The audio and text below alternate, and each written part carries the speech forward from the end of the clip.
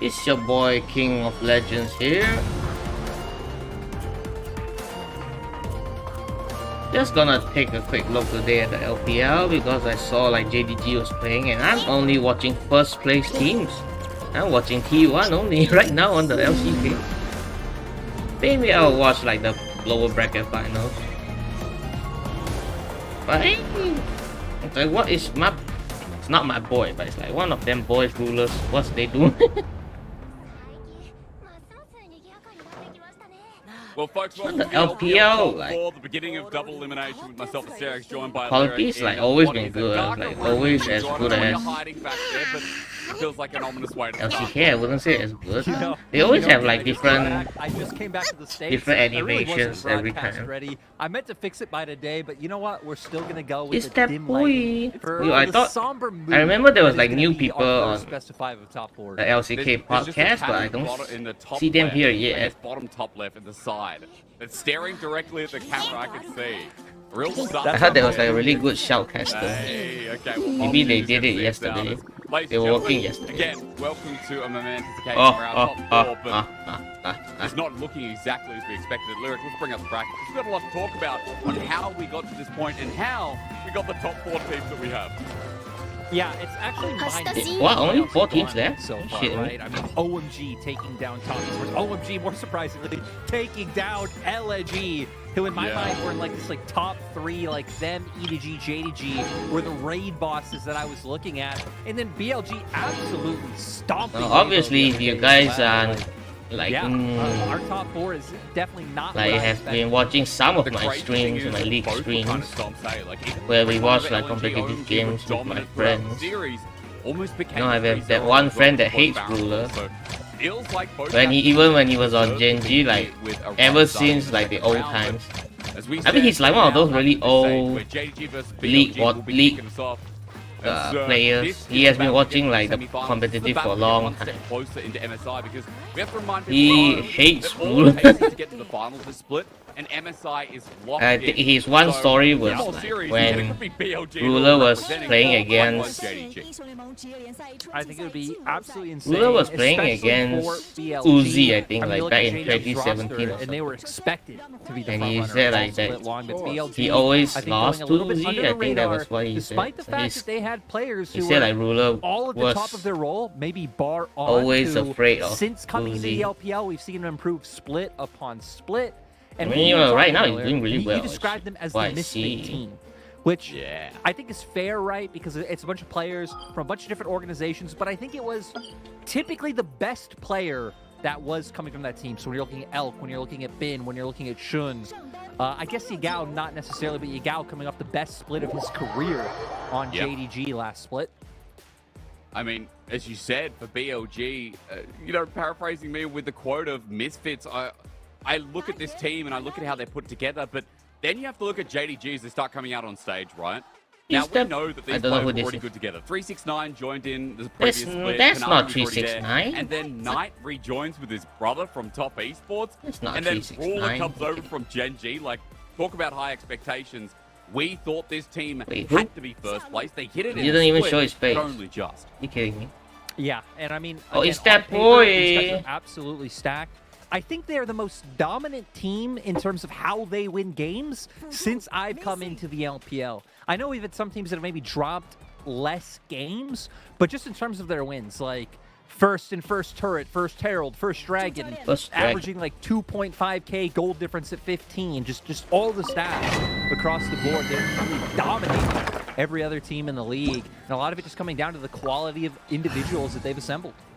As you were saying in our little rehearsal, that this could be the most dominant performance, or at least one of the most dominant performances, stats-wise from JDG. I'll talk to you about that a little bit later, because BLG come onto the stage. I want to go back to them and talk about how this team kind of came together, right? You were saying some of the best from their right now roster. it's BLG. You look at Bin staying on BLG. You look at Shun coming from his past in IG, where he was a core carry. As you said, you go out an amazing split. And I even want to come back to On, because On has just been powering this split. I think one of his best splits. Yeah, On is like really good. I remember On was like on Suning, right? After like starting behind who left, Florida, number after one Suning left. Stage. But On They are all support like like been I a core forgot what carry. his name. And again, He went to LCS. No one really wanted Then throughout. he replaced that guy on Suning. I think he's a pivotal member to how He's on BLG. Well, because BLG, despite the fact that I think it looks people like, you know, so many players who work so resource hungry on the okay, they probably don't play well together. Kind of like have to be Rocky in the past. But no, BLG's biggest strength is how they group up, how On and Gao are able to enable someone like Shun. So I think On has been someone who has surprised me with how well he's done in the split, and also just really working well with Elk down there in that team. One of the reasons yeah, but you look at Elk going up against former support many years, right? Missing battles in WWE, and he came out. Well, let me go to the draft. Let me take a look. Different. They've all been different ideas of how they wanted to play out 2v2, and incorporate that into the rest of the map. With Elk and On, they've gotten down past how they want to play out 2v2. Always going against the board, you know. Your Gao going up against Knight. What did he just say? What we talked about? Yeah, the King Sean Brawl. Both these boys, same city, same PC cafe, same different roles, but you know, many battles over the years. And again, the history there, right? Again, Ben and On being on the same team again. Oh, they're almost starting. Remember that these guys, these pros, synced up on Suning in 2021. You know, usually like the broadcast will start a little bit before the game starts. This like it starts like only the broadcast time. It starts exactly at 5 o'clock when that's when the teams are coming in, and they're only spending like 10 minutes to start and the so I kind of wonder, broadcast. going into pick and ban, what You see like LCK, the starting time is 4 PM, right? Just before going And live then now, about they will how there's good reads or there start should be the good reads broadcast coming at on like the team. So I 3:30, wanna go and then on they'll draft talk to see a lot where your of head's at. shit, and looking then at what should be taken away, then what should be the biggest priority. the exact running into actual 13.5. match will start at 4 PM. We've seen a lot of people. For this, a lot of it's like teams the have been broadcast playing timing BLG, starts so at Wave 5 and RNG PM. to heavily target And then the Shun match in starts jungle, at 5:10. like They multiple only jungle talk for bans 10 minutes. thrown at him, and it really Crazy, just hasn't been able to bro. do much. It feels like there's so many priority junglers in the meta. I agree with the Kindred ban, which has been staying consistently through because Shun has. They're a high actually hit gonna rate on start him, soon. but I'll play one more domain. this split. But I think JDG should be going in and really like nailing down the board. Don't give it over. It's been Elk's most comfortable pick, and he's the big carry for the team, so like to do that away. They need to constantly things like the Zyre on combo coming out, on according to on players, so we'll be surprised to see that taken away. And I think it's actually much harder on BLG side in terms of what they want to take away. Lee Sin is really the only one that jumps out to use Konami's on the split is everyone to take it away.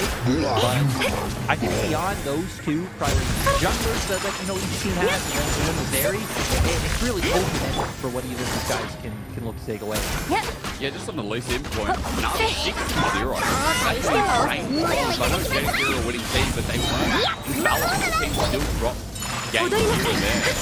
8 individually of a split rank is still a big pick for Konami. I want to say on the other side, you know, 369 versus Finn. We have wait, what? players up in the top lane. We have a Renekton 369. Like, what about champions? Yeah, I like that you bring this top because I think one thing the LPL really needs to be concerned about is The LPL podcast is quite soft. The sound is quite on your soft. mind, especially with such a strong Jax player. You know, Grod is typically brought out as one of the answers into that pick, so that could also It's be still something not that's on starting. BLG's mind Damn. in that first rotation if they want to gravitate towards that. Maybe it's early. around like But 5:15. I think for JDG side, in terms of top lane, they're chilling, man. 369, and he plays tanks, he plays stakes, he plays carries, he does a bit of it all.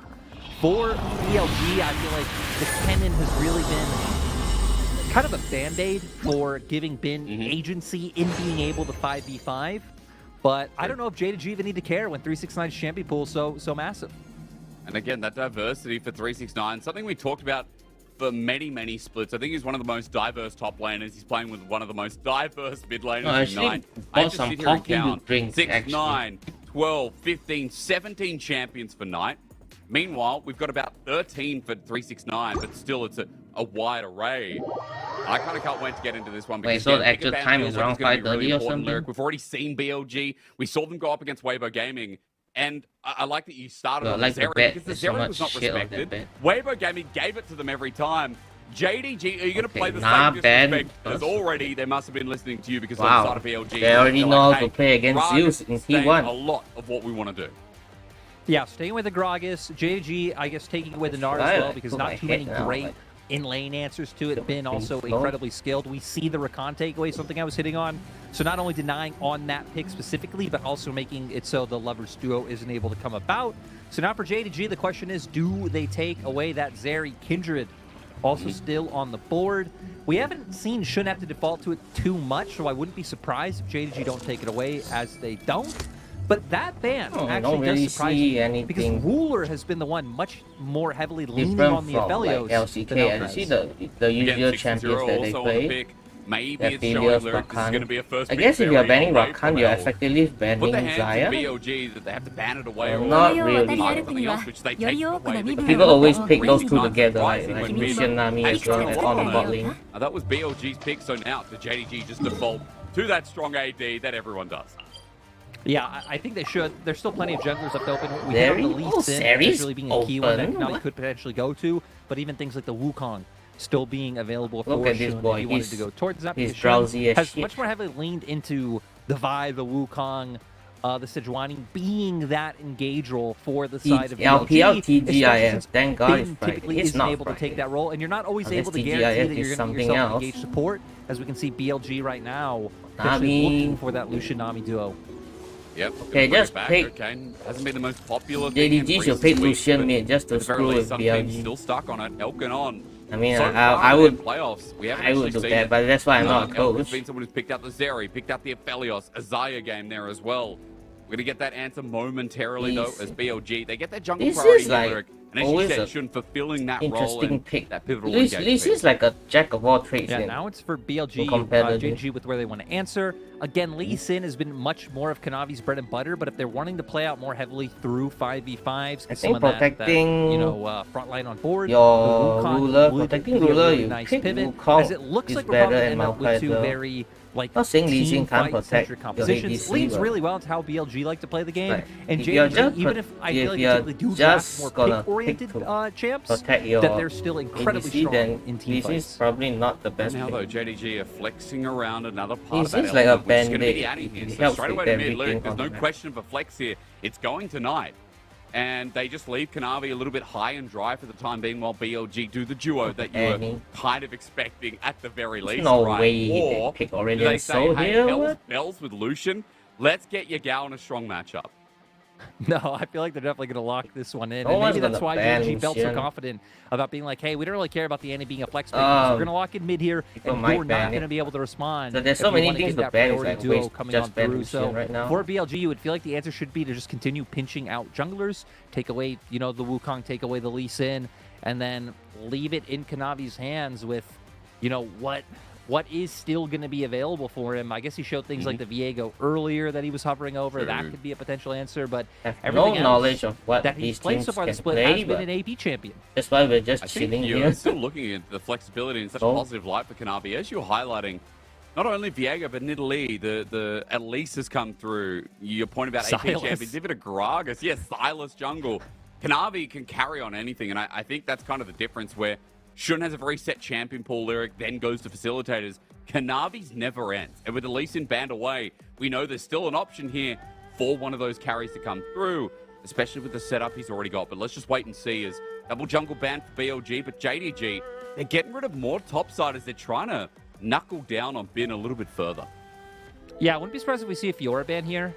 Then maybe force him into the call. Renekton, Fiora which is ban. what I'd You expect don't see that in BLG to go LCK. to. Kasante's still available, but Bin really hasn't liked the Never pick. seen I the mean, it Fiora in actually a even long came out time, like bro. some clips of his coaches talking about, like, yeah, I mean, getting Bin to play this champion has been hard. He's played it twice. He's 0-2 on it.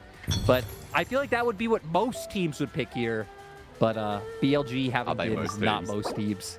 Yeah, that's right. Again, This little Misfits crew, okay, definitely not like most teams. Lyric, technically a flex. We've seen bid on this before, but we've also seen a hell of a There's lot still of games one more day of Jace mid to in the unlock LPL. every recipe in the Genshin event. Yeah, definitely a more standard mid lane meta pick this split. And seen Yagao play the champ a few times, but so far going to be pretty starving for any type of AP damage coming on through. But I guess for JDG's side, they actually don't really have a massive front line.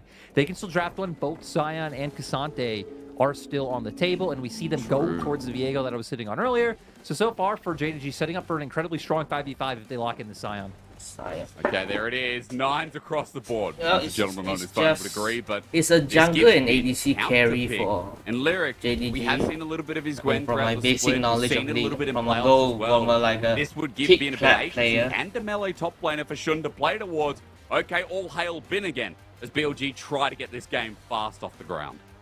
Yeah, great pick by them. BLG making sort sure of they have some carries damage in their all composition. Pairs well with the Sigil, and every also going to be side having of a the- pretty easy every time lane into that except Sion up jungle. in top lane. So when I'm looking at BLG, I'm looking at all the agency they have early on in the game. Really strong one-item powder spikes coming out through mid, coming out through bot yeah, lane. was So Viego. we want to see Elk, Yagao, and Disable On really on performing LPL well. as To where well. for JDG, I feel like it is a little bit How many slower. coaches You want to do you get some need? items 3 under your belt. coaches, Kanavi hot damn. needs to get to level 6 before that reset's going to start coming online, and that's impacting skirmishes.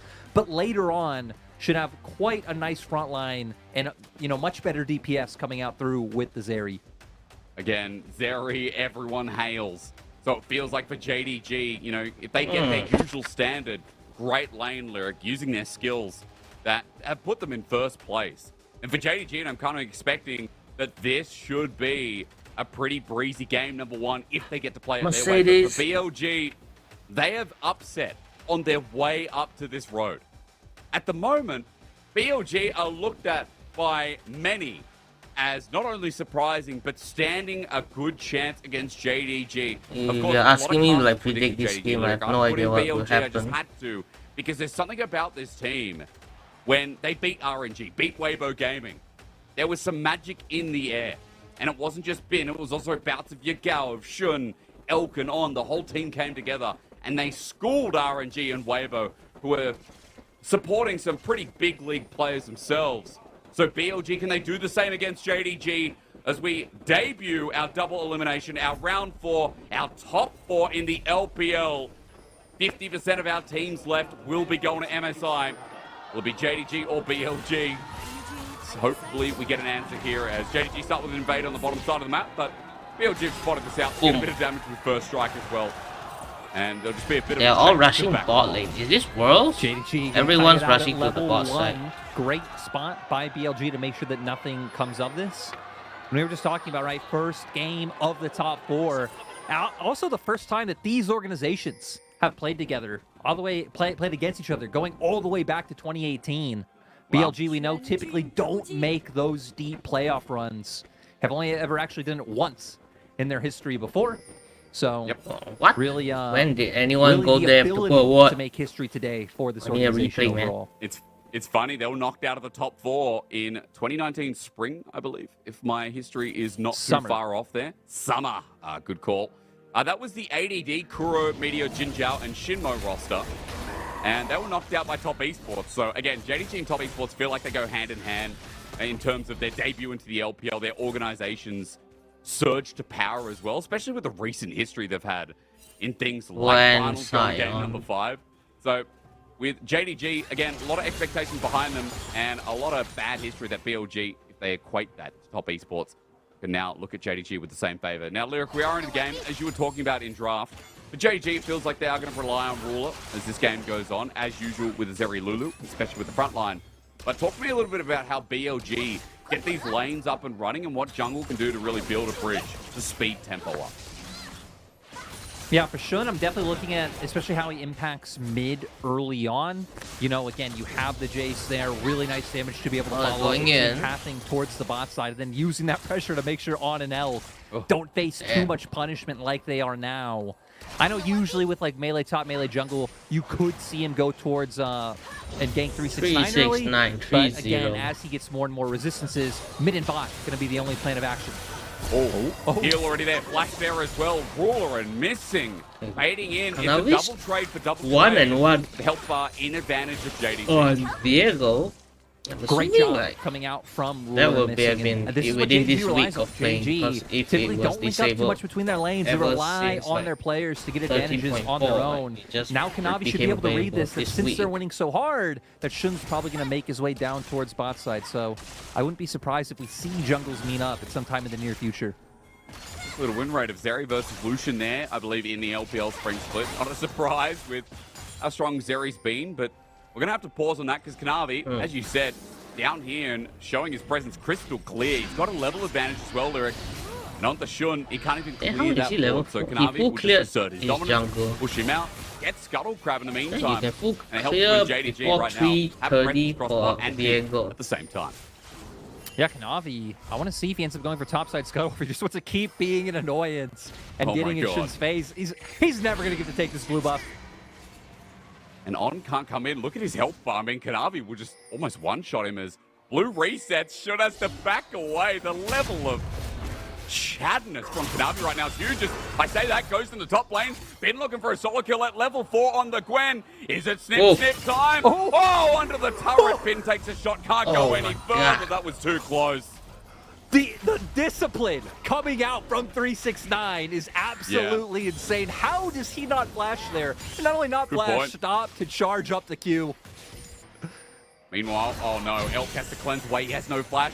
Kanavi's now burned his last summoner as Gangster. JDG And the he's waves alone. crashing How in. is Nami Teleport's not But there? against the turret, will they be there in time? Fight for first blood. As Knight Oh! on the turret, he's going to be bopped away. I believe he stopped Yagal's teleport, Lyric. And JDG, they will get traded on in the end. You saw Nice him kill cancel went over by to Knight. Elk's turret shot onto missing. But a 1-for-1 with gold. Favoring Jingo. Definitely denying Shun's away waiting, like, from Elk, so guess Ruler he's only going to supposed accelerate to his own because growth while his denying bot Lucian got from killed. getting to that pivotal first item mark. On will at least be a little bit of an annoyance to prevent Kanavi's back, which is going to give Shun a ton of time. We already saw in that topside jungle to take away some of these camps and deny the Viego from getting any closer to that level 6 point. We look at a replay. Kanavi, as you said, Lyric, I mean, it just goes Nami fully got popped out. straight into the lane. It's Yeah, so he just stuck around from the bot side this previous whole time. Taking away engagement. jungle camps comes in. A TP That's tries why, to come like, out, but that Elk's did alone. end up getting canceled by Knight, which is why it was so low. But we see the bottom left hand of our corner.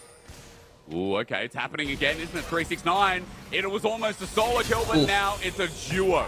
Getting him down, the Scion bullied out, and Get the Finn grass proc. finally getting the kill that he missed out on before. So Shun, another thing off the checklist, right? Ganking 369 early before he's able to get to tanky, and in that this lane becomes more of just He's being ganking able to assert top his dominance side in the for 1v1. Science, like, But the feels problem bad. they're going to have to problem solve incredibly quick is what they You do in much this rather bot get lane. bot lane Because ahead. Ruler missing can be able to keep Look good at Jake. pressure Like, out. the At least bot-centric has Doomquiver teams now always off his have last Dragon back. Prime. So a little bit more Look at, power behind Kanavi's that already punch, getting a but Dragon not enough right power now. to deny or stop Kanavi from taking this Drake. Bro. He's already picked it up, and now with that first blood as well, hang on, Woo! Knight's doing a bit of trading with Yagal. Good little bit of first strike gold as well as he clears out the wave. Yagal suffering in this lane, but Lyric, as you mentioned, Dragon was taken by Yagal. He then goes back into the enemy jungle just to spot out, and he's found Shun again. And he feels comfortable, especially being around mid lane where Knight is. Hang on, Ruler went forward on that. 1v2 doesn't care. He's going to barrier up. He's got the shield Damn. missing behind. There's the shield once again. They're Burned by all. both lower health Elk than doesn't have the fight for Elk. Need to BLG. work in the top lane. Bin got Oh, level great. 6 again. Giga Bin once more. That's his solo kill finally coming through. BLG's top laner, Lyric. Mr. Reliable. Man, is Gwen back in Ben said meta? he felt like the best top laner in the league was the Shy, and he was able to He's get down. past him, so making it look like 369 not up to the Yeah. task today. I was going to say, he's damn wrong. I mean, the Shy, the best top laner. Brother, I know. I know, Bro, again, Top everyone laners, looks they towards say it him. every split. They say every split, our top laners get asked in interviews, who's the hardest top laner to play against? And they always say the Shy. Doesn't matter what Oh. year, what split, house. Oh, Oh, Ruler. JDG, Oh. Elk almost dead. The zap not my landing, God. and Ruler almost dies himself. Lyric, the energy just doesn't stop. It doesn't. And Kanavi still wanting to stick around. Knight making his way over too. Won't turn into a kill, but he's going to lose out on more minions, more gold, more experience, and more plates going over to Ruler.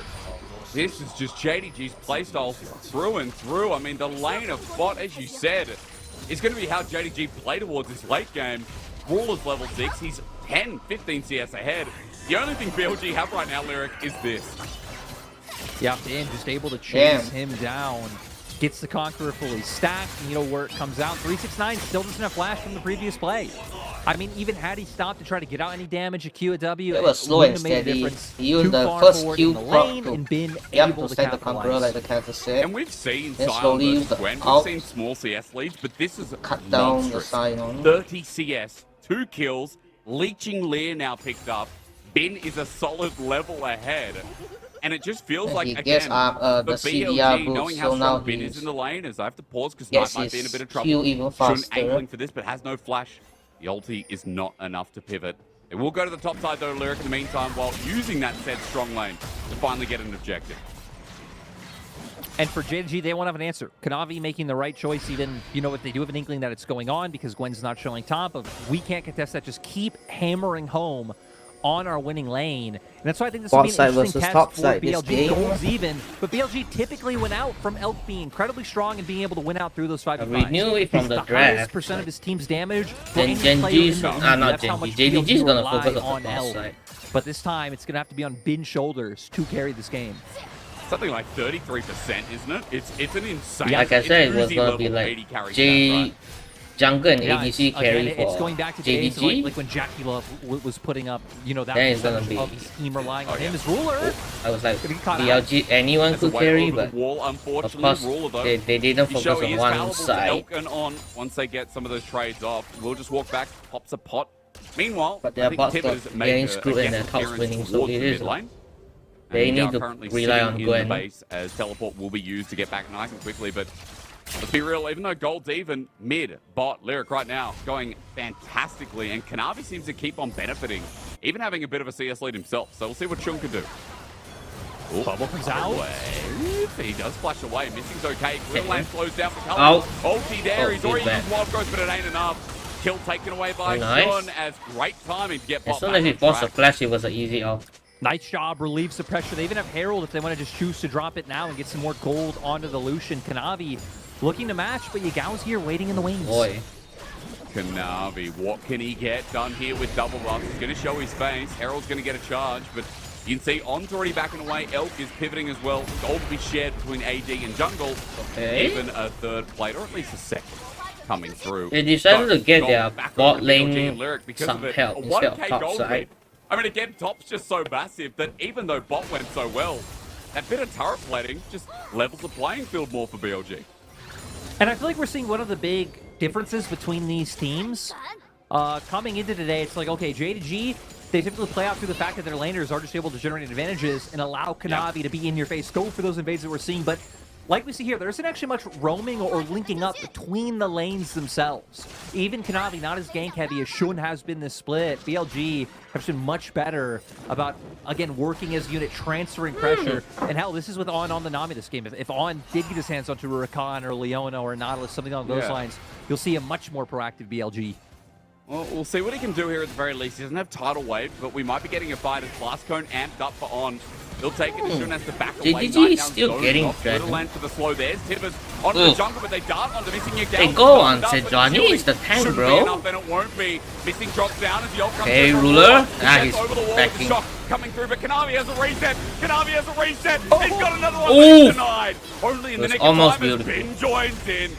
Here's Daddy. But Bin has walked his way out. Ghost has already been junglers are taken. dead. JDG now looking back on the Dragon. There's no smite for either Ruler, team. what? At Where is 2K, they're now just thinking about it as BLG lose 2 members. Looks like JDG Wait, where's Ruler? was missing a while ago. Survived, They take right? even trade. He pushed out mid. I was gonna say this is gonna be dicey. We're gonna be Yes, playing he on a got nice some edge. life If steal. JDG He's still really opted to doing low. This with how low Ruler is in the face of a Yeah, Lucian this Nami side- combo what? Elk, even having the calling online. I think it's a good call by JDG to just end up backing off. Why though? Are they coming back? Oh, BLG gonna get the Dragon. What a Yes, the reset very is elongated faster for- defensive play. BLG glad they I don't understand. Is it because Lulu, but Lyric, Sejuani died let's be earlier real. so I he mean, that can play was kind of come back wild. earlier to the Dragon How fight? fast it got out of hand. It was insane, and we're going to go straight into a replay right now. But JDG trying to zone Shun off from making his way in. Knight doing a nice job right next to missing, but they just open up this easy turn. Sure, stun comes out, but the Jace, Sigala's doing a ton of damage at this point in time. He gets locked up. Luckily, the bubble as well from On doing a lot to prevent JDG, but Kanavi just goes so huge, getting these resets. That so smash many was low so health close. targets. Does go down in the end, man. but already did his fair share. He was close to getting More than his fair share. That Sovereign's domination again. That was so close. And again, we talk about Kanavi. Like, historically, he has been King Kanavi for a reason, right? Lyric, he carries. Even right now, what we're looking at is him taking everything for himself. Shun might sync up with his team, but a lot of the times, Kanavi can be his team. Yeah, Kanavi. Yo, he's Kanavi's taking close to everything. 20% All damage three share for his camps, team. bro. That's laner level. That's like what top laners normally do. Kanavi. Insane. Now gonna look for Here his he Zion? is. Oh, okay, God. there's Needlework as well on top of Finn. Kanavi wants to kill him. He's 3-1, but can he just damage Heartbreaker? Yo! Doesn't get over the wall. Gwen? Finn with the sit, He's sit, balanced. Range. 369 flashes out as well. There's the flash. Oh! Nails him down. Hey, he will Jungle get the V stat double E, battle as well okay? across with melee top laners is just that easy. Ladies Yep. and gentlemen, may I present to you Gigapin again. Riftmaker being online is BLG making the difference Bin. for BLG. Bin just taking over Swinging now. Bin is wanting back. to capitalize, force their Damn, way up son. towards his top side. Try to get down some vision before that second Herald spawns. This is wild. The fact that BLG now 2,000 gold up. Again, Lyric, the lane started as you expect from JDG. They're still like that in the bottom lane. It's 50 CS lead. But top is just this big gaping hole that now as we look at the replay, keeps being set up by Shun time and time again. Again, Kanavi wanting to look for those invades. They turn on Bin, but gets the W down. The healing's coming out from the ulti. And then immediately having to flash away. Just not able to put up the same damage on the side of JDG. You're not going to burst out of Gwen with all the healing with Riftmaker coming through. And then the difference between having Sejuani double melee the passive to keep getting these stuns to be able to finish off the kills. Well, now 3-0 and 2. You already mentioned the Riftmaker's been picked up by Bin, but he's level 11. Look at the gold comparison. Here you go. It's 3,000. He is more than the gold leader BLG versus JDG at this point. It's absolutely insane and enabling Bin. Me and you were talking about this before we started broadcast today, but it blew my mind that he wasn't in the top 3 of All-Pro.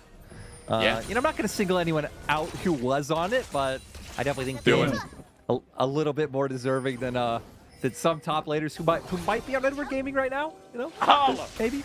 Yeah, no, absolutely. Sorry about that. Come on, Hey, like no disrespect to he's Allah. based In on my mind, regular he would then be season, the right? fourth best top It's laner, like the but NBA. I think Bin has been insane. Yeah, I think he really has. And again, not only just regular season, I know that's regular season ranking too, but it's Yeah, that's continued the into point. playoffs. A lot of players have very different aspects in playoffs, very different styles, or should I just say, I guess they crumble in playoffs. Some of them rise to the occasion, some of them don't. Bin has gotten even better than he was in the regular season, so he's definitely someone who's risen to the occasion as he is now supporting almost 10 CS a minute. You guys can't see this, but he's 3k gold ahead, as we said before. Bin right now feels like BLG is core as they're now moving mid with the Rift Herald, trying to get this turret as Kanavi and Yagao fighting off. Kanavi, though, can't fight this Jace. He's got to run away. He's trying to buy some time. His Heartbreaker is up and available, but he won't take it. BLG move away from mid. They've got a minute till Dragon, but they want to fight the fight anyway. On to Kanavi. Need to work over the wall. The range! Oh, he's burning down Kanavi! Just one more needle on his butt cheek and he's dead, man. Looking for him, found him, gets him, smoked it to death. It's tidal wave. Hang on. Nice out. BLG trying to capitalize in the mid lane to get some damage down onto this turret. They do see that Bin is Jack back, so they show feel comfortable Zion. going What? with Again, Kanavi getting punished and BLG just Yo. feeling themselves here. Lyric, we got to talk about one It's a thing top that's real. gap. Momentum in LPL playoffs ain't a joke. This is JDG's first series. BLG beat RNG, then Weibo. They've had plenty of time to warm up, and now here in the mid lane, trying to do the same thing again. Hey, Coming on Ruler his felt toes. I feel nothing like BLG because is just Lucian They're is just dealing playing no the damage game quite right well. now. It's also BLG with a different look. Going to things It's up to like Ruler to the carry Lucian. this I'm game right sure now. He's the Lucian one that has been the advantage. Second most played this split, like you said. It's fallen off a little bit more recently. Not facilitating your bot lane duo, having it a more top lane centric game, and it's looking incredibly good for them so far. Again, we said later on the Zeri's could be able to output that massive damage. You're going to have the front line and the Zion to be able to play through. But the gold lead they've generated with the amount of pick tools they have, like the engage command from the Sejuani, the Nami, it's going to set up really well for BLG to just be able to burst targets out before anyone comes through. And look at Bin. Recalls has Morello a full light him up over 369. Yeah, Morello's already picked up. That's nuts. We'll look at this replay, though, because Kanavi walked into a chase. Yeah, and Kanavi getting caught out again. They were wanting to angle. I think we're going to wait for Knight to start rotating over and then try to go for the pinch. But BLG, they snip it out, and then Bin gets the nice damage down with the ult in combo with the accelerated shot blast. And Kanavi, with nowhere left to go. Is that Yagao? Yagao almost hit the it. kill goes over. Wait, Knight. It's supposed to be Knight. Shun doing a real good job of reacting. Lyric. I mean, yeah, it is Yagao. Wait, isn't JDG his old Shun team? has been everywhere this game. BLG Yagao, damn son. Focused heavily on bot, but Shun is just linking us so Destroying well. his own team. Is now here and Miv going to help defend while JDG angling for this mid lane turret again. I will mention though, while we're in the replay, BLG did pick up the dragon too, so they find themselves at 3,500 gold in the lead versus our number 1 team. Also having pressure in sides. Look at Bin. He's huge, pushes out that wave, can start heading over, so they can constantly look to overload mid lane with numbers. Force JDG out, and they're going to be able to take down this turret very easily. And for BLG, their game plan is pretty simple going forward. If anyone ever oversteps, Glacial Prison comes out, you have enough burst. You have enough range as well to just take them out. Accelerated Shock Blast plus Culling would pretty much mean the end of Ruler missing Kanavi, anyone on the side of JDG. To where for JDG it is a little bit harder. Seems like they're still trying to get a little bit closer to some of their next item power spikes, but we need to see Kanavi comboing with Knight, the burst coming through to allow the resets to happen. And I guess then you want to see JDG wait for Ruler's second, third item as well. Might need to pause though. Hang on. Kanavi's gone too far forward. JDG wants to play this mid battle. They've got it to BLG. It's Warmok. Sejuani has to flash away. Half HP for both junglers. Tibbers comes out. Culling follows through. I feel nothing. With the Cut that meat, boy. He's got one target in mind. His laning partner. At half HP, the Scion now stands as no one dies. It's a face-off yet again with a lot of abilities flying across.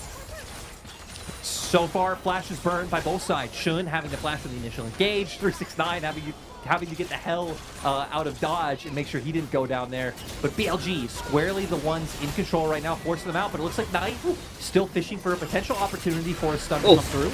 Okay, Smite. Red buff going to be stolen away. Bin already stole the enemy blue buff, so that's both buffs taken away from Kanavi.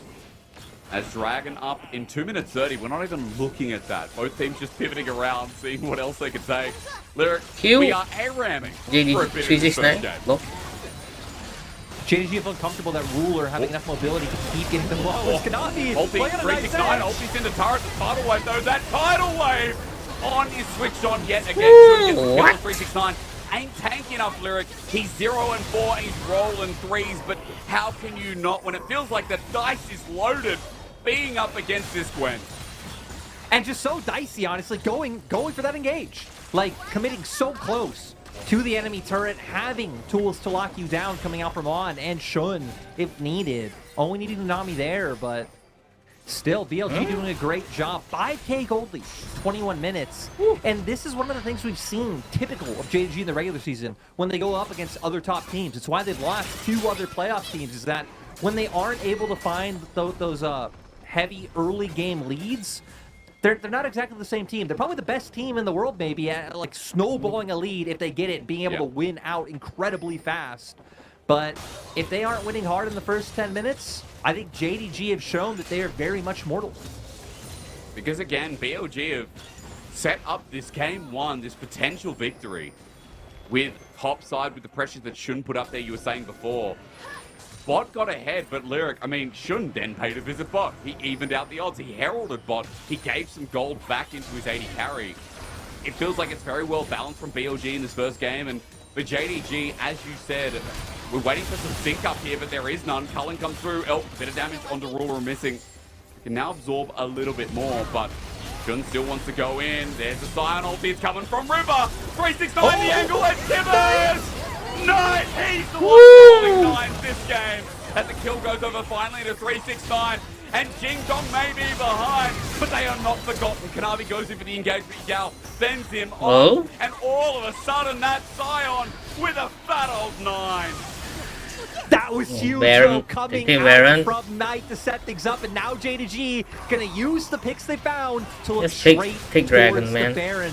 We're gonna see what BLG want to do in response. It looks like they're just gonna send their 2 members down to get themselves on the soul point. Beautiful, as you said. Knight being quiet, there's been no syncing up, but now JDG off the back of one play. I need to see that replay again, man. Cusp there, and the gold lead minimized from 5,000 now to a measly 1. That was everything for JDG in this first game. As we look at the replay again, based off of L, trying to find the engagement. Using so much, right? Gale Force culling, a lot coming out to try to find that AD carry who didn't even have to burn a flash to get away. Now, Knight with the perfect flash, Nice. Instantly on, spurs it out. And, you know, we said we wanted to see a combo between Knight and Kanavi, but Knight and 369 showing their tenure together from their time on top esports. Great follow-up by 369 to make sure that these kills are able to come through. And now, what was a 5K gold lead dwindled down to, looks like, less than 2. That's right. It's nothing, right? I will say JDG, while they're getting the Baron, though, Lyric, as we saw, Dragon Soul Point goes to BLG. Jack Show. So we got 4 minutes where the fight is going to be forced by BLG regardless.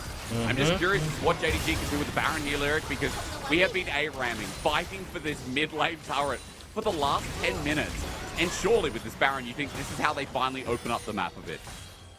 Yeah, JDG are going to have to be careful, though, because we can see now, I mean, take the top tower, man. JDG was hovering around mid, BLG was hovering around mid. 369 was actually going to play keep away from Bin being able to link up, but don't want to give any, like, exposed angles for BLG to look to punish. Have Kanavi be that middleman, play up with Knight, make his way back down towards mid, and really just make sure you're using the pressure that the Baron buff is giving you. Been able to force something up in the top side, get some movement from BLG. Bin still pushing on the side, though. On in Yagao going to be spotted out as Kanavi and Knight just link up. Lyric, this is what you wanted to see. You want to see mid-jungle move as a bit of a unit. And now that they're a bit of a threat, especially with the 2.5 automatic, especially with Kanavi now getting Black Cleaver too. It's like JDG can play with a bit more, but Yagao's damage hurts a bit. But BLG continues to stay mid. Lyric, look at this. Yeah, Bin trying to find his way in. Knight might be caught out. Oh. Joins the queue as Knight said, Hibbers does come out, but look at Ruler? Bin. Need to work in the back line. Bin lines them up and Ruler. Oh god, they can't catch Ruler. Gets out of the way and Kanavi gets the reset. Oh no. JDG have got this Viego going from body to body to body to body. Kanavi, he's stuck the fork in the electric power point. And this is the result. On can't get out of the way, but JDG don't care. They'll continue running down as Ruler is just that good again. Ruler Kanavi taking on 3 members while 369 was 1v2ing on an Elk on the opposite side of the fight. It leads to a teamfight win for the side of JDG. It leads to 2 turrets, and Kanavi gonna enjoy the spoils of victory, even take away some camps from Shun and make sure no more gold is going over the necessary. We're gonna see here in the replay, it's actually BLG who want to start things up. They get Ruler to jump over the wall. They think Knight's left on his lonesome, so immediately go to burst him out. But it's going to be here. He buys time with that stopwatch. And then the fight gets separate. Ruler's too good, man. Doing a great job zoning away Elkin on. It looks like Bin's able to do enough on the opposite side, but still, Ruler able to kite this back. He's not getting on. It's a ton of DPS to take down the Gwen, and it's allowing for Reset City to follow through with the Viego. Everyone but one taken down. JDG looking pretty happy on this one. As Lyric, we did say that, you know, BLG were 5,000 gold ahead. That was a while ago. Maybe 6 minutes, 7 minutes, I don't know. There's been a lot of kills in this game, but after that 6,500 damage Ruler in that last team fight, JDG now solidly up by 1,000 gold. Lyric, it feels like they should be pretty comfortable now with 3 items on this man too, considering that JDG have a dragon to fight for in a minute 10, and for BLG, the game doesn't feel as easy as it was moments ago. Yeah, we're at the point now where Ruler is going to be the big man on the Rift. For JDG, it's going to be all about how they can protect and make sure enemies can't find access to the backline. Kind of like how 369 was able to do last time around. I just want to reference that play one more time because it's actually really tragic. 369 almost killed Elk. He E'd, it missed, so he tried to flash auto him, and just at that moment, Elk also was able to flash away. So, I mean, had 369 held the E and then maybe just did it after he flashed, could have even been another kill. Sorry, 369. 1-4-1 is where you sit for now because of it. I mean, again, he's had a really rough game, but 369, some of these engages have been on point, so how 369 links up with the rest of JDG has been hyped as Kanavi and Shun face off. JDG want to walk into this river because it's Soul Point and Infernal Soul. Kanavi caught out Heartbreaker over the wall and Wild Growth Lyric. JDG might be in control, but they just burnt 2 big ultis. Yeah, remember though, no flashes on either the carry, so we got to keep our eyes on both. Oh my god! It's the same combo again. Is Annie out into Sion out? That was nasty, and Knight, you are my MVP straight away as Ruler jumps into the enemy team. Elf takes him out with the final blow, but still it's a 1-for-1. Yagao running for his life is missing, and 369 force him onto the wrong side of the rift. Lyric, I think while they're doing that, JDG gonna try and end. Yeah, just preventing Yagao from going for the back.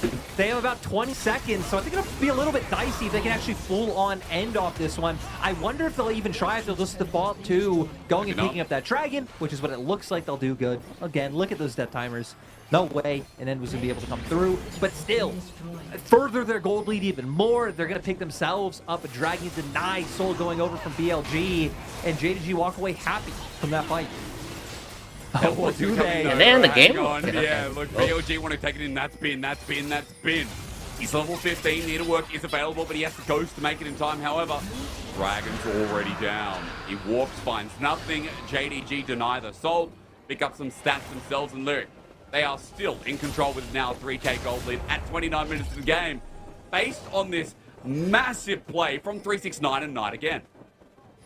We're going to see here, right? Knight finding the opportunity, huge two-man stun coming through, and getting it onto the key member of the Gwen. It seems like they're realizing, hey, we actually don't need to try to punish Elk for his lack of flash or really respect him too much as a carry threat with how far ahead Arzeri's gotten. And they just focus the key members as Ruler. I feel like Ruler played that a little bit badly. A little bit too ambitious, but it does make sure. Unless he didn't envision, but I think he did. And now JDG just trying to pounce he got the way surprised, through right? the base. QSS picked up 4 Rulers. Flash is going to be up soon, so he's going to be able to play on a nice edge like he was before. Shun has to be careful though. 369 ain't as easy to knock down as it was before Lyric. It's getting to that point in the game where the Jace, he's hitting 369, he's hitting Knight, who's even got help. Kanavi, right? It's struggling a little bit here for BLG in their territory as they get forced out away from this Baron that they're trying so hard to protect. Just, hang on a minute. Kanavi? We're just not stopping here. Sion's doing his job. Down. This could be a good angle as the Needlework flies through 369. Ulti ain't good. The tidal wave misses though. And Yagao's caught out. He holds onto his flash for the meantime. BLG have used a lot. Ruler? JDG can say the same, but Ruler's still firing. He's got Ruler flash. shield. At the very moment, incoming. He finds the launch as he flashes Ruler into the middle of the enemy team. That's Genshin JD for you. Sets up Kanavi as he goes into melee. Never mind.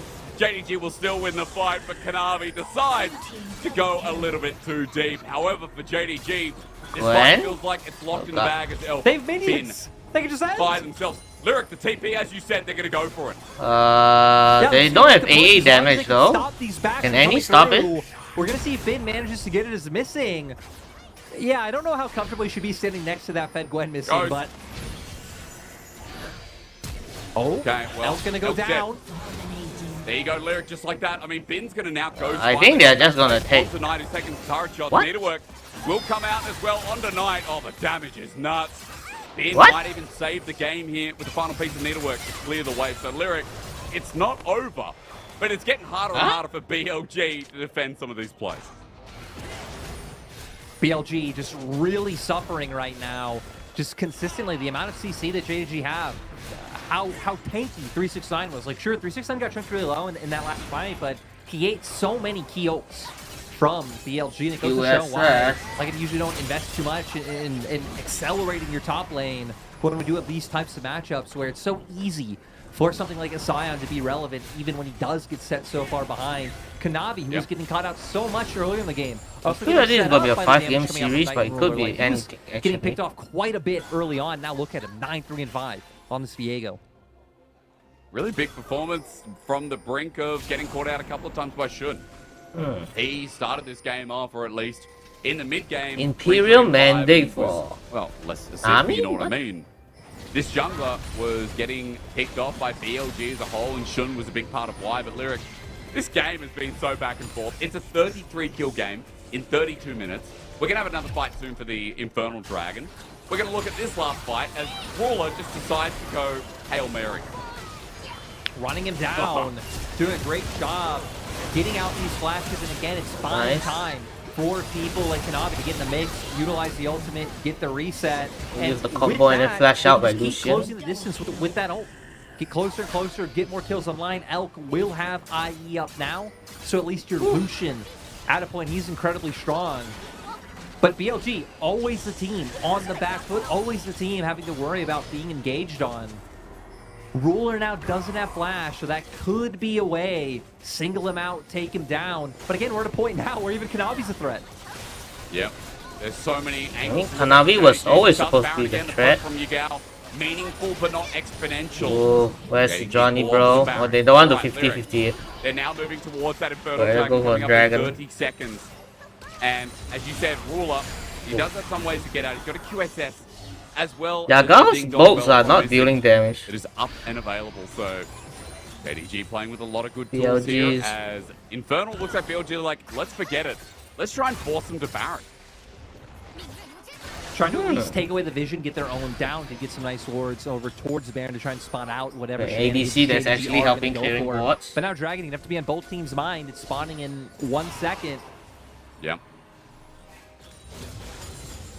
Looks like JDG with control are still the team who can possibly... Yeah, technically both the ADCs are 4 items. QSS doesn't count. I mean, Ruler's just taking it by himself. This is just going to go down to be the third dragon. And with that third dragon down, now BLG no. Baron is going to start though. Look how Ruler's running up. With the Gwen. Oh shit. 7, 6, 5 more. It's still 50-50. Oh god. BLG sink the Baron. It was at the cost of the dragon. Oh, Knight. Knight with a 2-man. Bin doesn't have MR. Yes, they need to work over, but Ruler when you have Knight on your team, you're okay. Kanavi following up, Elk will kill him as well, and just like that, JDG might take the Baron team straight to court in their own base. It's Knight. He'll get another stun. Baits them in. He'll die for it, but Ruler's there just to cut that clean meat, house. shoot that deer, like that boar, shoot that boar down. And now JDG, with all these kills, are finally going to get their way to start making it to taking game 1. Yep. Lyric, they got smiles on their face, man. Knight is cheering, and so he should. Ruler may get the pride of the kills, but ladies and gentlemen, Knight on Annie was just sublime. 369 recovered well, and JDG as a unit came back from this game that looked doomed in a very JDG way. It was looking rough, right? They started to fall behind. Actually, early on, it was looking kind of split. If we're going to start from the very beginning, right? We have one team hard winning and focusing through bot, which was JDG. We have BLG doing the opposite and really just punishing 369 in that top lane. Bin doing a great job in that 1v1, then starting to utilize and bring Shun into the mix. But then Bin just got so huge, it looked like there was no answer. But it was Knight being so decisive, punishing just slight missteps, slight oversteps from members like Bin, right? Bringing out the Timbers, getting the 2-man stuns, great combos with 369, again, just showing the longevity of how well these two have worked together. And from then on, we got to a point where Ruler was just too big for anyone on the side of BLG to contend with. It's rough. Again, you know, Ruler having some pretty pivotal fights, but missing alongside him a good performance past that mid-game. And I think overall, we have to be commending people like 369 for suffering so much or having a really rough early game. But then again, his angles with Knight were perfect. JDG's team fighting Lyric. This is something that you were telling me, that JDG go above just winning their lane. Like, they're not a win lane and have to win, you know, win game from there. Yeah. I think I'm trying to say, yeah. Yeah, I think like when you looked at how other teams like especially TES were winning their games, it was like strong laners, but then it's like, then what? With JDG, it's like incredibly strong lanes, which opens up for Kanavi to play again the heavy invades that we saw from him doing early on. But they're really good at utilizing those pressures to actually take objectives. They're actually really strong when it comes to 5v5s because you have people like 369 who are great on like engage, are great to be a flanker. Knight kind of the same, can play, you know, engage roles like we saw him on Annie, can be a flanker if he's on something like an Ari, can be, you know, a control mage and play out like a Syndra. Like this team just has so many different modes, which is why they have so many different ways to win. We've only really seen them struggle when they start to fall behind, but I mean, they circumvented that this game, right? They kept there in the game. They showed their experience, and Knight showing, hey, he might crumble when it comes to international pressure, but even in playoffs, he's always been someone who could show these, like, you know, 10 out of 10 performances to get his team going. Yeah, and again, like Knight, I feel like Knight turned that game around when we saw 5K gold lead. We saw a lot of BLG pressure coming through for that Infernal Soul. Knight's pickoffs, which came by the twos each time with those tipper ultis, were insane. And he didn't get many kills, but he got a hell of a lot of assists for a good reason. And Lyric, as we know with that comp, once they start picking up a kill, it's like dominoes, right? Kanavi starts resetting, and then Zeri can just take it away. That 25-minute fling, that big turnaround, hell, even the 21, 22-minute jump up there for JDG, that's Knight, baby. All I know is in elementary school, they teach you the buddy system. And the buddy system clearly is not a good system when facing JDG. It just gives them more kills. It just gives them more kills. Don't go in pairs of two. Either go by yourself, hope for the best, or, you know, stay as this tight 5-man core who, you know, doesn't give those over. But hell, honestly, BLG, even a lot of times they were engaged on right, the other members were just right behind them. It was just pixels off where Knight was able to take advantage and set people like Ruler up for success. So, yeah, I definitely think we saw Ruler end up being the big carry, but it definitely felt like Knight's Annie was the one facilitating all of it. So do you think we should be talking about BLG and how they handled that game, or do you feel like it was just these minute windows that Knight pulled out? Because I think BLG were definitely in control, and we saw Bin start using that lead a little bit, but Lyric, then it was less about the Gwen, and again, more about the Zeri, more about how JDG came together and how many threats they had versus how fed Bin was. I definitely think there's questions like BLG have to ask about how they played out in that mid game, and especially how they were like working to take vision as a unit. Even Bin's items we didn't really get to talk about in game, but like, you know, going for an outright Morello's, kind of sitting behind the large damage spikes you can get out of something like a Rabadon's, or if you went for an earlier Void Staff to contend with, you're probably going to be hitting the sign a lot of time. I think there were definitely some things that they could have done differently in that game to, again, be able to actually push us home, because 5K gold lead, I mean, they should have been able to do more. Shoulda, woulda, coulda, but they didn't. JDG with a comeback and an opening for game one that is absolutely legendary. A good way to kick us off here in our top four, our round 4 series. We'll see if BLG have enough to fight back for game 2 right after this. Yeah. And now we arrive at playoffs. That elusive time of the year where all of your practice is put to the final test. The moment where that single prevailing question is answered. Can you show up when it matters? It doesn't matter if you're a rookie or a veteran or, well, rookie. This is your shot at the trophy. This is what it's all been about. Keep your eyes on the prize. Nice joke. As the world keeps their eyes on you.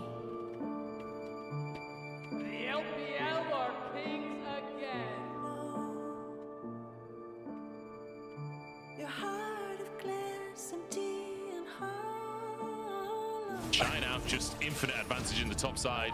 Has his ultimate, if he could find the stun, this could be a kill from the Shine. Flashes in. It's Knight jumps in on the Dogger, who's forced to cleanse to get himself away. But they've already killed off Baolan. They're going to kill off a hell of a lot more. 3 kills, maybe 4, maybe make it a clean 5-0. JDG are having fun this game. Look back into the game. But Tarzan, Oh, he's gone! God, did. LGD gets sniffed out of existence, and so does LGD. LNG just methodically eviscerate LGD. No man's land escape right now. I don't think he can get out of this one. Yukao should come around the corner and pop his bubble. As Beituan chases him down. This is another big shutdown going over. Unless Leaf can do something. Oh my God! you, your brothers in arms, and a shot at the title. You either go all out or you go home. So let's see what you're made of. The heck is a random dude here?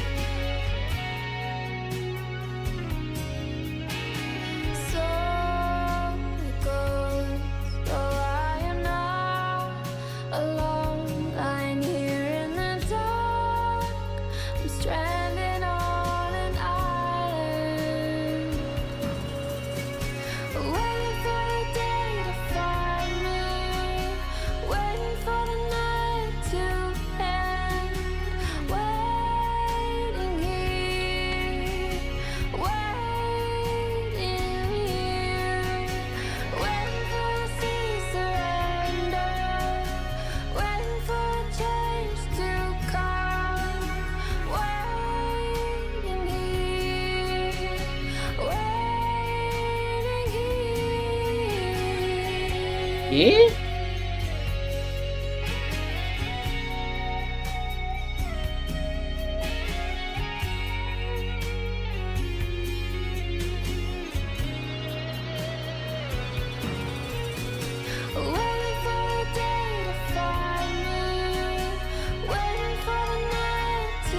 Why is the song so chill?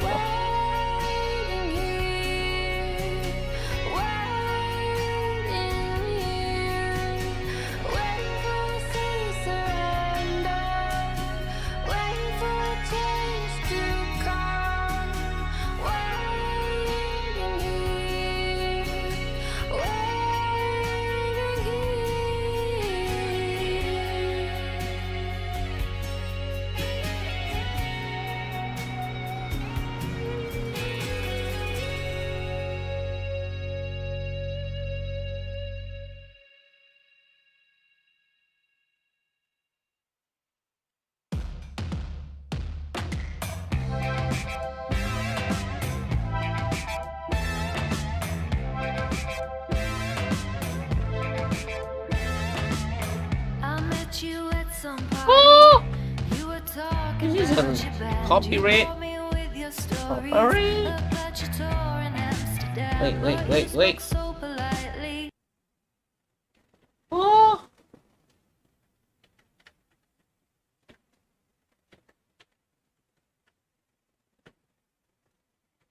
Yeah, if they wanna hit me, come and hit me.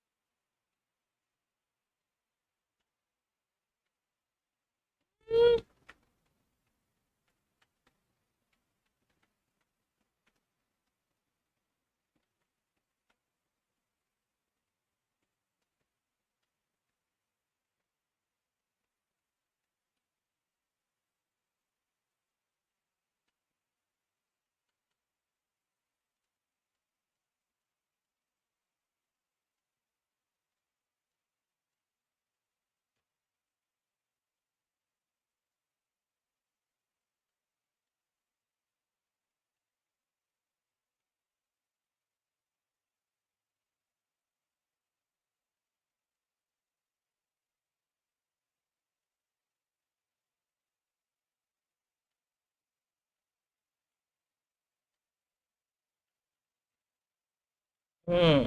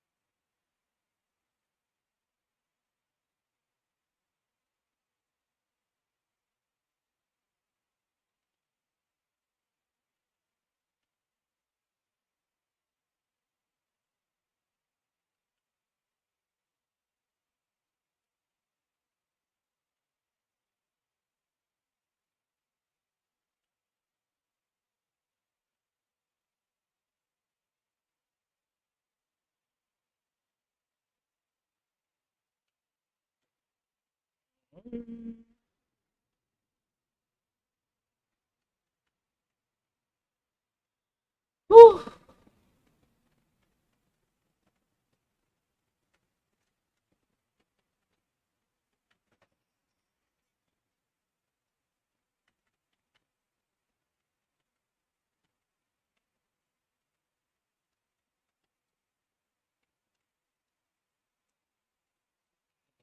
Easy bait.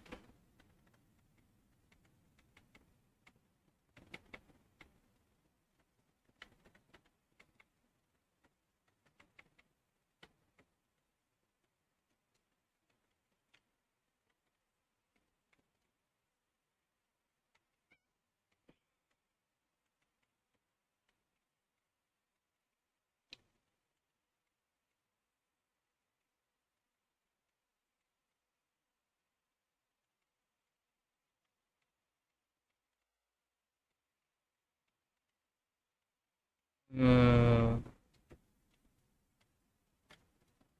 说的就放开打吧，就当那种正常局玩就行了，就不要有压力，打出自己的实力就行。可能有好有坏吧。如果你用不出来，就那个能用的队决赛把你赢了，你可能会很难受。感觉季后赛我们不管碰到谁，我们都是有信心拿下的吧，就让他们都小心点。So you should be. I mean, again, JDG showing no holds barred in game number 1, and that Knight was the legend in the making in that first one as well. I'm Asterix. I'm joined by Lyric. MVP, no doubt. I mean, I said it in game, Lyric. You thought it. You said it. We all said it because it was true. It doesn't matter that he was behind in gold, Lyric. Those 16 assists, that Annie mid was everything.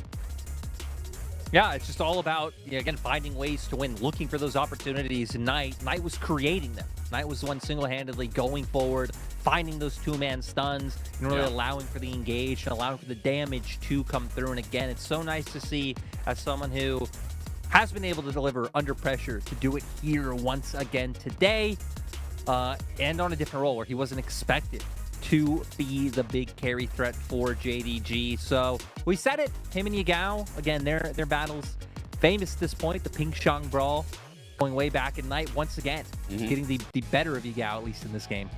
Oh, yeah. I mean, again, it was plays like this. We're about to watch I guess the double-double. Every single time that came through, these tippers were nuts. And Knight just geared up for JDG to bowl them over. Yeah, double-double's a lot of calories as well. So BLG definitely not able to handle that one. 4 patties, a lot to contend with. We see. And again, always comboing well with 369. We were talking about that between Knight and Kanavi. It wasn't really there in terms of how they were syncing up, but just once again, great to see 369 and Knight on the same page in plays like this where Knight's waiting over that Baron pit, knowing they're going to look for a path to escape and make sure that they're able to shut them down. So for JDG, already off to a good start. They were our first seed coming in, so of course they were favorites today. They're still favorites to not only go to MSI, but I'd say take the LPL trophy. But we'll see if BLG in this game can maybe change things up and give them some turbulence. I just had to Google what double-double was because we don't actually have it at our Macca's here. And I Googled it, and I think it's an In-N-Out burger thing. Or maybe it's a copycat. Or is it a Macca's thing? Who did it first? No, it's definitely an In-N-Out thing, which is delicious. Well, I will say, I think in Australia, ours is called Down and Out, which was here before. Yeah, they called it Down and Out. But at the very least, look, away from hunger, I started eating dinner. I've come back here for a game 2 that should style on our expectation. Because at the very least, BLG were leading that game, Lyric. BLG were looking in control. They had really good response in that early to mid game. It was just a couple of plays from Knight that really, again, took away everything from BLG's hands. I want to talk to you about draft. Come on, it's just like a flash cute over, bro. Which, not to BLG side, but rather JDG side. And then top lane felt favorable, but it's like, now do we just start banning Annie after that game 1? What's the deal? Honestly, might be something you look into, especially because JDG have been a team that have been so willing to flex this pick and pick it in early rotations. But still, again, I don't feel like the draft was too big of a problem for BLG. They were able to amount the gold that they were looking for, but not able to execute. But Annie, definitely something you can look at. I found all the answers during the break. Oh, I yeah. went, looked into the future, otherwise known as Jamada's stream, which is actually Nice. where all the answers are. And, apparently what we're going to get is Zeri's going to be banned. Bin's going to get a triple kill this game. Oh. And you know what? They're still going to end up losing this game. JDG will take this game. Bruh. But, Wow. I won't leak everything, but maybe they won't actually win the series. I'm just saying that's what I've heard on the streets. Wow. Jamada must have all the answers, man. Because that's wild that he can tell the future. It's a shame he's not casting this because he'd probably give us a bit more insight, but still. Bring him I'll get on. you to check in with him. Well, we could. We're TriCast this puppy. Has anyone ever done a TriCast online before from 3 very different continents?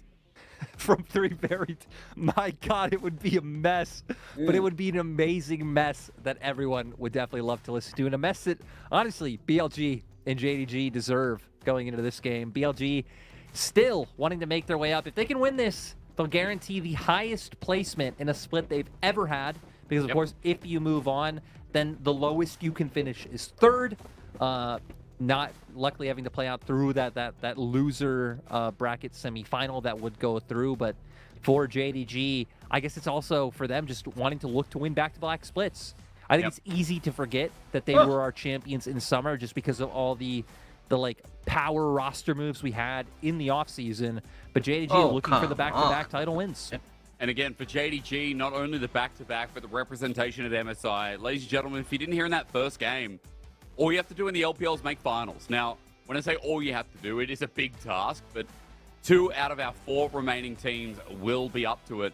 And for BLG, not only winning this series gives them, their furthest placing ever, but Lyric, their best chance of making MSI, they have 2 spots, 2 BO5s, that gives them the opportunity to make internationals and their first ever finals as well. Remember that BLG as an organization have never ever been to the international stage. Before them was IMA, and of course IMA went to Worlds in 2016. But that was a hell of a long time ago, and for BLG to set the precedence here, they've got to at least start by winning a game. Now, Lyric, BLG on blue side here, they've banned away the Gragas, the Scion this time, even the Lissandra from JDG, as the Zeri's actually taken off the board for JDG, who were on blue side in game 1. Yeah, The JDG themselves will ban so Zeri. strange. It would make you signal It like is like higher priority on LCK something like summer LeBlanc, all over again, bro. Which honestly, I feel like LeBlanc has been an incredibly strong champion that is very much blind pickable. And again, Lissandra really being one of the only things that comes to mind when it comes to worries. I like the JDG this time around, though. Take away the Zeri. It was something we thought that they'd take away in game 1 because Elk has leaned on it so heavily. Also taking away the Rakan from On. By far his best pick. They've also loved to go towards the Xayah Rakan. So I like the bans coming through, but it leaves the jungle pool wide open. So Vi, something that's typically taken in first rotation, still there. Things like the Aphelios going to be very high priority because I believe both teams are actually undefeated on it. Both 80 carries 6-0. But never mind that, because they're just like, forget it. Ben needs to go back on the cannon. But I do notice something. If you're banning Lissandra, that means that a champion starting with A and ending with E, I don't know why that took so long. I'm sorry, guys. Learning to spell today. Just left open for 9. They're just willing to give away the Annie again. Akali? Yeah, Oh, having no. no qualms. Again, is a flex pick. I feel like if they lock in the Lucian, it kind of lowers the amount that Damn. we expect it to go down towards that support role. But now for BLG, Aphelios was something I was sitting on 6-0. Both 80 carries have looked incredible on it this split. And then it would be very easy to round out with something for On, if they did just want to go towards like a Lulu themselves and kind of enable Elk to be that hyper carry, but it would mean that Shun would very much have to get his hands on something with Engage so the team would actually be able to start up the fights that they want. Okay, 2v2 getting set out for BLG in the meantime. Elk and On going to be the Aphelios and Lulu. Pretty standard. Lyric, what I've learned here today are 2 things. That BLG feel like they have an option going into this, and that spelling Annie without the A is very hard. I just sat there and thought, knee. I'm like, how am I going to spell the rest of this word? So instead, I look like an utter idiot as, hey, at least this time, Ruler are missing, going to show us that the Lucian Nami as well can be a threat from their angle. So we're kind of swapping around the tactics from JDG and BLG's bottom lanes. Which is really interesting because even though BLG, we said like, hey, it's fallen off a little bit, but Elk and On still were a bot lane that played it Rulers only pulled out the Lucian once to split. They have much more heavily leaned on the Zeri, the Aphelios. Hell, they're one of the bot lanes gravitating towards the Caitlyn, Varus, very much in his wheelhouse. But now with this locked in, we have to see where they want to go for their next phase. I mean, junglers still left open, and it feels like there's so many available. That's why we don't see either team really looking to pinch out the jungle role. Again, I mean, Lee Sin, Wukong, Vi, Sejuani, just so many things available for either side to go with that unless they both use both bans on it, that it'd be really hard to take something away. And historically, I don't see anything wilder picks. We're talking about Shaco interesting from Konami here, that's come out, one of our only few Shakos in the league. Shun has picked Kindred, Nidalee. I mean, the picks like aren't that play those interesting. champions too. It's It's just the crazy gameplay. going down the pack, so it feels like. But now, In terms of, the like, smiles on Shun's what I'm face. seeing here. We're So just it's getting rid of the pretty base much the one. same as Why LCK, take it away? man. Does BLG go, okay, no monkey for you? Let's make it a little bit harder to get some of your Ban- engagement, your setup with this great mid laner What once will you again. ban? Top Yeah, Wukong, Lee laner. Sin. Maybe you Lee Sin ban think that's gonna come to mind, Sante. especially if JDG did just want to lean heavily into trying to play out aggressive early game Wukong, setups you're- and then having things like the Dragon's Rage to potentially kick I think the cannon Wukong's, away like, from any fine. skirmish that does come on through. So now ball's in JDG's court. They can either look to take away whatever jungle they think is highest priority, if they're Yep. thinking something like that, Lee Sin, or, you know, enemies already Diego showing the again, cannon, though. so it would also be very easy to just look to answer the top lane pick now. Well, we're going to do this again, though, aren't we? I guess Kanavi wants to play it around. Not going to be the Oh, Viego man. release Oh, in. look. Take Okay. it away from Shun, as you said. The But priority this pick BLG left, can get. and jungle picked up with top side Viego. as the counter for JDG. Now, let's see what BLG do here, Lyric, because running into Lee Sin, Probably gonna they should want to go be something a little bit more risky. Diego Azir or You know, with him, you always Viego. have to wonder if something like the Kindred is going to come out right, because it is Shun. I think if they wanted to go more good. standard, they would bring out the Viego, but Oh, they do. boy. The Kindred comes out 3-0 on it this split. It's been banned every game against BLG so far in playoffs, and now Shun's going to have his chance to show us why. Finally, again, this guy is a machine on Kindred, and it's constantly banned against him. Lyric, fun fact, in the regular season, 81% of games, and ladies and gentlemen, they play 16 series, that Kindred's banned away. 81% of the time is, hey, it's not the only big pick coming through. We got a feral monster for 369 versus Bin's Cannon.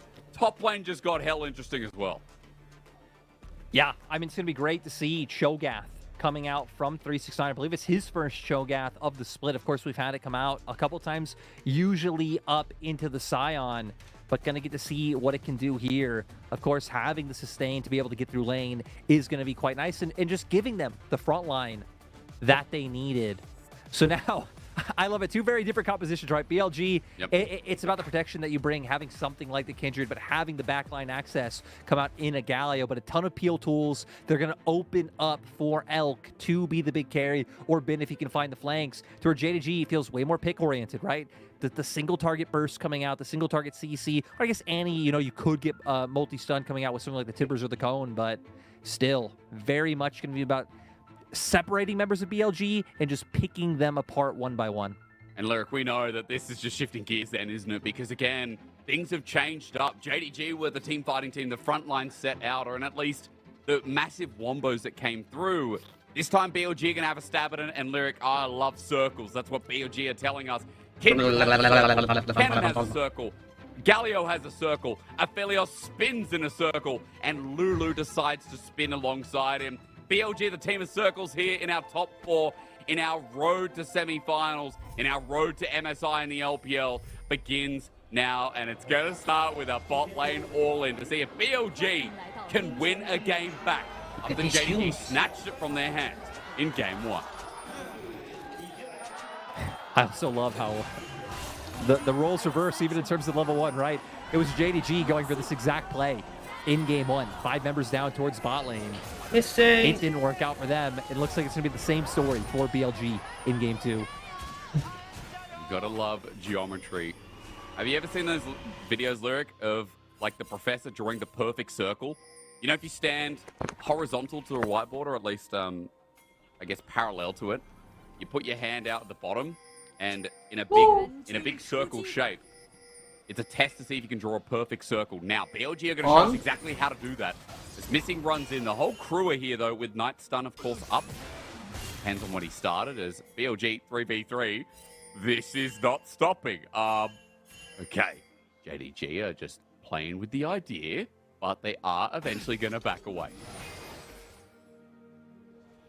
So nothing going to pan out from this level 1. And again, looking outside BLG, I want to keep our eyes on how Shun does, how many marks he's able to get, and if they're really able to get this Kindred going. Running a few levels under his belt. You don't really have a ton of great setup in terms of ganks, especially coming from bot side. Yagao will be able to do a lot. You know, the knock up into the taunt, Finn bringing some CC, so those are some potential avenues for you to look. So for JDG, it really does feel like it's dealer's choice. Kanavi can go anywhere. He really can. And again, Kanavi on this Lee Sin historically has been one of his best champs as well. Ladies and gentlemen, if you've watched the LPL for a couple of years, you know that Kanavi's Lee Sin is goated. But again, Shun's undefeated Kindred, split, you know, is the same as well. And you're right, undefeated too. So they all got good picks for themselves from this split. 3-0 versus 6-0 in the jungle. And Lyric, I brought up some stats here. I looked at Kindred on Shun. 0-1. Or rather the other way around. 18-8. What? Historically, 70% win rate up to 26 games in his career. Shun is a machine as now. Looking for Knight. I don't know if he's marked, but even at level 3s, he steps forward. Shun wants to come in. Shield of Durant gets the stun up. The Justice Punch already used to get the gap closed. 1, 2, 3, and not going to find the mark, or rather, the kill down. Shun comes through, but still gets a summoner from Knight. We hit on it just a few minutes ago, right? Mid, really going to be the best place for Shun to look for ganks. The only, I think, consistent setup you have if you want to be able to look for kills. Able to get the summoner, so now going to be a potential repeat play, but look at the minimap. Actually, Kanavi's the one waiting in the wings to try and get something off the Yao. Yeah, it's Justice Punch, Sonic Wave still going to connect. Taken, Shield of Durant under turret means Kanavi takes a turret shot, but Yagal's falls down. Teleports errors. Oh my god. You know, the thing is, 369 picked this into the Kennen, Lyric, but Bin on Kennen is a monster of its own world. Just great coming out from Ben, utilizing the range advantage that he has. And, you know, I'm not super familiar with this matchup, but still, I think one of the selling points of Cho'Gath into Kennen is just the fact that you are able to survive. You do have the sustain coming out from your passive. You have abilities to try to contend with his poke, with things like your Q, even going the Comet, to be able to go that route. So, level 6, I think, is where it can become a little bit dicier, depending on how it's played out, right? Having that ulti available, but Shun gonna keep punishing Kanavi here in spot side. Down, Dance of Arrows, mounting Dread is there, he flashes over. Kanavi down with Red Buff, Yagao coming in for the flank. Wins the war with the flash, Justice Punch, Shield of Duran. And Shun gets first blood, and it was a mark, Lyric. Kanavi's marked to death. BLG setting up for Shun to have an impact on this game and show why every team has banned out this Kindred in playoffs so far. And again, just the most banned champion against BLG all split long. He's going to make his way up towards top scuttle to get another mark. Oh, that's another mark. And really start accelerating on this Kindred. What? Again, you flip 50-50, but it looks like he's like, hang on, that's what they'd expect me to do. Shun now going to go for 369, but backs off and again goes back towards that mark. 2 marks in under 5 minutes, Lyric. Any Kindred would agree that is just the perfect start to this game. And again, Shun with his track record on this champion, things already looking good. Getting a bit more attack speed here in the early jungle clear. So 1k gold lead, 5 minutes in. And Kanavi on the back foot, Lyric, you were talking about how he can play this game, but we are getting close to that level 6 point already, and things do get a little bit more difficult when Yagao has his ulti too. Going to be able to follow up on any targets or any fights that come out, especially when JDG are such a individualistic or isolated teams in terms of how they don't really link up much from lane to lane. It could always just set up or someone's over-aggressing out of nowhere. It's not a 1v1, it's a 1v2. Or it's not like it would be a 2v2 here, a 3v2 because Yagao can join up. So I think this pick can do a lot to counteract the type of aggression that JDG usually like to bring out. And it'll be interesting to see what Kanavi does about it, right? We talked in game 1 extensively about Knight and Kanavi needing to link up. Should we be looking at that angle again? Should we be looking at all hails bot? Like, how did JDG kind of facilitate this early game and push themselves into a position of power? Like I said earlier, I think Kanavi actually has a plethora of options. Really, you have setup and you have damage in every lane. Is Ruler now going to be forced to use that cleanse? But most of your eggs want to be in the spot lane basket. You want to be getting Ruler ahead. Is really the only one who's going to be able to put out consistent damage as the game goes on. It's going to be really hard now. Because look, Yagao, with constant pressure, can just look to move over. And I don't know how you're ever going to get a chance to really overload the spot lane unless BLG show on top side. Well, again, for now, Yagao? it looks like for Yagao, he's zoning off Knight. You can see the ward placed He's gonna hit it. just killed away. Shun is going to be taking this dragon, though. This is not a mark. But Shun still getting the first dragon of the game. And again, bot going well for this team as BLG, 10 CS lead. He's close to him. Not sure the wave's being pushed up bot, but it might be even more. Because again, look at where Shun's going. Threatening, Ruler are missing, so they can't push out the lane. I mean, Lyric, it's early game of Shun again. That was right in game 1 on the Sejuani pick. That, again, it seems like he's everywhere on the map to start this game off. And it just goes to show of we were hitting on the difference between the junglers in the last game. That it felt like Shun has been working more with his laners. Is Knight now going to be pinched? Oh, Ben is going to get the stun up. Flashes over the wall. The slicing Maelstrom gets a double stun on the Night Wind's War. 2 connect for the damage. And Ben's roam down makes an angry bear out of Knight. Great job. Has Prio on the top side. Knows he can move down. Now we're going to see if we get anything more than just slight trades in bot, but doesn't look like it. So winning out in bot lane in terms of the CS, already winning out in top side. We've got some kills on both Bin and Shun. And it feels like we're set up really nicely for Herald to spawn in 20 seconds. Yep.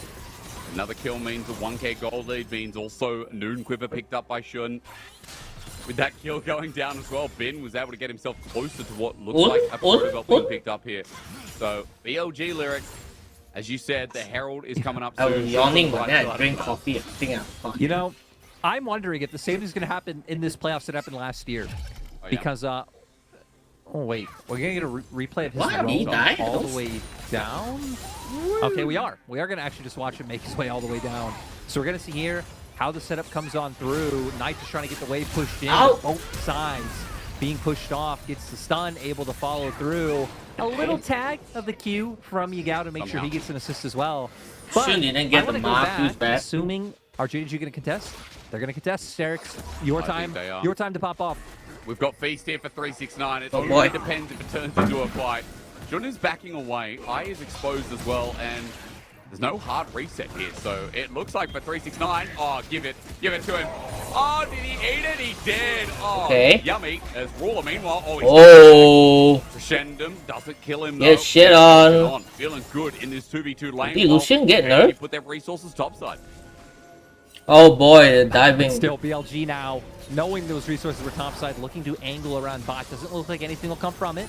As Ruler missing no mark those on resets off. So now for BLG, we still know. I remember you can still get marks on starter after 3 minutes. Now for JDG though, the question is where they're going to be looking to drop this Herald. They haven't taken place anywhere yet on the map, so usually you can kind of narrow it down like that if you can just outright break open a turret and maybe generate map pressure that way. But again, I would want to see the gold given over to Ruler and make sure he's able to have an impact on this game. Yeah, as you said, bot needs to come through. I like to use words consistent damage because, again, you look at Annie, Lee Sin, I mean, Cho'Gath, like, consistent damage on this team is only on 1 carry. So for Ruler, you know, big shoes again here in this game, and he's not on the Zeri.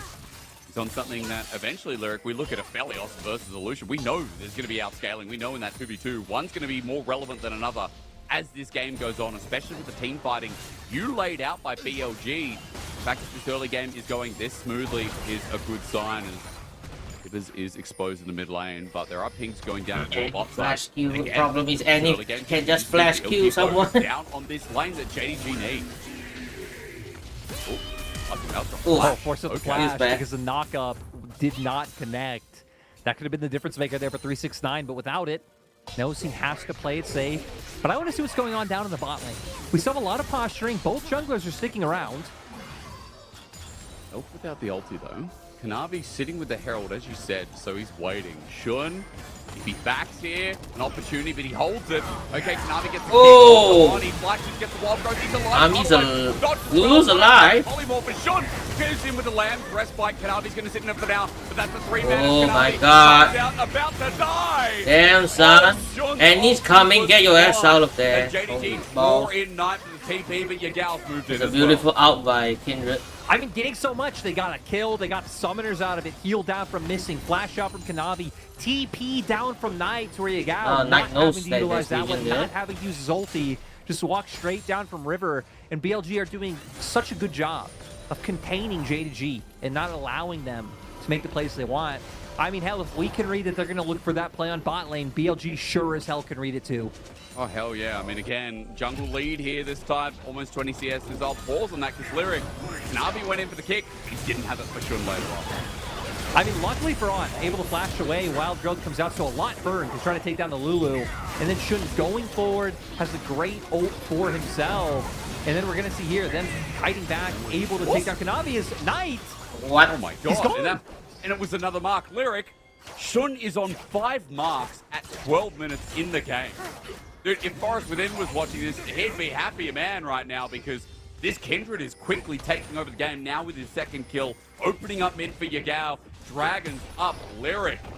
BLG, I don't know what they've been doing at the start of playoffs, but it's just been getting better and better. Great to see them coming in. Let's remember that this team did have a coaching change coming into playoffs, right? They were the team that ended up picking up Tabe. Oh, yeah. And we know what Tabe was able to do with RNG, RNG. for all those years. Yeah, he beat RNG. Took him down his... Oh, there was no vision there. There as well, the Wind will do so much damage. Dragon's taken in the meantime, but Yagao Missing, oh trying to god. get followed further up onto missing. JDG will survive, but they got blast coned on. But they have an inkling that they were there? Dragon, How did they know? BLG, just looking for a little bit more in the enemy jungle.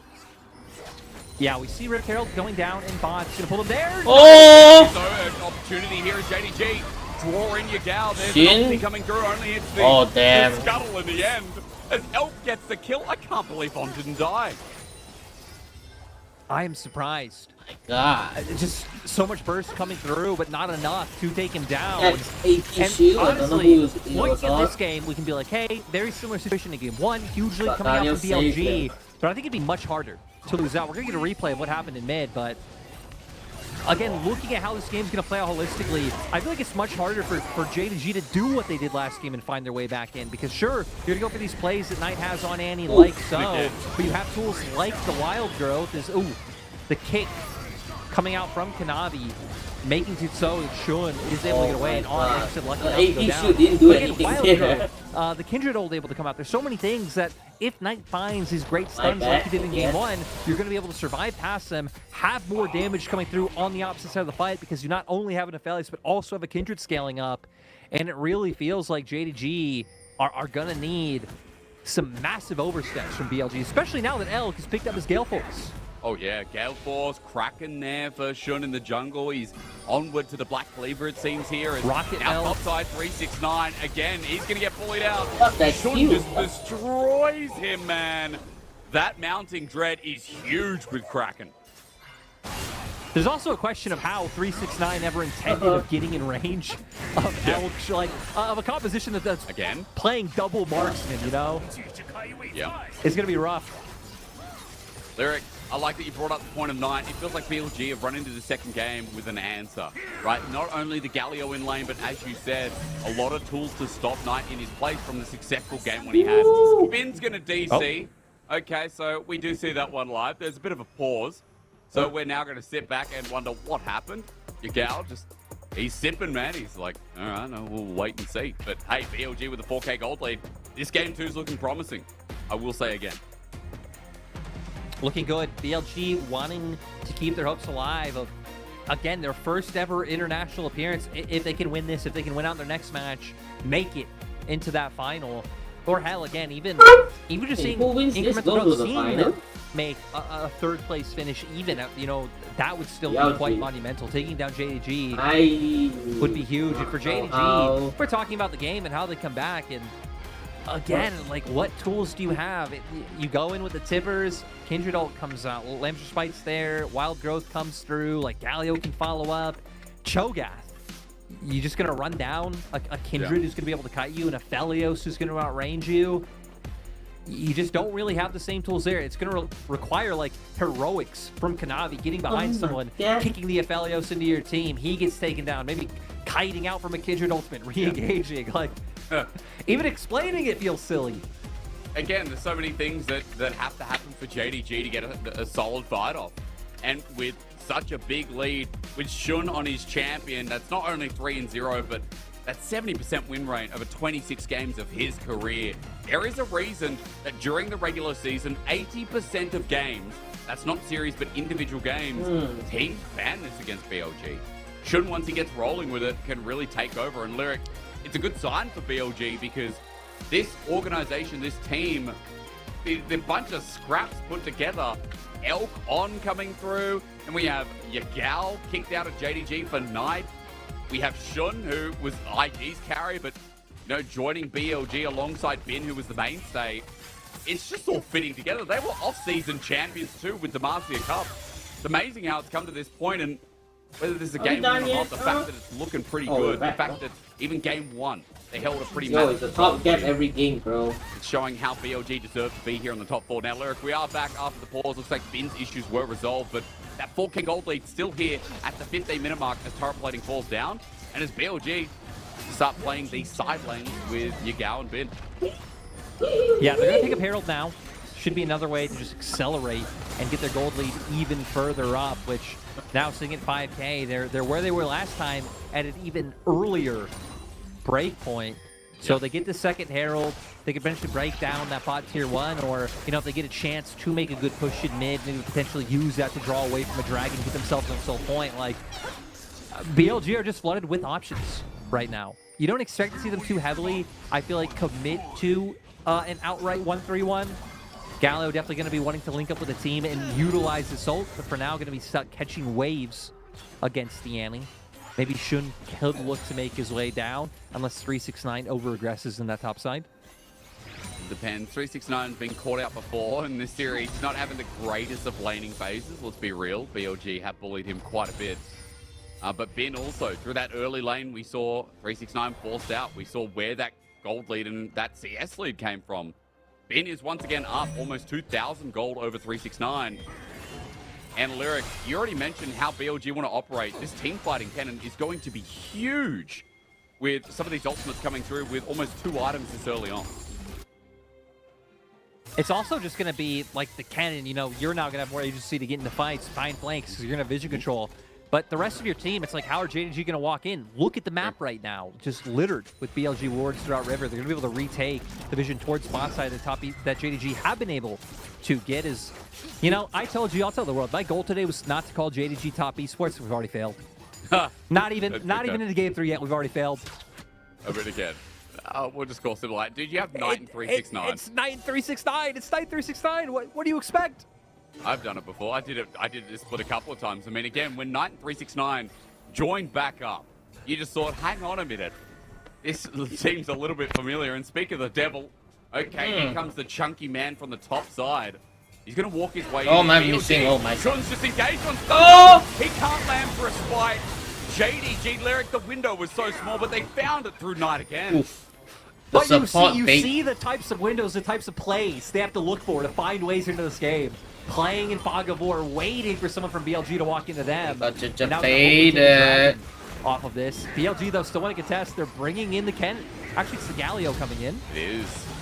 And he still has I wouldn't go in. Yagao wants to set him up. Bin's thinking about really it. Bad. Already down. Objective bounty goes through as well.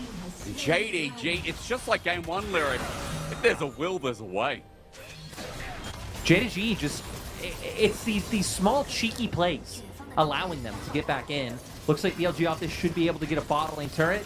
JDG on the opposing side don't feel comfortable in overstaying to push mid, knowing that Shun is back up. Yeah. Just back off, try and get closer towards your next items, and come back out onto the map. So, again, JDG might get dragged at BLG, at least trading with gold by taking this turret.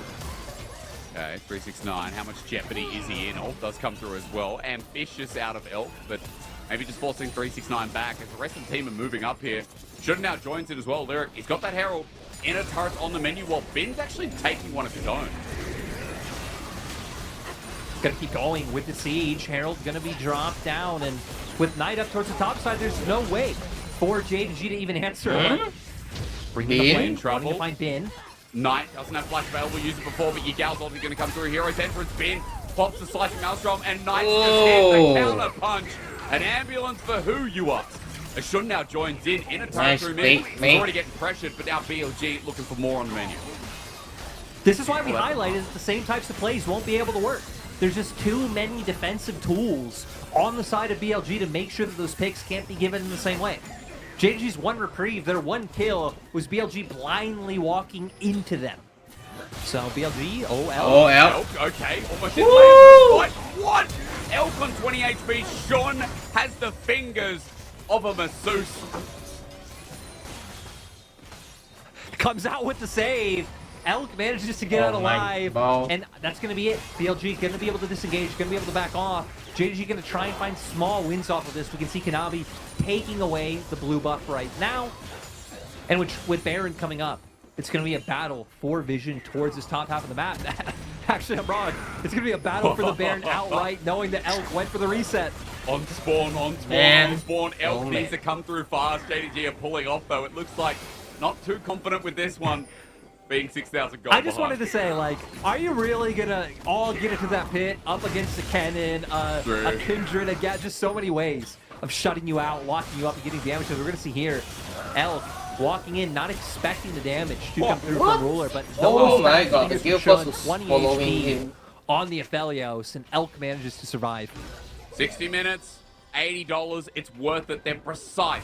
Your back has never been cracked like that before. Shun. Now with a Black Cleaver, by the way, it feels like his price should go up.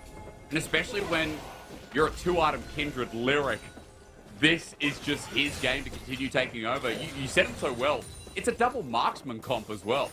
And Shun now with 6 marks in total, his range is going to be out of Elks, maybe even more at this point in the game as BLG look to hover around and utilize the strength and damage they currently have. BLG just feels confident, just walking up as a group in mid lane. Even look at the minimap. You have been constantly hovering just in case he can find an angle to come off on a flank and lock people down. And they're going to use this push into top side like we can see now and just try and get more control over Vision. Make sure that JDG don't have any information to work with. Pull them across the map by pushing inside and just doing a great job of playing things by the book. And that's what we've known them through from playoffs. Their grouping, their team fighting, how they sync up. I think Yagal's been really good at that so far in playoffs as well. And you know, we've been talking about Ben being the best top laner in playoffs, or at least one of. I think I would say best top laner, especially through his laning phases so far. 369 was first All-Pro, and when we see what's happening in this series, sure, he is opting into like tank matchups against carries, but still, Ben having a field day. What? Okay, wrong button. Yeah, the cat sideways. I mean, wrong button from Shun. He knows. He's laughing. That was not the right one. Bloodthirster now picked up by Alec. When we are saying that JDG are so indexed into just outright bursting an opponent hello. I think I've seen you before. Is going to do so much more to just make it so JDG, if once again, another target is going to be hard to whittle down. Yeah, I'm trying to set it up. As you said, whittling down a target before, it was based on Shun, based on when he didn't have his ulti. Now that is a reality once again, as Shun has no one's playing Ziggs here. Cooldown. But how did Marine extra now spotted on the I love Noel the most. And that dragon, 5 seconds still is up. JDG aren't even all here. They're going to have to teleport in if they want a piece of this, and, well, they do. But Knight, it's on a control ward, so BLG have a bit of an idea here. They're going to chase him down. They know. They see when you teleport on control wards. They go for the rest of the fighters. Knight now spot out the shot. Oh. He has no ulti. Tidal Wave knocks him up. It might burn him. A double kill coming through. Ruler's now in the game. It's just a flash up from Annie. It's like, use of the ult from broken, Sean. Misclick. Cost them everything. It punished them. That is absolutely wild. The misclick from Shun being that it costs BLG. And if they end up losing this game, because they are going to lose the Baron right now, my God, my heart would be bleeding for BLG. They at very least will get themselves on Soul Point. But it's the same again. They moved to Soul Point in game 1. JDG found a fight based around that 4th dragon. And even though BLG moved to Soul Point, it kept happening thanks to Knight. So, are we doing deja vu? We hitting the gas here? What is going on? Knowing, having seen both members in, we're going to see it's actually Knight the one to come in on the flank, which I think makes sense because he's the one with the easy ability to lock people down on the Annie. So goes for it. Once again, Knight being the hero to bring them in. The stun comes through. 369 flashes in. And one thing that JDG have just shown they're very good at is even when they're behind, they know how to identify who the key target is. They know how to prioritize getting the kills off and like going in unison, going in sync. It's been such a pleasure to watch them take advantage of these small mistakes that BLG are giving over. Ooh. I mean, speaking of mistakes, Ruler went forward on that, had to flash away. Ambitious, but the whole of BLG just routed him. Now we're going to see Lambs might back up, so BLG having that extra safety online to be able to play around with, and then taking advantage of Knight and Ruler both not having flash if a fight breaks out. Elk almost caught out as well. You mentioned Knight, Ruler, also 369 if he wants to flash Q. That's something worth noting. Your Gal, same with Shielded Durant. I remember the days you could flash Shielded Durant. Remember when Galio could W and then flash? Those were the days. Like worse than Those flash were the good out old days, on especially when Galio. Malzahar, man. What his ulti? I think you attacked him and he just spurted it back out at you in season 3 or 4. Those were the good old days. Look, I gotta pause. Culling comes out. Elk takes no damage. And 369 gets bullied out by Shun. Remember, 2-item Kindred. And even though JDG got the pick before Lyric, as you said earlier, it's just a very different composition that JDG have to run into this time. Yeah, I'm sorry. I was trying to remember what old Galio was like. Old Galio was the one that had like the Nunu like channel with his ult, but it was like a giant taunt and then damage, right? That's what it was? It was. But it's been so long. I can remember some things very easy, like, again, like old Scion and how that interacted. But old Galio, my God. I just remember it being a mess. Though it did look way more intimidating, which I liked. The best, so best rework, probably Gangplank, because old Gangplank was hilariously rubbish. It was so OP. I'm talking season 1. Oh, I love Aatrox. I think the Aatrox rework has always been my favorite just because of the amount of... That's good. It's just so fun, the dashing around with your Qs, hitting the sweet spots. Maybe Galio is the best one. Yeah. I mean, Galio's is pretty solid. You know, I need a old Galio. We need to go back is on. You gotta be careful. Old Galio not as great as Knight's trying to get a pick. The back's already taken, though. That timing. A little bit rough for Knight, but the intention was there. As I believe it was Ben who was backing in the brush. Now, Lyric, we've got a timer. 2 minutes 15 until Infernal Soul. BLG have lost a bit of their gold lead. They still remain in control, but JDG are turtling this out a bit, just pulling back, waiting for picks. Navi spotted out. Look at BLG. They're just kind of expecting it. Infinity Edge now online. Like you said, turtling it out, getting the gold that they've needed. 369 also finishing off the Jack show as he did start off with the Abyssal Mask. So we're going to see what Ruler can do as he's playing very far forward. But he can't do that much damage. Lyric, he's a 3.5-item Lucian who's culling. Won't hurt your Gal with the Zhonyas, and also 10 stacks of Rod of Ages. He's looking for Elk, but Elk has a Lulu. And Kindred's never in rage, so now Knights have flashed out Let's again. See what JDG can do. Knight is waiting for that influential ult again. Knight. Shun running forward into Ruler. Just AD wins apparently. Ben now channeling forward. He gets Tibbers out because he was running at Knight head first. Doesn't matter, there's still 1 minute before Dragon. Tibbers down and out as positioning here for Elk a little bit dangerous for And members. Bin JDG is trying, not able to play the but he game. will not be caught out. Like JDG is like very aware. You would want Never to be seen able a to good find out before this that game Tibbers yet. comes back up. The good thing about Bin getting chunked out in any circumstance is he has TP online, but JDG back off, so you're not going to be able to force a fight off of that cooldown being used, and there's no neutral up. Dragon, still about a minute away. So it definitely doesn't feel like it was all too bad for Knight to again, just gamble, throw out the Tibbers and see what you're able to come away with. Observers You can highlighting see this like the clockwork board there again. on our screens as well. So maybe an opportunity, Lyric, for Knight to get a really good flank. And I will say, so far in the series, JDG have been really good at setting up some of those wards for team fights, right? Despite their comp, whether it's game 1 or game 2. Not looking at, Some bro. of the teleport positions have been pretty threatening for BLG so far. I feel like we've just seen BLG struggle when it comes to like retaking vision. You can even see now not clearing some of the wards towards that bottom side jungle. Now going for their resets. They do have sweepers back online, a lot of control wards and inventory. Because you can see that's the play that JDG are banking on, right? It's walking into Knight from Fog of War. The Timbers comes out, multiple members, immediate burst out. Don't give time for things like the Lamb's Respite to be able to come through and save the day. So Vision going to be the most pivotal thing for BLG to get Bin to not let that play happen. For JDG too, I mean, Bin is spotted out by 369. Meanwhile, though, Knight's caught Oh! out. Dragon goes down, but BLG have a bit of a pinch here.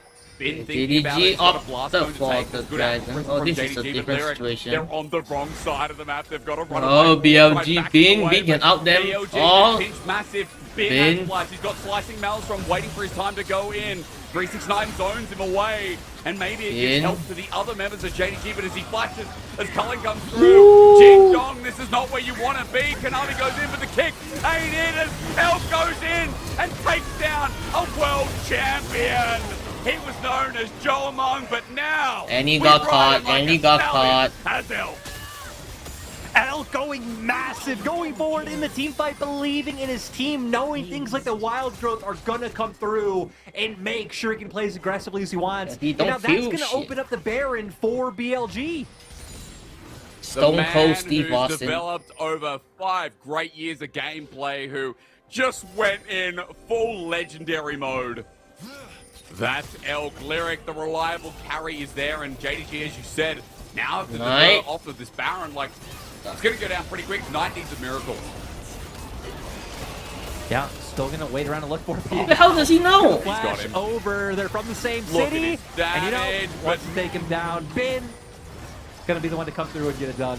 Wait, The what? rivalry massive. On, Yet now, oh my showboating here.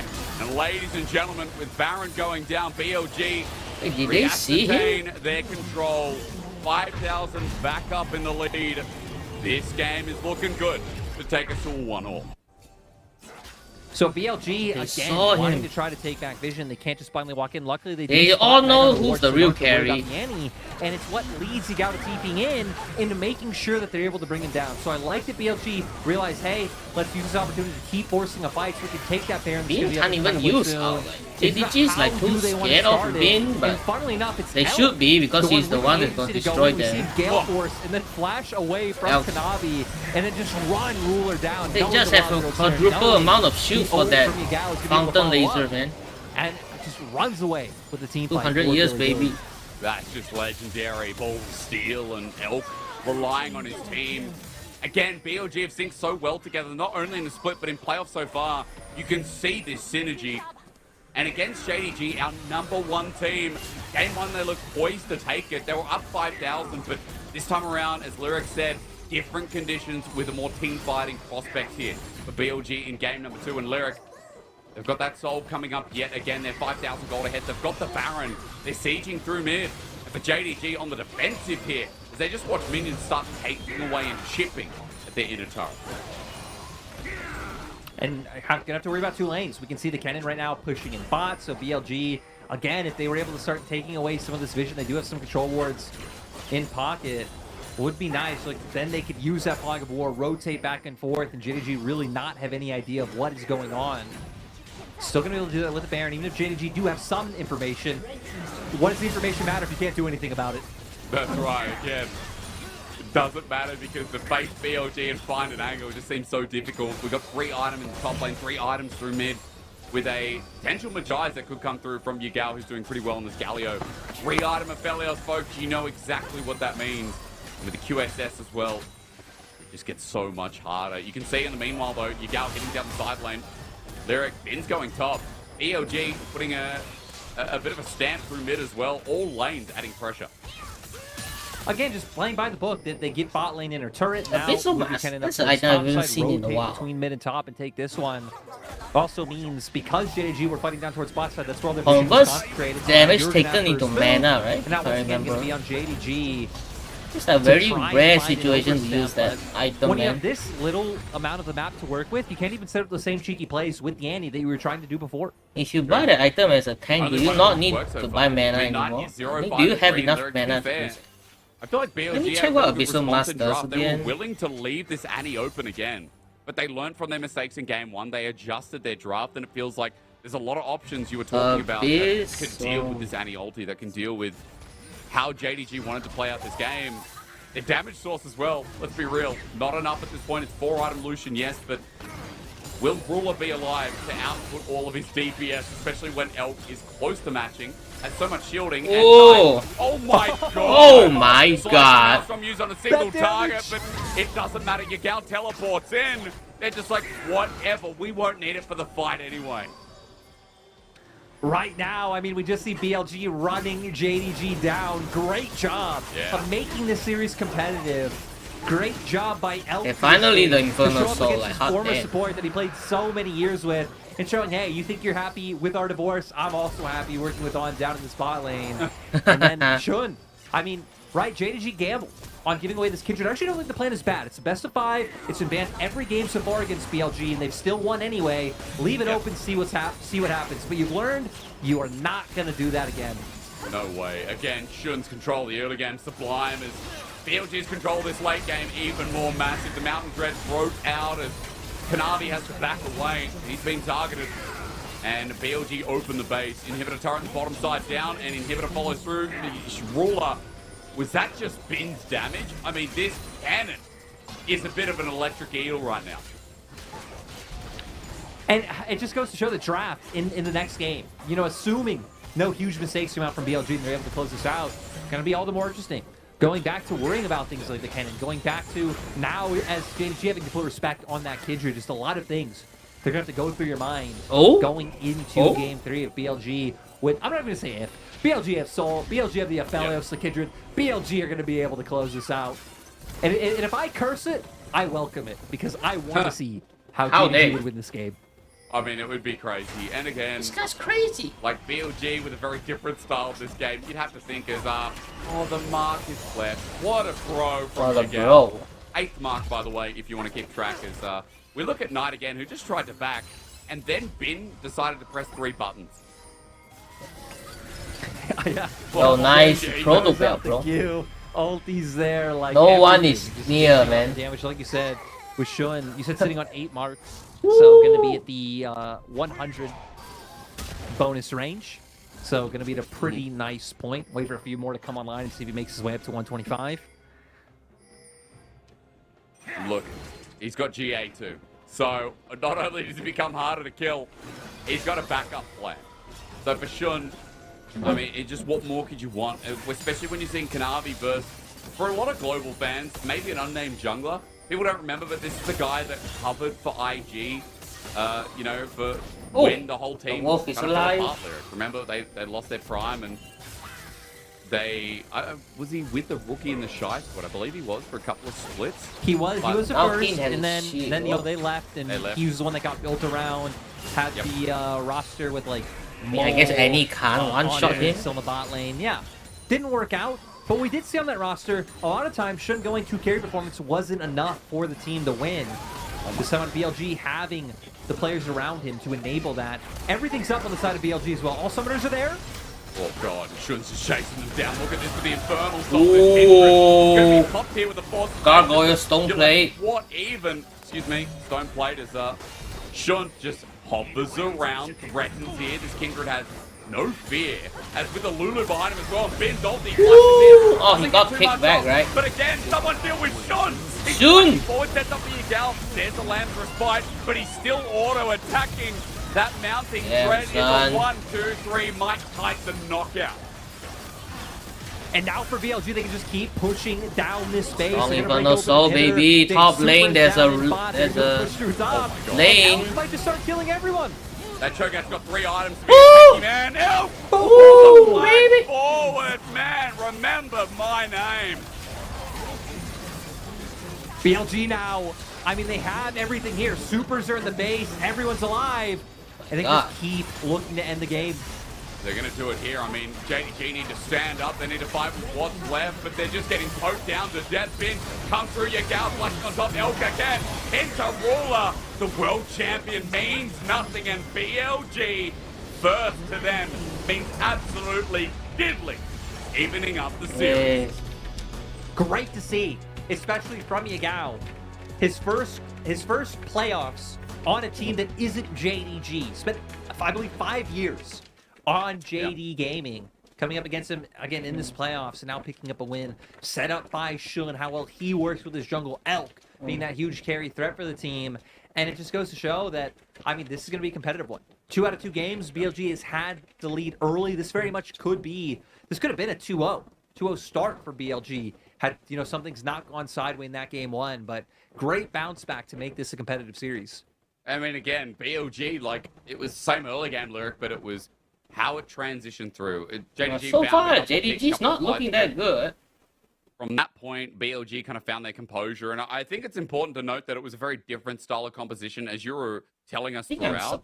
But I feel like it's just BLG learning from their mistakes too, kind of dotting the I's, crossing the T's better with how they wanted to take their fights. Yeah, I feel like a couple of things changed for them. One, their composition answered much better into what JDG God, I did it again. What JDG put together this time, right? We said how's this Annie and Lee Sin setup really going to come through? The burst, it just doesn't feel like enough up against Galliot coming through, the Lambs despite being there, just so many things have to contend with.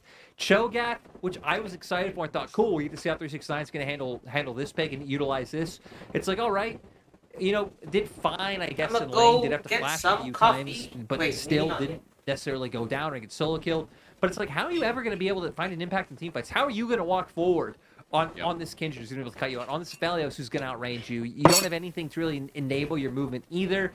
Having the Nami down in bot lane, so you're not going to get a Shirelias who's going to go towards the mandate.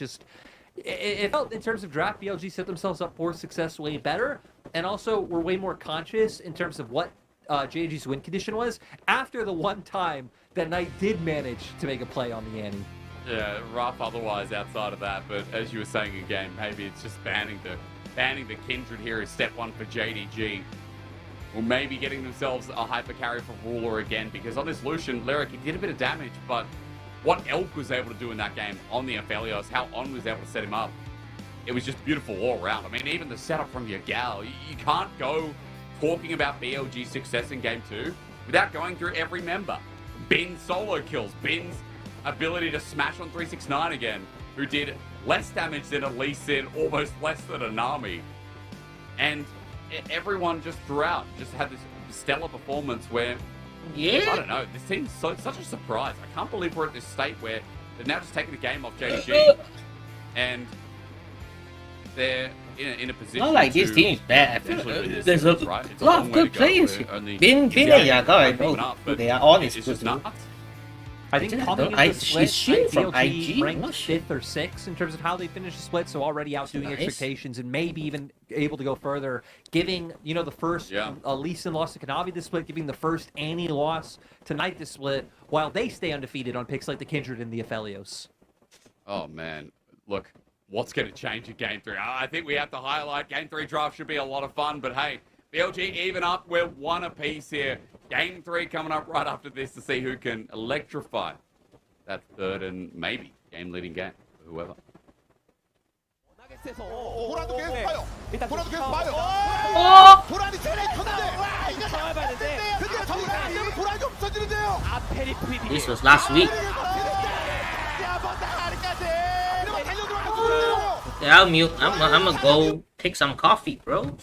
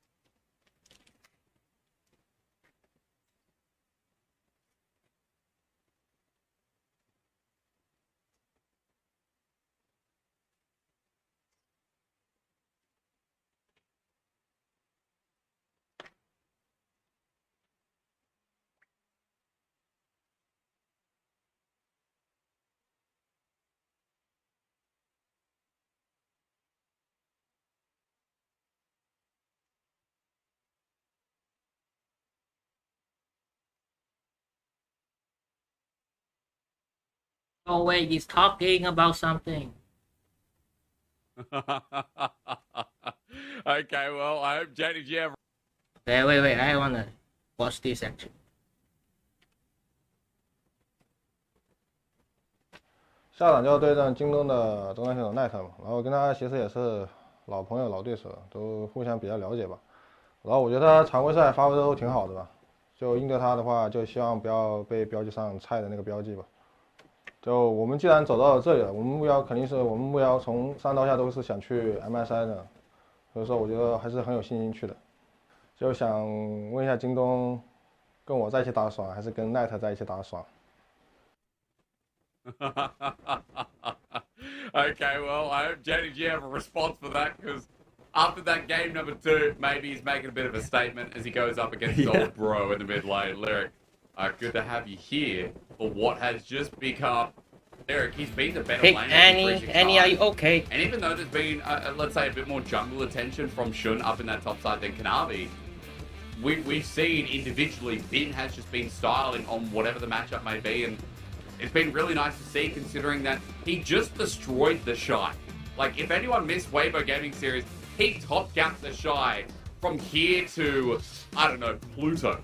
It was massive. And now, again, he's just taken over the game and going up against some other top players in the league, like players who have won domestic titles. And let's be real, you know, Bin still looking for his own. Lyric. May have gone to the finals of Worlds, but Bin in a position to really style again as we go to Game 3. Yeah, looking to see what he's able to do. And going to Game 3, we're going to have a change of sides. JDG going to be back on blue, so that could make all the difference, right? We're not still in those first couple rounds where, like, the team gets to pick the 3 games. They get to be on which side now. Now we are in loser ends up choosing. So JDG maybe going to be able to go back to some bands that are more comfortable. You know, not have to worry about something since they will have that first pick available, you know, if they wanted to go towards something like a Kennen themselves. And I just want to see them clean up the early game.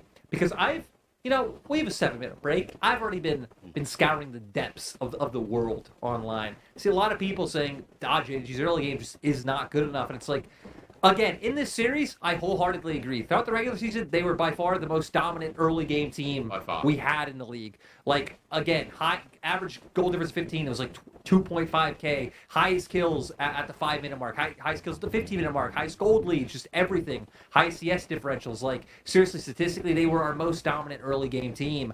But when they go up against a team who can put up such good showings, especially around their jungler, I feel like since JDG are so disconnected in terms of how their lanes play with each other, it just sets up well for them to be exploited when you have someone like Shun, someone like Yagao, who are so willing to move around the map and really disrupt it and set someone like Kanavi behind.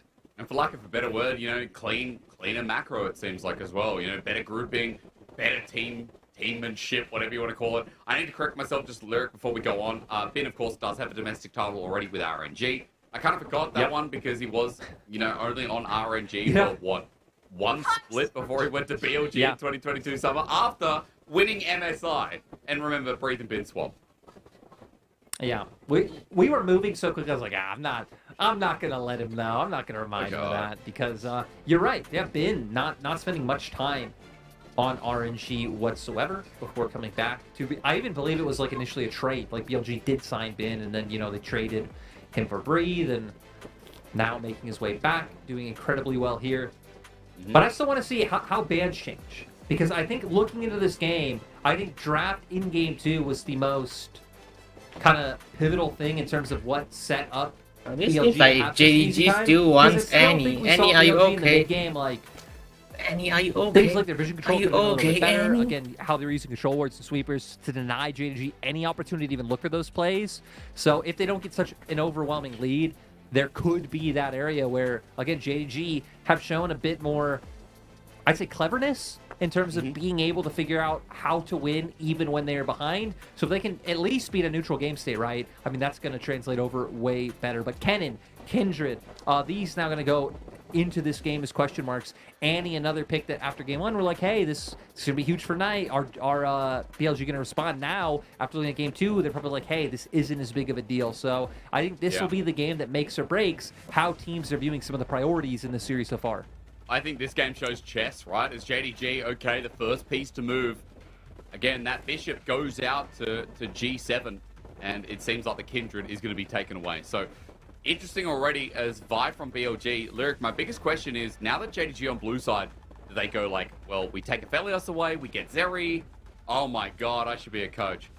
Yeah, it looks like they're angling for the Zeri first pick once again. So in game one, BLG took away the Gragas as their third ban. We'll see if they decide to change it up. Be like, hey, 369 actually hasn't been that big of a deal. And it's one of those things, again, when you're in a series, you have liberties to take these gambles. I feel like Zeri, and now BLG opted to not banning the Gragas and taking out Gragas or Zeri instead. is at this So point. Ruler can't look to take over the game, and that's what Okay, they're going to do. So now for it's not like JDG, BLG can't pick Gragas for I'm curious to themselves. see what their first pick is going to be. Even things Oh, like their first pick now for left Ruler through. I don't know every if they're worried about maybe time. On getting his hands on that, and On being able to play out through that bot lane, or if they just go back to old Gragas? reliable comfort in something like a Gragas. Well, as you said, 369, we're talking about this pick quite a lot in the series, but it never came through. This time around, 369 is going to flaunt it. First pick Gragas. Lyric, we can also say that this is a flex. It's not only 369 on the team that's played it, Kanavi's played it as well, and Knight has played it. So triple flex for JDG to open.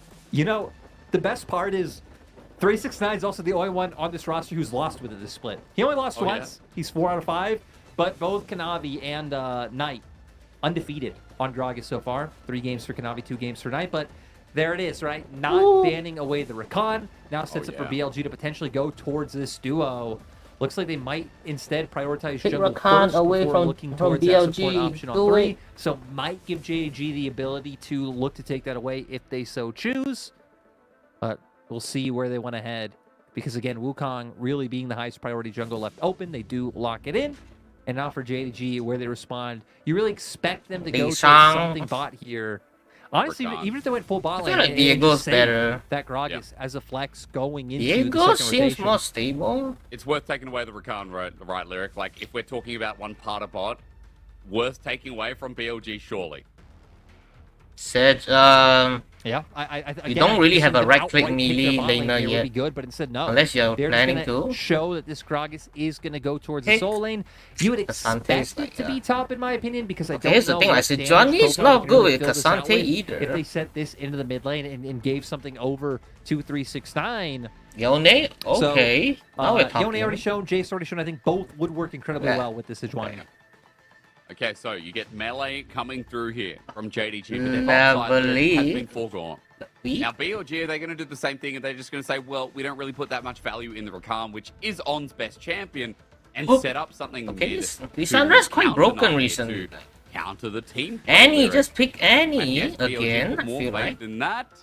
Again, they muck around. They use their time. Annie's going to get banned. They're mucking around too much. I don't like this. Lock it in. I was going to say, if they do, it would just show how much more they are respecting Knight than saying, hey, we need to carry through bot lane, because you hit on it. It's On's best champion. If you've been watching On throughout all these years, it's been his comfort even when it is not in the meta.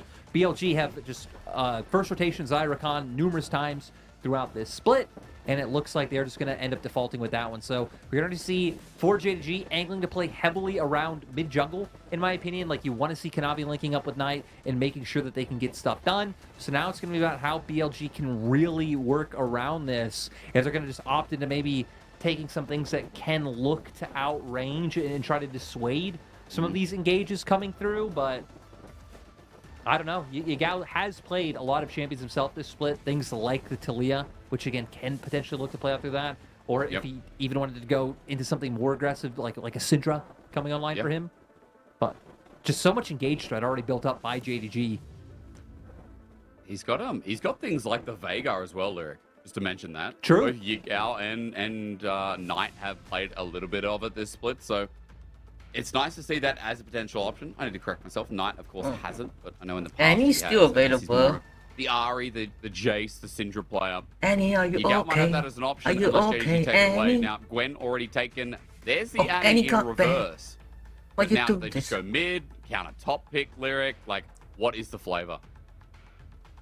You know, since they're already, I mean, they're already showing both soul lanes, right? So it really doesn't matter which way you go too much. But that boy is talking a lot. Bin even has that he can pick into the Gragas, considering that You know, the Nar's taken away. Jack's typically not a champion you pick into the Gragas with the lane matchup that it has. And Veigar? being banned by themselves. Looks like they are going to go with the Veigar here, so that's a great call out by you. Again, wanting to play out, being able to zone them away, being able to try to outrange them a little bit, buy space for Elk to be able to take over and really dissuade the engages coming through for JDG.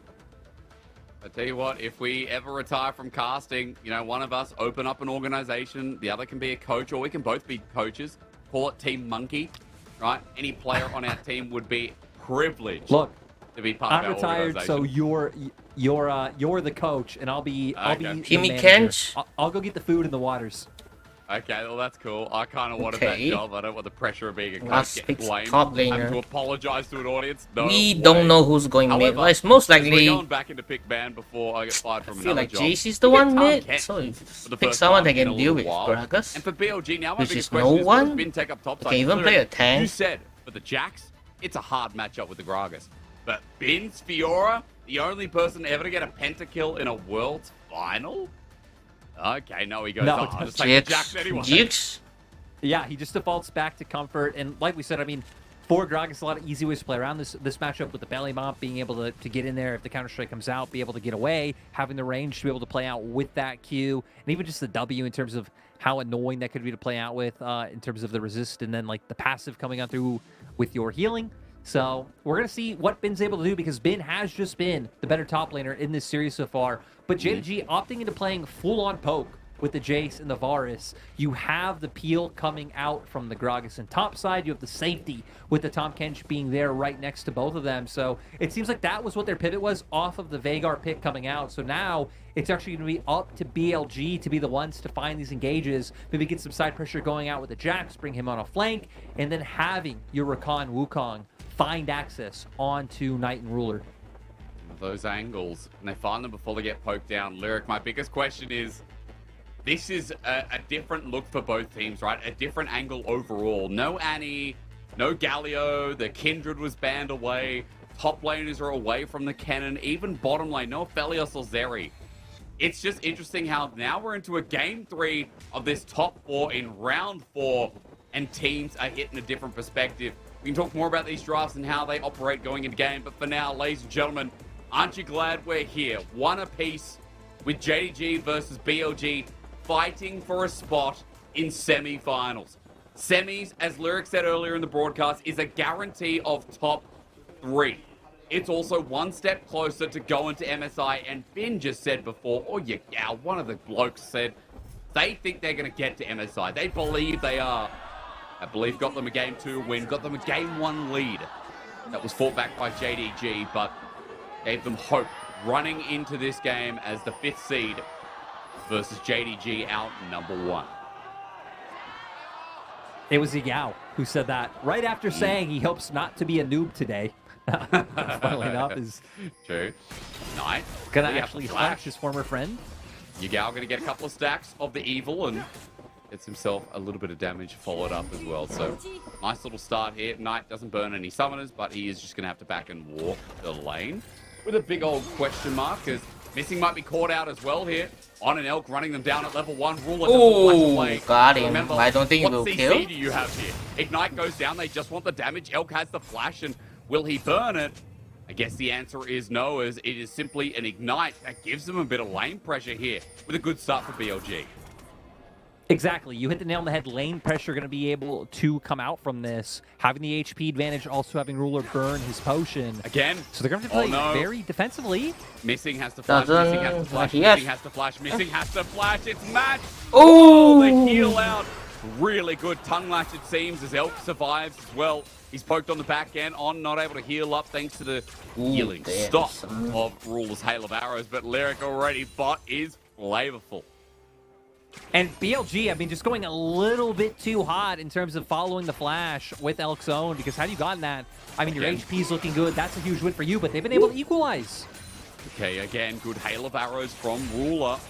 Elk now in a dangerous position. He's got Cleanse available on, has Flash, but Flash and Ignite available. Lyric. Ignite is a scary prospect, especially with the damage from Tahm Kench. Yeah, again, I really feel like BLG just over-aggressing just a little bit threw away the huge advantage that they had in this lane.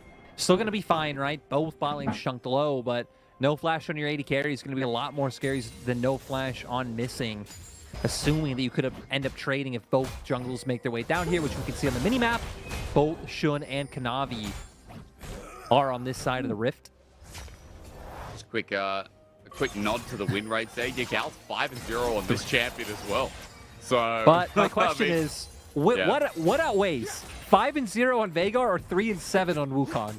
Oh, that's rough because everyone plays Wukong, but not everyone plays Veigar. Well, maybe that makes it worse. I don't know. Actually, maybe that makes it a little bit worse. It's a good question, though. And as you said, Shun hasn't had the most success with this champion so far. Found him. Oh, recalls end up getting canceled. So now, Ruler missing and be able to take advantage of the fact that they have those nice health bars to be able to punish. At least get this wave pushed out as Elkin on. Just look like they're going to back off for now. And for JDG, we can see them hanging around bots, where it's actually BLG looking to get the head start on the scuttle. We're going to get tagged out a bit here by Kanavi. Knight's coming in as well onto Shun. Oh, Kanavi. It's too fat. Oh, no, excuse me. That was Kanavi that picked it up in the end as well. So wait, so it's a jungle and support combo because Kanavi's passive cannot be used with making sure his bot Knight and now. Cannot be used with Jace and Gragas in most cases. On that one to make sure that he's able to at least get one of the scuttle crabs that's on the rift. And not seeing too much action. Auto attacks are only for Tam right? Kench. For BLG, I think it makes sense. I mean, you have a Veigar in the mid lane, you have Jax up in top set who's getting neutralized by the Gragas coming out from JDG. Maybe BLG, you want to try and put a stop to that now. He's going invisible. 369. He's got a body slam. He has to flash away though. Counter strike doesn't connect. It's a little bit too early. Damage should still be there. 369 has no way of getting out of it. Bin won't get the kill, but Shun will. Wukong getting the kill is better. It's a familiar feeling for 369. Wait, actually... And the wave was pushing into Bin. Yeah, I prefer the Wukong getting that one out, get the Jax will skill on his own. But sadly, Shun was here first because Kanavi hanging around towards that bot a little bit longer, going for his reset. Gave Shun the window after getting scuttled to just find the gank opportunity. Again, 369 is just not having a great time in the laning phase, whether it's Bin solo or Shun, as you said, getting there first. But, I mean, let's be real. Kanavi pays more attention to camps, as it seems, as he's once again invading and getting the edge on Shun's top side while he does Krugs. Actually, Knight's going to come through as well. 369 actually going to get some love. Like you said, we haven't seen it from Kanavi in this series, but with even Knight here, we'll see if they can find something. Shouldn't have been a danger. Bin 369 with the barrel roll, and all it takes is one more bit of poke under turret. Shouldn't down a bit of trouble as well. Bin gonna deal with the wave. Can't dive. Coming through. Oh, it's a nice Veigar's here. But that it's a bit awkward. Doesn't have. Okay. Just get Jax to back. 69 ready for a body slam. It's barreled out. Rather with a roll that comes. I think it's fine. Not able to hit his target. They are. Knight doesn't hit the poke. Bin's still backing. He's gonna get away. Okay, nice. That's what friends are for. I'm just happy that JDG didn't over-aggress. Because I thought in this thing, I'm like, JDG's going to go for it. JDG's going to go for the dive. Maybe, they get the kill on Bin probably, but many of them. Even one Jace hit wasn't going to end it. Actually not backing off. They needed to poke it out with Gragas Q and Jace. Over-aggressed Lyric. I'm in a bit of danger here. Yagao is available. 369 running in. He's nuke. Explosive cast over before his side was legendary, but Yagao gets the flush. Permafrost available onto Bin, the poke. Good Knight needs to finish off the blow, but again, under turret, they stay safe and clearing out the wave. Knight just can't go any further. Lyric, what were you just saying? As, hang on. They just couldn't resist. I gotta hold on there. Bot almost evolving as well, but you're right, they couldn't. Wukong's gonna get Dragon, most likely. I mean, they invested so much time into looking for the play. They felt like they had to commit to try and get something on top side. Instead, end up giving over a kill to BLG. But bot lane, still very tense. Knockup comes on through. Not going to get too much from Not the going to turn into anything, back in. Look at the junglers. Both are on the side of the map right now. Still, not really close to ultis coming online for them. Kanavi just hitting 5 a little bit ago. Shun now just hitting it as well. But I feel like that's really going to be the point where bot lane could explode. But we're going to see here what happens. I mean, waiting around, waiting for someone to come in, getting the knockback into the Veigar, but the cage from Yagao just preventing the Sejuani from getting involved, really being the difference maker in what leads to a kill not coming out. And sure, flashes have to be blown, but they still escape. They do indeed, and Yagao picks up a kill from the top side skirmish. Knight spends all that time, Lyric, so that it's not like he got anything mid. The wave I believe maybe one crash against Yagao, but that's it. BLG are ahead again by 1,000 gold in the early game. Great ward, by the way, that was just placed by On, it looks like. Or at least some other member of the community that is BLG, but Lyric, they start the game off the same way they have in the previous two, which has ultimately led them to these really powerful 20 minutes of opening onto Summoner's Rift. Yeah, I gotta be honest. Right now, it is stuck on Bin standing outside of Rift Herald, so you're gonna have to keep me informed with what's going on. Okay, so Kanavi's doing red buff right now. There's a ward, you know, on the brush. It's like doing League of Legends radio. You know, on the brush that is the left side of red, on you know, blue side. You know what I'm talking about, right? That ward there that spots out. You don't normally go through that brush unless you're looking for it. There's a ward there. It's spotting out Kanavi. He gets red buff. He's then backing. He's pathing to top side. There were trades on bot. Mid is hitting minions. Yagao presses W. It comes from the sky. You know, nice little particle. Good dodge. Yagao dodges away from Knight. What else would you like to know? Explosive cast was used top. Well, I'll let you know what I see right now. I see 3 feathers on the ground from Xayah just sitting there. Both bot lanes. Oh, we're back. I see. Okay. 369. We're gone again. Nice. Okay, you're gone again. Yagao's hitting a ward. Control ward, in fact, as well, Lyric, so you know how much gold that is.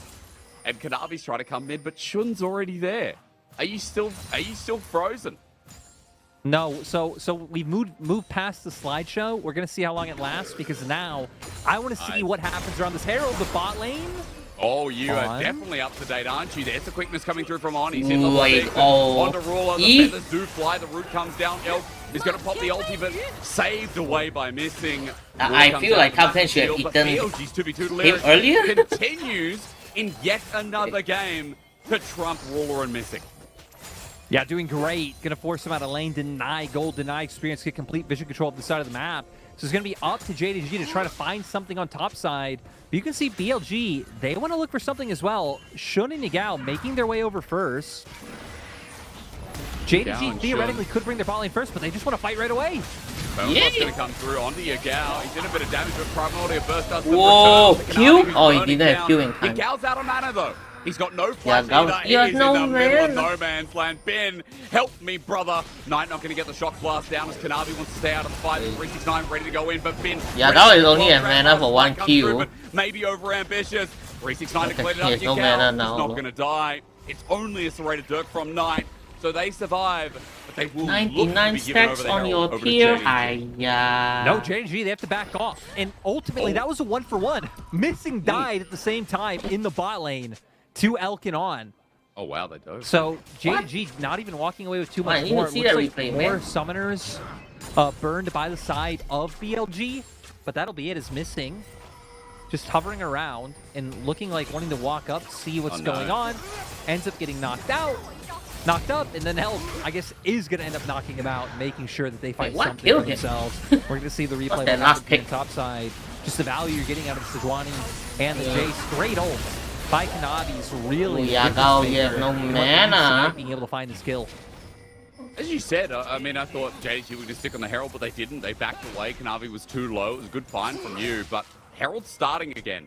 So we can do this again, and Primordial Burst is almost available for Yagao again. So, wondering if BLG Lyric decide to opt into this fight, because it's looking a little bit frisky here as, hang on, Ruler, Chains Corruption comes through in the bottom lane. Meanwhile, with damage here onto Shun, his poke will connect as well, and Shun unable to pull off anything. He didn't have Cyclone, so I guess he just wanted the flash.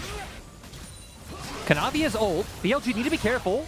Gets it on Yagao. He has flash as well, missing there. Quickness saves his life. Laying of stuns. Anyway. Under the turret, he won't be able to do too much more as BLG playing it fine. But he's tanky. He has that Rod of Aegis component that I think has like 300 HP, I think. Yeah, going to see a lot of trading up in topside as well as 369. After not connecting with the E, realizes he has to throw the ult and make sure that Bin doesn't just run him down. But Bin has ulti himself. I mean, onto 369, a belly pop. Doesn't feel anything. At the moment with no explosive cast. Lyric, this has gone a lot better for 369 in the past with his Gragas, but Bin is trailing on CS by about 10, right? It's not the worst matchup in the world for him at the moment. Yeah, I will say, I mean, it's not like the Jax loses out too heavily. It's really just you don't have that same kill pressure there. Gragas has a lot of ways to just disengage, dissuade any plays coming out from top side than what he's able to give to a team fight with both engage and disengage options. But what we need to look at now is for this Dragon. Because one thing that's big for JDG is Knight. Knight already being on the Eclipse, so being the first one on the map to make his way towards that Mythic and start trying to put out some damage. But it might not matter. BLG might just finesse this Dragon out right from under them. Oh, missing. It is on a ward though, and Yagao Kanavi. looking for them to come in. Oh, nice cage. Finish the Dragon, dude. What? To get his counter-strike off as Dragon goes down. BLG pick it up. They don't lose anyone, and JDG unable to find anything in. Lyric. You caged the St. Johnny. You're not gonna kill the St. Johnny. You just do that to secure Dragon, bro. That, you unless it was Knight or Ruler that got caught, you aren't gonna kill St. Johnny. Walk forward and just makes it incredibly hard for JDG to look for any contests. Especially when you consider the fact that, right, Elk and On have been the ones getting ahead in the bot lane. They've been the ones taking plates, and that Ruler isn't getting accelerated at the same pace that Elk is on the opposite side.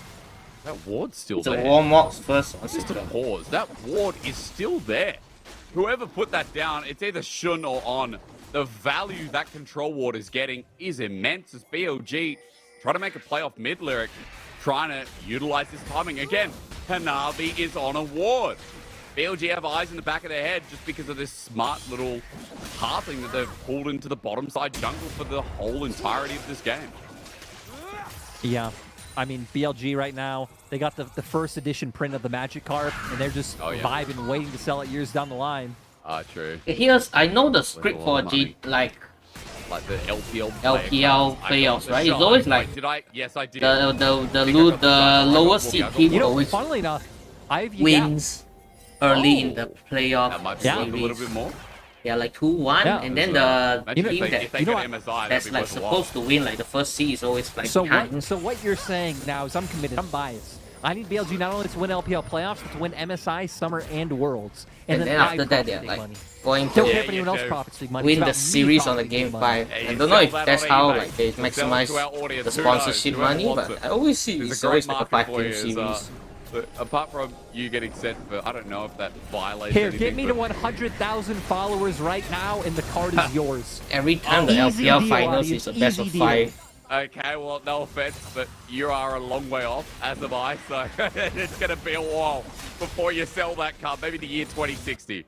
Again, no offense. I say no offense, it doesn't mean any honors. That was pretty offensive. I had to. I just had to. Well, I really got to take a shit right now. I just had no idea. BLG. It's a nice change in dynamic. It's Konami. Okay, let's after this fight. BLG, Bin comes through. Ulti doesn't connect though. As they don't feel anything. Even Yagao doesn't feel it. 369 over the wall. He's got a flash. Oh, shoot. Okay, that pass wasn't nowhere close, but that was a nice kill by brothers. Okay, I'm gonna shit. Give me like 30 seconds. Going over tonight on this Jace, who is getting pretty strong pretty fast. And now he's going to need to be the difference maker, right? He's the one getting a lot of the gold injected him on the side of JDG. And BLG, I mean, they're slightly ahead, but they're up 2 Drakes as well. They're getting the scaling on their side for later on. We can see Elk now already on his Mythic, even close to making it towards that second item. Is we're going to see a replay of how all this went down because Kanavi wanting to counter jungle. Look at the minimap. Both 369 and Knight are already on their way over, so Kanavi feels confident looking for this. But Bin committing the flash is what made it look a little bit dicey. But the exchange happens for so long with Shun over committing a little bit that it buys time for 369 to make his way to the fight. Even a nice guy, you know, gets another round of drinks for BLG. Hey, for the boys. Yeah, look, it's good to see 369 have impact in this game. Again, it's been pretty quiet. He's been farming topside quite well while Bin's been moving around the map, but it's his first interaction with enemy team where got a kill, or rather an assist. Interesting to say that JDG are now back up to even gold and Lyric. I want to talk team win cons again, because range seems to be very valuable for JDG, who are now with the 2-item Jace, 1-item Varus, who isn't going poke Varus, but still has a lot of damage in his kit. I want to talk about how JDG approach this Dragon, because it is going to be sole point again that BLG is going to try and force. Shun now going to look for the angle. But yeah, I mean, kind of hitting on WinCons and what we're looking at, right? Ruler going that on hit build, which is something we didn't really talk about coming into the game because we theorized that they were going to play out from a range in fights. So maybe just feeling like, hey, BLG have such solid engage tools. We're going to have to play a bit closer. We're going to have some DPS online to be able to take this in the long haul. So I think right now what JDG are doing are pretty good, playing around this top side where 369 is pressure, linking up as a group, and start making your way over to that Herald. The question will be if BLG look to contest, because they do have all their ultis online. Flash is also burned by 369, and Kanavi means that, you know, not as much potential threat coming out that you have to worry about. Oof. Well, the poke still lands, still hurts at the very least. Is anything? Though summoners down. I don't think I goes hit. on in. That's ambitious. He's got his flash, but It's no on one there. there. 369 even getting the first move, but Sean is going to be. Oh! Cyclone helps him out for a little bit, but he has to re-engage. He has I no feel like way he could out. still could A have big gotten mistake by away. BLG and Just JDG go is up. there to punish. Feels bad. And it's really tragic, right? Because we've been highlighting On is a stellar split. Probably the best split like in On's career so far. I'm still a very new player, but he used to just be known for moments like this, where we just kind of randomly go in, give over a kill to the enemy team. And seeing that once again, I think thinking you just get out easily with the Z, but not going to be able to do so is Yigao. Can he steal Very it? ambitious here. Oh, close, okay, at the very least. Kanavi does smite and gets away the dragon. Third one taken. Let's take a look Lyric, at what it's not happened. so Probably much deja Rakan vu there. this time. This time it's a new experience, which is that BLG, they don't have full control in the early game. The gold lead never grew above about 1,000. This time around, as you were saying, what can BLG do from a deficit this early on? Because both Game 1 and Game 2 have been so far in their control early that have given them a big chance. Yeah, it's going to be rough. We're going to see here. This is But Jax is top lane, bro. Your Vegas is bot lane. It's one of the reasons why typically I mean, your when you Jax do is have top a lane and your Rakan Vegas right? mid. I mean, you're bot. kind of syncing up. Like you're playing He's a only different angle from a fight 3v5 than whatever mid. your other No way engage option Rakan would be. should Because go in Rakan, usually not a solo engager. It's like, you know, Wukong will be going in from the front, and Rakan jumps to the side, kind of covering He was very multiple sus, angles. actually. It's also one of the reasons why Rakan's one of the only supports you typically see come off on flanks. Very squishy champion, as we see right there, right? You go in by yourself, you do just get blown up. 369, though, could potentially get blown up himself. This thing trying to predict this. On goes over the wall, the grand entrance now. Been waiting here. They're going to try and make this play happen. Teleport's coming through as well. 3 members to commit. Quickness being utilized. 369 goes golden. Quickness is about to time out, but they get the edge of it as Event Horizon and the Primordial Burst. One more auto. Bin gets it. And even Shun comes down in the nick of time. But as you said, Lyric, JDG say, well, we can just pull the Baron. And they've Yigao TP the bot. Bin doesn't have a TP. He's showing bot. This looks like it'll just be JDG's. We're going to see if Shun can get here in time. Missing trying to zone out control. Oh, they got it. 2K, 1K, it's gone. BLG committing everything in the kitchen sink, as you said. And Shun can't get there in time. That's just a big power play by JDG. Great read by them to realize, hey, so much committed down towards that bot side. We have enough damage to take this Baron quickly. And now JDG at a point where they can really start utilizing this comp, right? Baroned up minions, you're going to have pushing power. You're going to get all the control of vision, which means you're going to be able to play forward and start laying down these accelerated shock blasts and really just sieging down these turrets. Yeah, and that Baron's going to do so much. Such a smart move from JDG as BLG now try to find an angle. Kanavi's walking into dead air as Cyclone's there. The ulti immediately cleansed by Elk, but they've got nothing left. Chain Eruption hits on the back end as well. 369. Oh, he loses the lane, but wait. Woo, what? How did he melt? Dead again. BLG with 3 members left in this choke. Bin now on the outer fold as Event Horizon zones off. Yeah, my face is blocking the fight. He's got Ghost popping. 369. I thought that was legendary, Lyric, but he got absolutely juiced. Remember, he's an AP Gragas. If he goes in like that by himself, stunned. he is just as susceptible as On. Can you not out when you're Rupert? Up. Still, JDG will be able to use this Baron to find some pressure. But Bin going to try and counteract it, realizing that they really can't stop JDG's push. So Bin going to try and answer with turret and mid. Well, at the very least, there's something. Oh boy, get out of there, boy. 369 coming back, or rather, Knight, excuse me. He's the one who teleported back to mid lane to save that mid turret. So in the end, JDG still make it a trade, but able to open up the map a little bit more. Lyric. That was a close encounter. I'm kind of just surprised with how hilariously 369 went down. This looks so good. I mean, it looks a bit rough to start, right? Because, again, ideally you want Kanavi there to take that damage and to really be able to complete that pincer movement. But with Kanavi so far back, 369 Knight's far away trying to put up that poke. It just allows, once those feathers come flying back, Elk having the damage just to lead him. But now Dragon, 1 minute away. And they finally get this bot Dragon. I mean bot They tower. found themselves in time and time Everyone's again here. JDG, though, maybe able to find kills before that can happen. They got 5 members down here, and the rest of BLG aren't here yet. Explosive cast onto Shun. That's the clone. That's the clone. They're under turret. Bit is survived long enough. He flashed away. JDG have overextended here. Cyclone comes through. They get the turret, but now your Gal's event sends them up. On quickness is massive. And look at Elf go. The Lord, he picks up a double onto 369. Yep, he's killing Call everyone. an ambulance.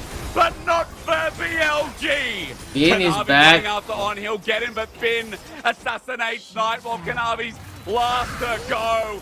This team, this underdog team, that was the biggest bait of. And what is going on in this LPL playoffs? BLG coming in and just taking out big names left and right, taking down a team like RNG in round 2, 3-1, easy fashion, 3-0ing Weibo with people like Xiaohu, the Emperor of Spring, someone who consistently gets MSI and wins titles, and now potentially gonna, make their way up over JDG. No one could have predicted this. Oh, man. Yeah, soloing the Dragon after the fact. Lyric, they use so much and props to They use everything to kill Wukong and Jax. Yeah, everything using the clone, being able to survive with the counter strike. Really bad. Time, and it allows for the pinch They to come from aim on. the support first because they know that feeling safe and putting down the damage because the cage he will was eat there to Ruler. dissuade them from being able to run in. And great discipline by Elk to hold on to his ult for a while, making sure it doesn't go down, getting the maximum amount of damage there. And I mean, once Gragas, once Varus are there just isn't a whole lot of damage to contend with the rest of this fight. Our 5th seed continues to surprise us. Gold is even. They've got Soul Point now. Elk is 5-0-2. The late game insurance, folks. This is how BLG played. He's got the most damage out of any AD carry at 32%. And now they're looking for another pick on Dolphin. Good again, missing. Absorbs Knight. Pace like metal. But at least he gets the mouthful as JDG now looking for a re-engage. BLG trying to walk out this top lane. BLG is not overextending like Like the JDG. play is short-lived. Towers still do damage late game, okay? That Elk is a full item up above Ruler right now, sitting on 3 in the very quick blades and Bloodthirster in pocket. Ruler only sitting on the Ginsus and the Immortal Shield Bow. So we're going to get to see how it all started. It was actually Kanavi trying to find his way onto the Rakan, but luckily having that E available did manage to escape. I'm surprised BLG weren't more willing to try to find something there with the power spike that they have on their Xayah, but it seems like realizing, hey, especially without Shun's ultimate and a lot of flashes being down, He got they're broken, not comfortable putting themselves at risk. Ooh, 369. What's happening here? Body slam doesn't connect. He doesn't hit. Coming through, but again, even though he's feeling confident, doesn't want to commit that ulti over the wall. We're continuing to posture here. Wait, is Wukong buying Black Cleaver too? I don't feel like you need 2 Black Cleavers. From the countless Maybe Wukong can buy a bit of tank. Yeah, JDG still the ones with map control, trying to maintain control of top side vision right now with all the wards they have down, because Baron is coming up at 30 seconds. They like that they've Knight getting control of bot wave now, can recall, to start bringing your forces up towards that top half of the map. BLG in a bit of a rough place because still Bin and Yagao missing out on teleports. Really means that Ben has to be careful about over-committing to pushing he's that going side, Black Cleaver again. or JDG can once again look for some kind of swift Baron play. A Baron play that put JDG into the lead. Well, Baron's now up for round number 2 here, but BLG have regained some control in River. Throwing out the wards now, JDG's next job as 369 moving in very aggressively. And Lyric, as you said, Bin, TP's not up and available for about 30 seconds. JDG are pulling the trigger right now. They're going to go for it. We're going to see if BLG can find it in. Shun does have his ulti online. They need to slow it down. There's the event horizon. They've just found missing. Oh, nice. Comes in late as well. Elf pull the ulti. They're still on Baron though. They're still on Baron though. JDG pull off the Baron. 4 members sit with it for the time being, but Bin's come in for a flank body slam. Going to be ignored. Event horizon flashed out on Bin. Pops the ulti, but he can't follow under the turret. As Shun looks for a little bit more, but they got the JDG Baron. again from out under BLG's nose will pull off the Baroners. Knight's gonna back in time. Elk won't find him, and 4 members still hella work. Yeah, great win by JDG to be able to get that, but I'm scared we're quickly getting into a point where BLG just looks so terrifying. If any fights break out, the amount of damage that's going to be coming out from Elk and Yagao is monstrous. And soon we're going to be getting to a point where Bin can really just start hammering away. And Varus is not doing anything this game. It's very hard.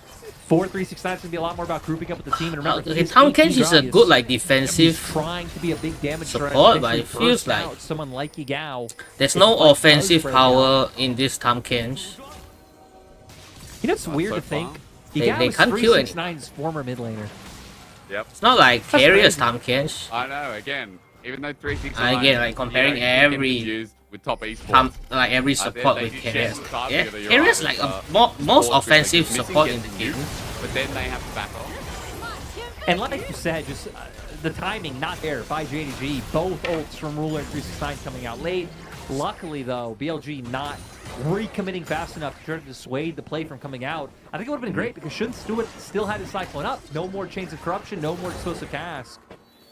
Could have been a great way to find something, but respecting the threat from 369 there. Now double Baron. They're moving towards Dragon Lurk. They've got pressure in these waves. As JDG group up as a 4-man unit, Event Horizon does a bit of damage here to 369. Good Dark Matter here as well from Yagao. But now the fight begins. Already you can see Yagao's pumped up close to a K damage. But there's going to be Soul. Needs to do a little bit more than that as Event Horizon continues to zone out. Knight now angles himself on the edge of this river. At 9k Lyric, we face down. I also want to say Yagao has stopwatch, even if 369 does find a nice cast. Oh, nice stun on everyone. They all jumped onto Ruler. Look at this 80 carry trying to fire away, but kill Ruler, and then yep, so smart. They aim Tahm Kench every team fight first. This series, so smart. That's Giga Brain, boys. BLG now get themselves Soul. Choice is amazing. Is Tahm Kench, then Varus, even then the BLG Sejuani. Double the kills over JDG, but with that, we've seen time and time again in the last 3 fights. Oh, he's gonna solo out the Gragas. Freaking Elk, man. This 80 carry's driving me nuts. This guy got second on All-Pro team for a reason, actually being placed only under Ruler himself. And BLG, it's why we came saying their roster, a lot of people who were the best player on middling or low tier teams in the past brought together on this BLG roster, and now making such a great run in this playoff, showing that our top team, goalie is not that different. Thinking about representatives who are going to get sent to JDG is like all over the place. Really cannot disrespect them. Upgrading their coaching staff recently, bringing in Tabe. They don't have any hard CC on their team, so there's no one going in. It's such an improvement. But BLG has all the CC in the world to go in. BLG just so good. Oh, beautiful. Yeah, great cage coming through. And then look at how much CC they have, right? Immediately into the quickness. Quickness we see Shun able to stay on top of Ruler as well, even if Elk is the one who finishes him off. And for the other members of JDG, very cooldown reliant, right? Gragas and Jace. We're going to see 369 go down how here. did 3 feathers hit the stun? It's a stain that he has. But Gragas, I mean, you're waiting on things like your Q and E to come back up before you're out putting more damage. Jace, I mean, like you can get into melee range, you know, utilize the W, put off some autos, but it's quite risky. You're opening yourself up to those engages, which is why we saw tank Vega, after disgusting. getting like, the hammer combo off, backing up, playing out with the accelerated shot blast. Go on. Be caught out there on your screen. 12 out of 15 kill participation, by the way. I know you're talking about JDG's conditions and how they can actually find a recovery in this game, Lyric. And look, gold is still even. Pretty much practically about as teleport comes through. They need to hold the thought. Elk was already Elk doesn't have out. It doesn't even matter. Nice flank, bro. But even Yagao flanking. Damn, son. End the freaking game, bro.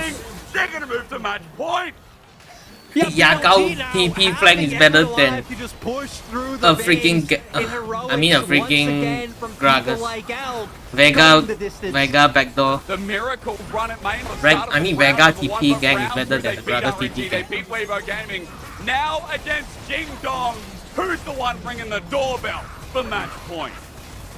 I'm telling you, this playoffs has been the craziest since I have been in the LPL. And it's not like any of these were huge, glaring upsets that are coming through, right? All of our teams coming in the playoffs, I'd say were relatively close, barring some of those first-round matchups. But, like, you didn't expect BLG to just dumpster RNG like that. You could have expected them to win. That, for sure. But I think a lot of people expected RNG to power up a little bit when it came to playoffs. Weibo, you know, a team that was hot or cold, like, sure, they were a team who really could get smashed by anyone still. You thought coming into playoffs, people like Xiao, people like Crisp were going to be able to deliver, and BLG just shutting them out as well. And now, I mean, this very realistically could have been a 3-0. You think back to game one, when BLG had the 5K gold lead on JD Gaming. It's like, what is going on? What is this playoffs? I don't understand how BLG have just come out of the woodwork and been this good. Again, this is pre-season BLG, where it all just kind of clicked together. They found themselves in the league, and all I can say, Lyric, is they're one step away from not only getting to semifinals, but their furthest placing ever in the LPL. Their best split ever in the LPL. Like, this is BLG's year, apparently, or at least their split. Because regardless, even if this goes to a Game 5, and let's say JDG win it out, BLG have shown us here today that they're a team that aren't worth trifling with, and they have another chance in the double elimination bracket as well. So whoever loses out of OG and EDG, still, you look at this and go, oh crap, this team's good.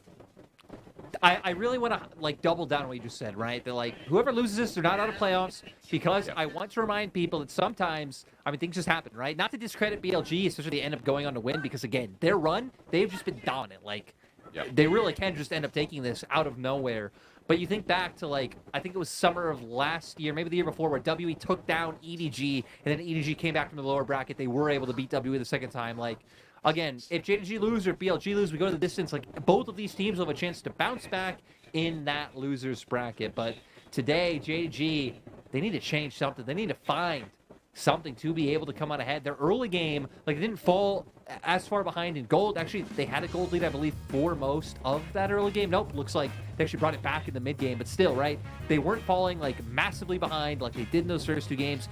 369 was going even in lane. Knight was up in lane. It was really only Ruler missing, who were the ones falling behind. But once things started to go awry, and Yagao's cages especially were really hindering them in setting up Elk to just put out such tremendous damage in these fights. I just cannot believe. I mean, Elk's damage speaks for itself. I cannot believe it keeps coming down to team fights. And for BLG, their team fighting Lyric is just on point. Like, they have quickly become one of my favorites to watch as a team fighting team, because the way they play 5v5s, the setups, whether it's a comp like this or game 2 or even game 1 in some of the fights we saw, it's just incredible to watch the coordination between a bunch of players that, yeah, some of them have played together before, but not through extended periods like Knight and 369, for example, or even Kanavi and 369 at this point, or hell, right?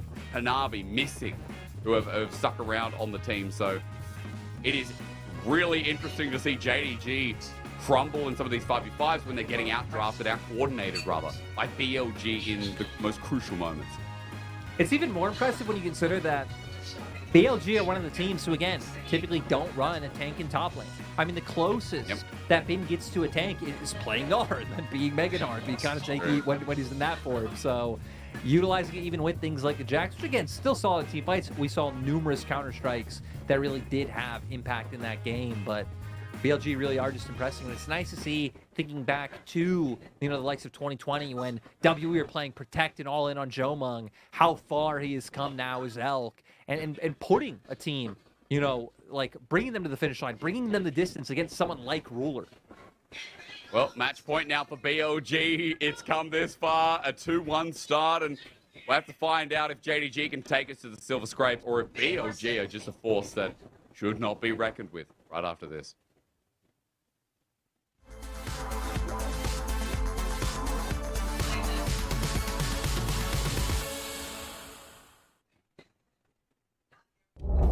It does not matter whether you clone or not. Chinktien looking for an all-in onto Cream at the top side. Spirit Rush is available. Can't push the ulti though, and he just autos him down. Hey, both coming in. TPs from both solo laners as they know they need to be here. Wayward's Mega Nard. Oh! The play. Rookie's on the back line. What? Instant triple luxury in this fight. Care has to go huge, still surviving. Has a shield over the wall looking for Dracula. He gets one for himself. Wayward chasing down the Cassidin. They've done enough to get themselves the Drake. And that's a lot of Magic Pen as well. As you look at his angle. Level 18, they're hitting the Baron, but they're turning to fight the all-ins there. A good all-in stun, but now IG have to be wary of Yagao. They haven't killed anyone yet. IG, as you said, Lyric, got to be scared of the damage as Arn jumps forward, but he's chasing. The Event Horizon saves his life. It's on to Shun. Hang on, a Felios moment. No, no way. It's happening again. On, run for your life. Yagao there as well as Elk is the only hope of taking him down. Gravitum is there with Calibrum too, but Arn's going to heal us back up with the BT. On needs a beautiful hit onto Arn through the gap close. Hook, hook, hook, hook, hook, hook, hook. Event Horizon saves his day. Elk's going to be rooted up. There's a double with Renan. Arn's still alive as Blue Buff is saving his life. Arn's going to die onto Elk. The range is there. They kill each other. That's my LPL. He is having a hell of a game for himself, and now Death Count in pocket. They've maybe found a big Shadow who pulls Wayward back. The bubble lands though. The Shadow who's gone too deep. LWX turning it around. LWX hammered into the floor by Wayward, who turns out to be the hero in the end. So crucial. Azaki, the target, knocked up, taken down. No smites when you've got no jungler. As Rookie. Oh, Jackie's dead. Shanji turns it around. Abel still alive as Rookie finishes him off, flashing forwards to make the hero play. Dodges the knockup, uses his clone, somehow dashes back out of the play, blocking, and Mark saves his mid laner. Absolute heroics from Rookie.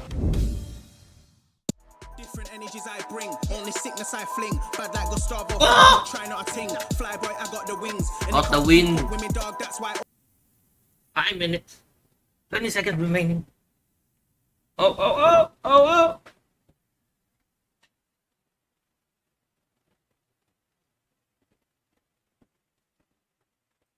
Oh, oh, oh, oh, oh, oh.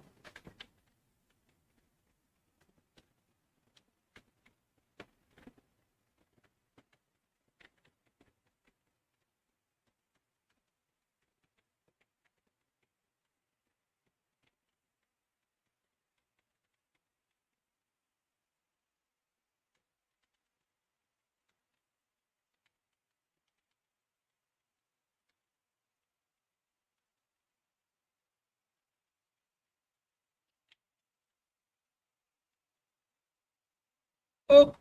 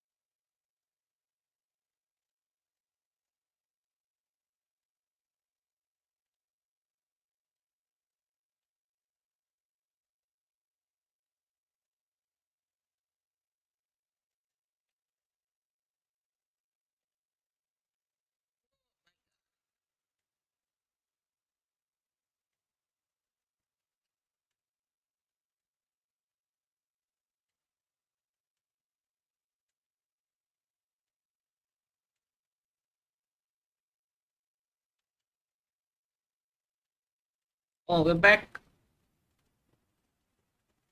季后赛和常规赛就还是有很大的区别吧，因为季后赛可能更多考验整个队伍的英雄储备，还有就是教练的 BP 还有心态吧。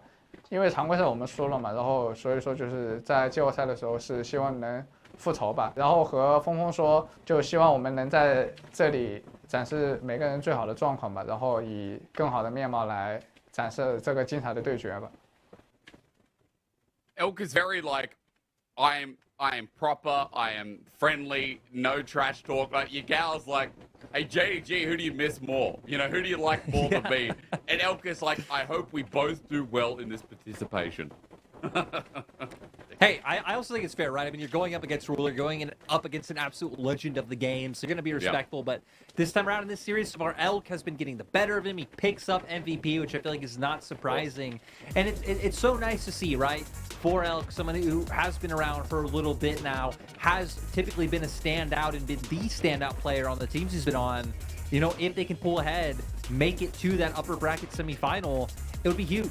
He has finished third once before. Again, it was that WE run I was citing earlier in 2021 where they took down JDG first and ended up losing in their rematch. So hopefully if they do win here today, it could be a little bit better than that, because I think seeing some of the players on this team make their way to that finals, making their way to a first finals would be huge. But I'm going to get a bit ahead of myself. Myself because it's exciting. Are you though? I mean, this is now BLG match point, as you said. Winning here in the upper bracket, that would be new territory. That'd be the furthest BLG have ever gone as a unit as well. And as we were stating, I mean, Elk just carried this game not only through the laning phase, but these team fights were glorious. He is firing, and he's a very different Elk than he was on WE. You know, on WE, Lyric, he was a carry, he had the high damage percentage as well. But on BLG, he's more consistent, he's deadlier. He is outperforming Ruler, out of all people, in this game. And hell, even the 2v2 has been reliable for BLG so far in this series. I remember talking to WE's coach back in 2020 when Elk was there playing as Xiaomeng. Because if you remember, their strategy back in the day around Elk was just overload the bot side of the map. You'd have like Morgan TPing down, teach him on the ace making his way down. And what their coach said was, we play like this because this guy just plays so aggressive. It's not necessarily like, hey, enable like this guy who's already a superstar, but we know he's going to go forward, so we need to make sure we go forward with him. And I feel like throughout the years we've seen Elk temper down while still keeping that killer instinct, which has made him much more consistent than he was back in, you know, those days, while also just being an absolute stud who's going to go in and find all the kills, even being the first man in a lot of these fights, right? We see him flashing forward and Gale forcing in and starting things off for Billy. I mean, again, it's been on 3 different champions too, so I'm excited what we see in game number 4, because BLG now match point, Lyric. We've talked a lot about draft in this series, and I think it's really important to highlight yet again that draft has actually dictated quite a lot of these setups. We've had 3 very different games, 3 different compositions, and overall, I want to kind of mention that, you know, JDG are forced to ban away things like the Cannon now. You know, the Kindred was there as well. Like, do they have to start banning away Zaya or Rakan after that game? There's so much more to add on. You cannot ban out the... I feel like for JDG, right, they went with like... I want to say you can't ban out... Teams typically do, you know, like in these events. The ADCs? Usually you see like bot and jungle come out and like who your knows, picks. man. Maybe if you have a flex pick, something like the Annie, you know, that could be thrown in there. Or, you know, on third pick red side, like you can see a soul lane ban out some. But JDG going with their complete top side in that first phase and not able to make it work. I mean, 369 on his Gragas. 369 just really having an off day in my mind, like not good performances whatsoever, when I think he was rightfully voted, you know, the first all-pro top laner. Great split, just great time ever since he moved to JDG last year. We saw what Knight was able to do in game 1, but not finding that same impact. And Kanavi, in my mind, has actually been the least consistent player on this team. Funnily enough, it's been between like him and Ruler in my mind, which still is pretty consistent. Like, right, they finished first in the regular season for a reason, but again, people like Kanavi we've seen not able to find the impact that they found on good days, to where BLG, I don't know, man. They are literally mowing through everyone they play in playoffs so far. Yagao, he is technically reigning champion, right? Him and JDG won it last split, and right now looks like he's going to go further than the rest of the squad. BLG just need to win one more game. They sit in the semifinals. They sit in their strongest placing ever. and they get one step away and 2 chances of making MSI for the first ever time in their history. Now, Lyric, I'm trying to think around this team. We know that Bin went to MSI last year. They were the winners of it. So the funny thing is that Bin would technically be able to defend his title, but on a different team. And then I'm going through. Yeah, he was on RNG. Shun has never been to MSI. Yagao.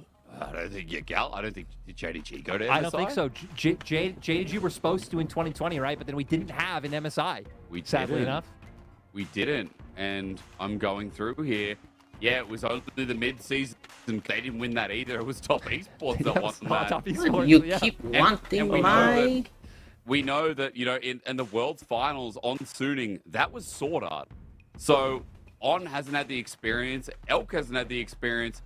This would be 4 members who have never graced the presence on stage at the mid-season invitational. Now, again, maybe I'm getting ahead of myself. Like, it is quite a journey to get there, but again, if they win this game, we're sold on the story. If they win this game, the story gets closer to becoming reality. Match point. JDG, our first seeded team, what was meant to be our best team. Let's see what they've Kindred ban again. And Lyric, straight away, it needs to be those cornered bans. The Shun, Kindred getting taken away. Nah from Bin.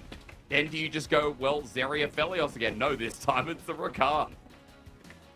In my mind, like, I've actually been surprised that JDG have not just been prioritized with that Aphelios pick for themselves. Now you'd expect BLG to potentially pivot their ban and not ban the Zeri anymore, and then you have like a trade come through where one of you can get the Zeri and one of you can get the Aphelios. I think a lot of people would prefer the Zeri coming through, just again with how prevalent that is. But that might be what's on BLG's mind right now is inch closer we're going to see, yep. So they are going to do that, leave both 80 carries open, and now for JDG, just going to lock in the Zeri.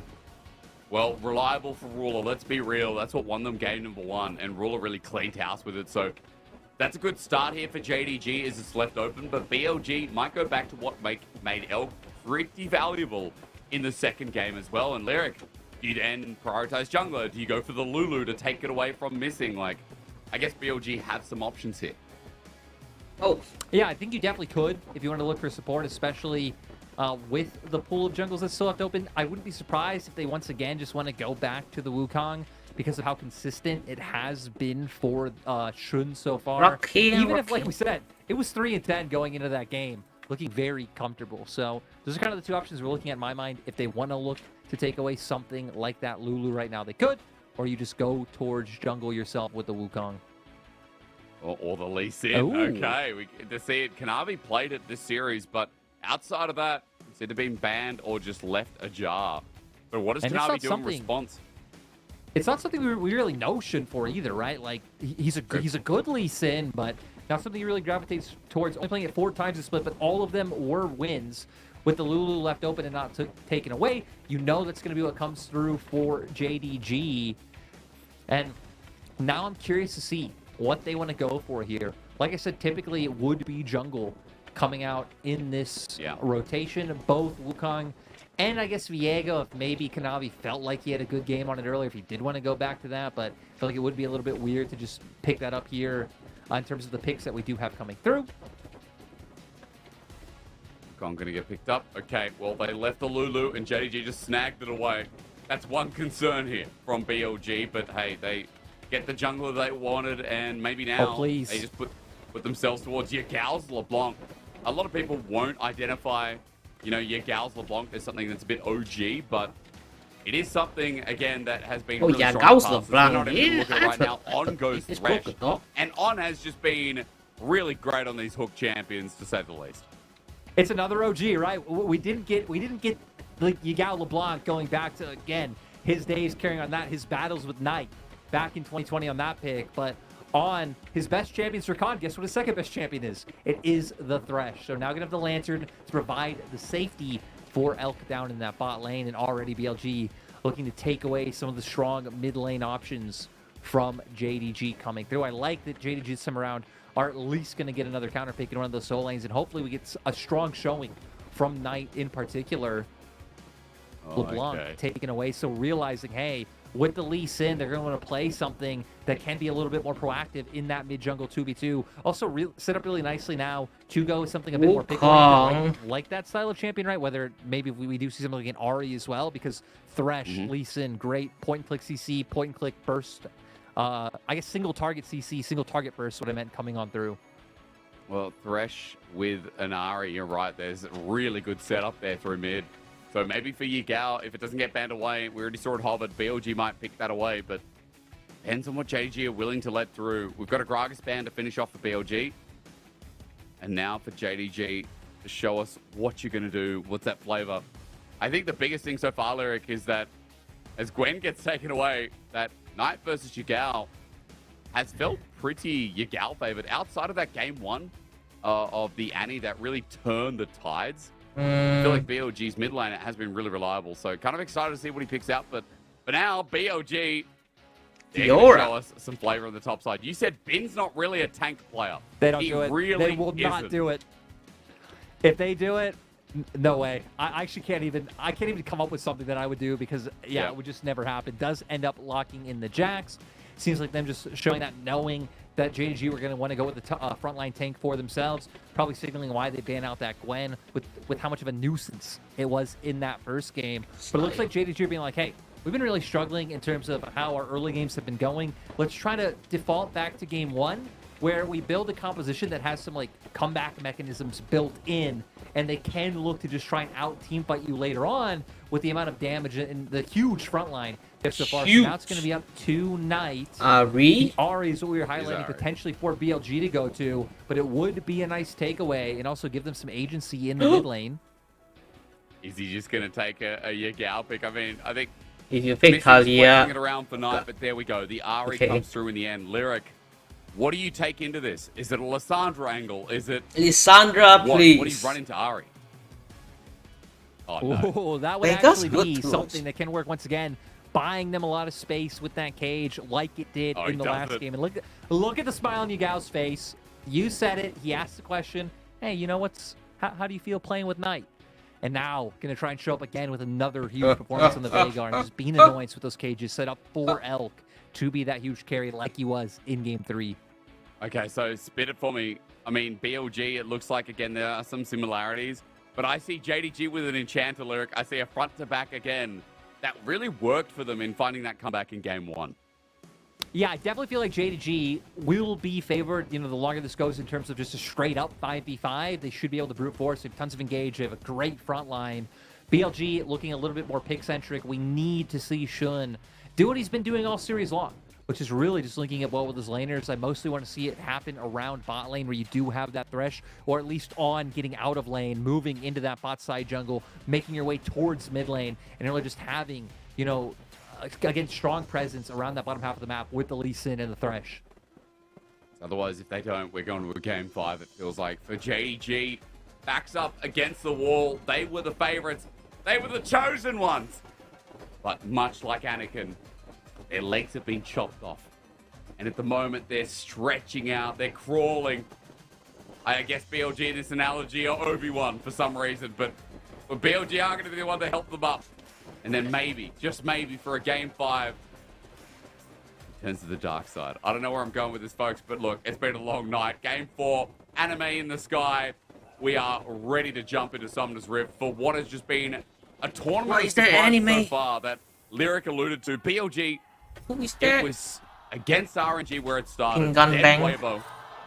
And then JDG is what they'll say if they can win this game, or even game 5 if it goes that far. Now that we're on the Summoner's Rift, let's find out, because Veigar returns again, Elks, Aphelios again, On's OG in the Thresh, and Lyric, Shun on Lee Sin. I guess going to be the biggest question, how it all syncs up for that 3-stack of BLG.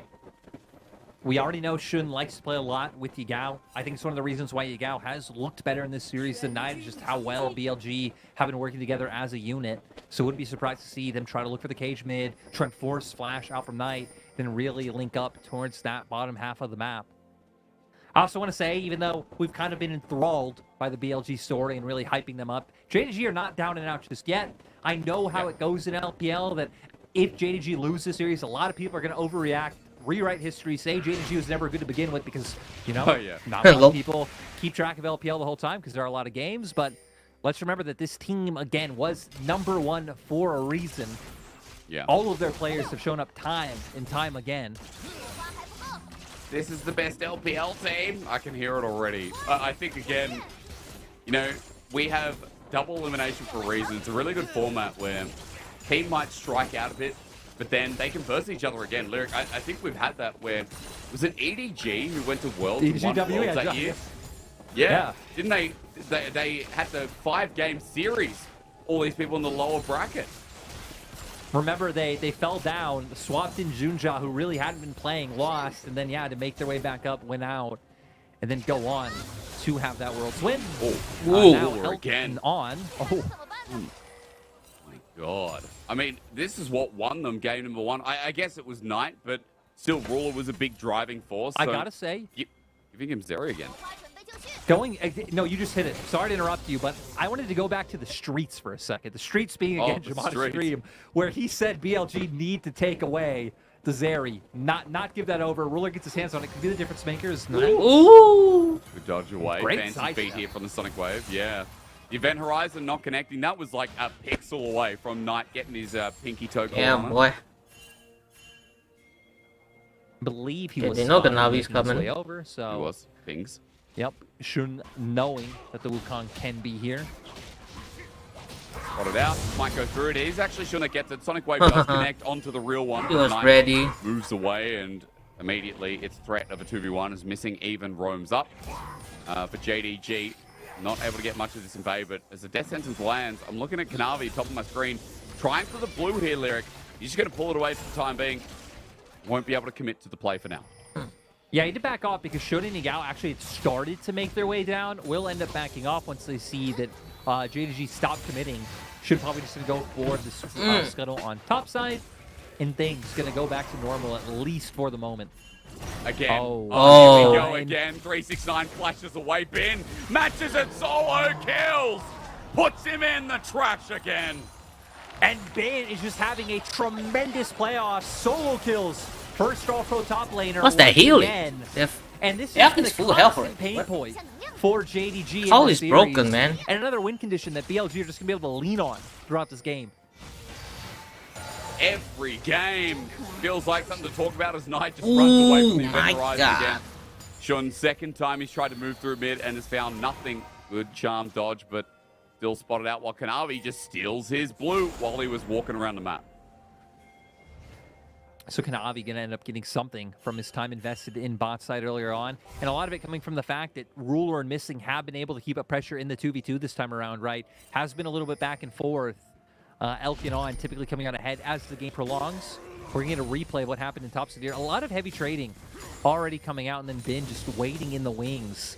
Looks like 369 just not reading it, already going out with the Q, so doesn't have that to try to like buy space or buy time. Committing the flash, and then just waiting for the W to come back up as Tabe is the static. And Tabe's an incredibly emotional guy. You know, I've been in arenas when he's there and heard his yelling, his screaming, his excitement, his anger, his sadness. Really is the full spectrum of emotions, and it shows it hard on the sleeve.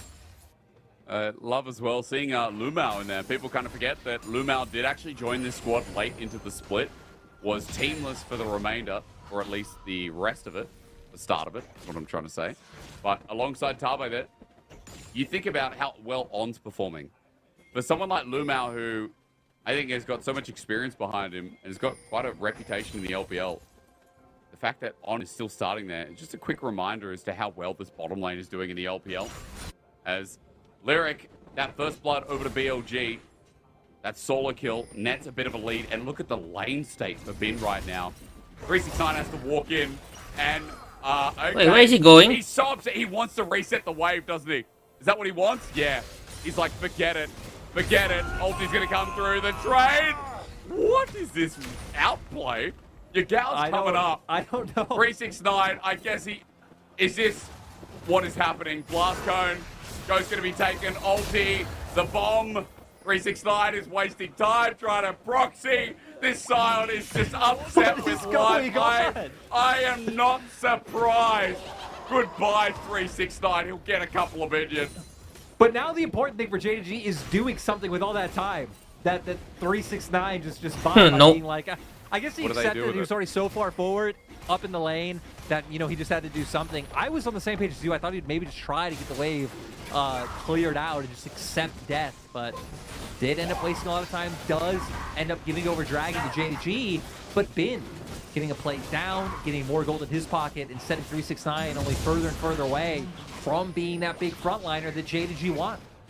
It opens up topside jungle for Shun while Dragon's going down. And as you said, like JDG, their response is going to be Dragon. And they were able to continue building their lead in bot and even mid, right? But CS leads there, but Bin is now 2-0 as 369. We look at this replay again. After 369's like, yeah, I guess instead of walking back, he says, I need to clear the wave. I think he walks up because he's still level 5, banking on getting the experience to level 6. I don't know if his initial plan was going to be to try to turn around and like ult towards his turret and just realizing, hey, he's staying behind me, I'm not able to do that. But does just end up, again, buying a lot of time. I guess wasting the time of BLG, but is it really a waste when BLG know they're going to get this guaranteed kill onto the side? And again, Jax is only going to get further and further ahead. Yeah. Having alone time in this lane. Let me correct myself. 1 kill for Yigao, not 2-0 Bin, but still Bin with a 20 CS lead here is into the enemy jungle. Kanavi's been spotted out by, again, some great warding by BLG, but some good warding from JDG as well. That's got a cheeky little piece of vision right there on the side of your screen. Seems like Kanavi continues to invade here, Lyric. Again, playing for himself to really envelop the enemy jungle. He's built up a bit of a CS lead for himself, and it seems like that pressure has given room not only to bot, but to mid to find an advantage where JDG even aren't that far. Yeah, that is no mana, man. And JDG now, I'm going to try and contest this Herald. We do have a lot of key ults online, and again, they should feel very comfortable going in, and like, if they can hit multi-man knockups with the Cyclone, combo that into 369, they should be able to find the picks that are necessary, which is why BLG ultimately end up backing off, despite them being the team with pressure in top lane. Yeah. Okay, so JDG started off. On is looking for something bot. In the meanwhile, excuse me, is missing and Ruler getting ganked. But a Glitter Land slows down Shoot. He doesn't land the Sonic Wave either. At least for Elk, how close is he to getting Crescendum here, Lyric? Because he's going to be able to start off some plating. And meanwhile, Bin taking on the army. 369 ulti's in. Flash away to avoid. Oof. Knight ready to come in. The Event Horizon quarters in for the time being, but a great charm. Brings back Yigao. Knight with the Spirit Rush almost up and available. Bin starts spinning, but no winning. Knight needs another charm here to bring up the ultimates. Meanwhile, in the bottom lane, we are just action-packing, aren't we? Shun is ready for the dive, but the wave's already cleared away. Dark Passage saves the way. Elk in this instance. But look at the wave, topside, that Bin's missing out on from all these shenanigans in mid. Again, he's built up an advantage, so it's not like he's going to lose out in terms of against Sion. I mean, if you hit that, well, you're going to go a in. lot of valuable farm that he would have liked to keep going, getting ahead on the Shax, to keep up the pressure that he's going to have in sides later on. It's going to be a huge part of BLG's win condition.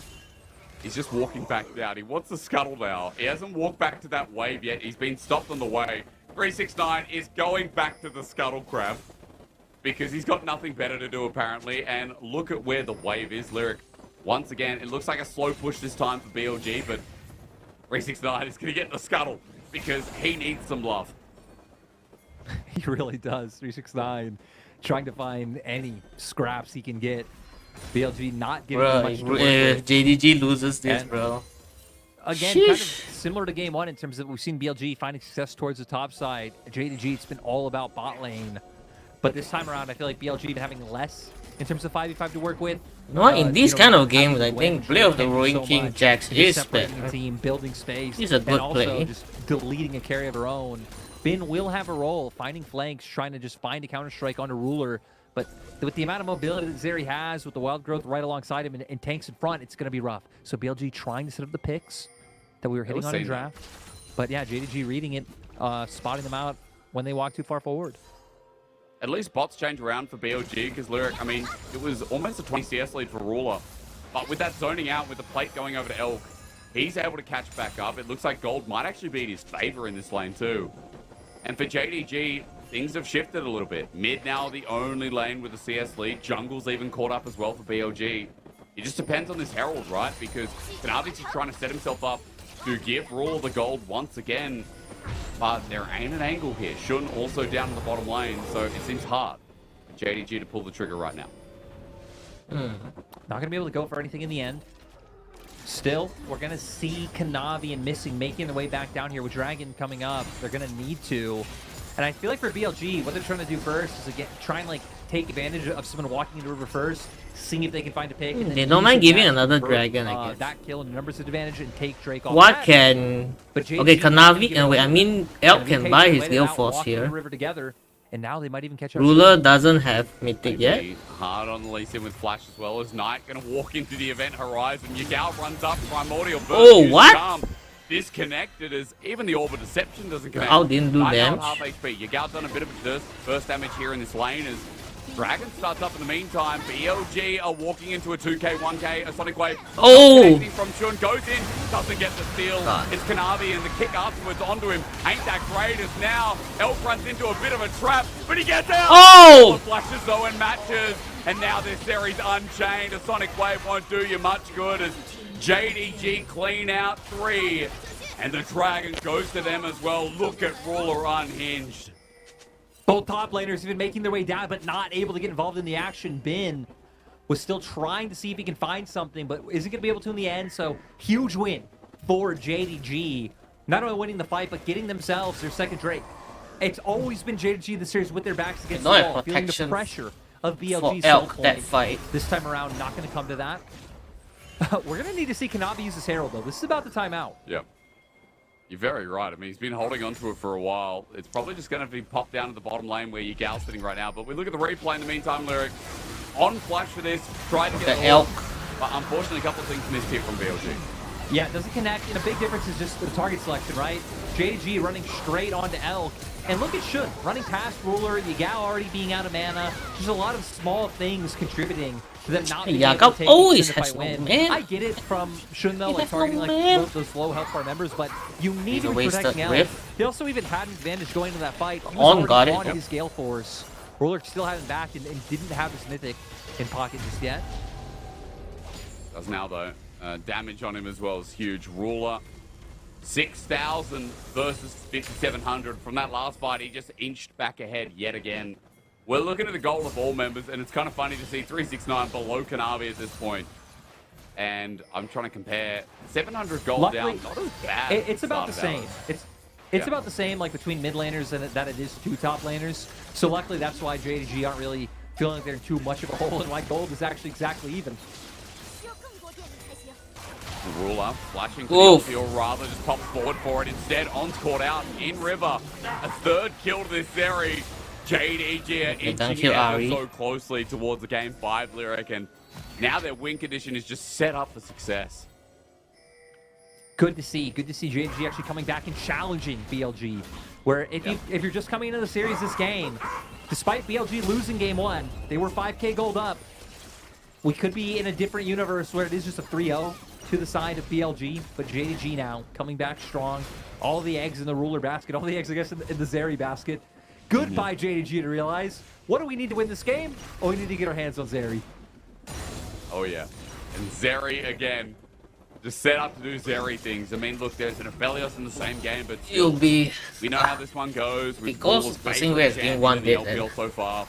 We know how BLG's well will on be his very Ahri. Lyric, losable this is a very strong mid laner too. And there's a lot of setup for Zeri to just free fire in these fights. You were talking about not only the front to back, but I mean, I think as hook wide. The amount of CC protection, I think, is important to note from JDG's side too. Yeah, I mean, again, they have a really solid front line. They have things like the Wild Growth. They have Polymorph as well to try and buy space. Ruler having all the mobility in this kit. And for BLG, we said it in draft that a lot of it, like, single target coming out from the hook. I mean, Shun with the kick. I guess Counter-Strike and Cage can be a bit more liberal in terms of finding multiple people, but even then, Bin having to put himself in harm's way. Yagao actually having to get in the right place to use that to deny Ruler any mobility. It's just very conditional.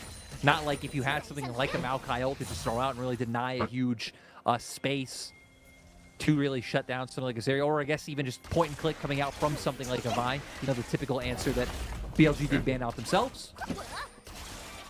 Well, it's Herald starts here though. I think we're going to see Elk should take bot turret right now. But never mind. I guess BLG Lyric are looking towards mid and bot at the same time. They're going to look for the gold trade instead, but I'm not sure what they're going to be able to get as Ruler's just here to cover. Whoa, whoa, whoa. Looks like they're getting some Raptors, so okay. they get something. They get something. But is bot achievable? Knight has ult. It is an Ari, but I guess he's scared enough of Elk because the whole team is in fog of war. Everfrost is used. Nope. Respecting the fact that the other members were in that bot side jungle, so not wanting to walk up and get collapsed on, but at the same time, JDG able to just instantly respond with Herald in mid. So still not really breaking up a huge gold lead, but breaking the map open, right? Giving them multiple angles they can enter either side of the jungle through from that mid lane and give them an easier time in terms of controlling vision. But Dragon come get 5 seconds. This is where BLG have been, so they're the ones with vision down to the side. Okay, BLG need to fight this right now. They're not that behind. Avenue to try and reclaim some of this. Double Dragons, like, unfortunately didn't see it. Control wards in that tri-brush and bottom side means that JG is still wondering where they are. They're moving in, trying to cleanse out, and they've done a good job here in the early Sion can be bursted by Vega. Forget Dragon. They're trying to get the inside track on inner Lyric, but Elk's here. So for JDG now, it has to be a reposition back towards that neutral.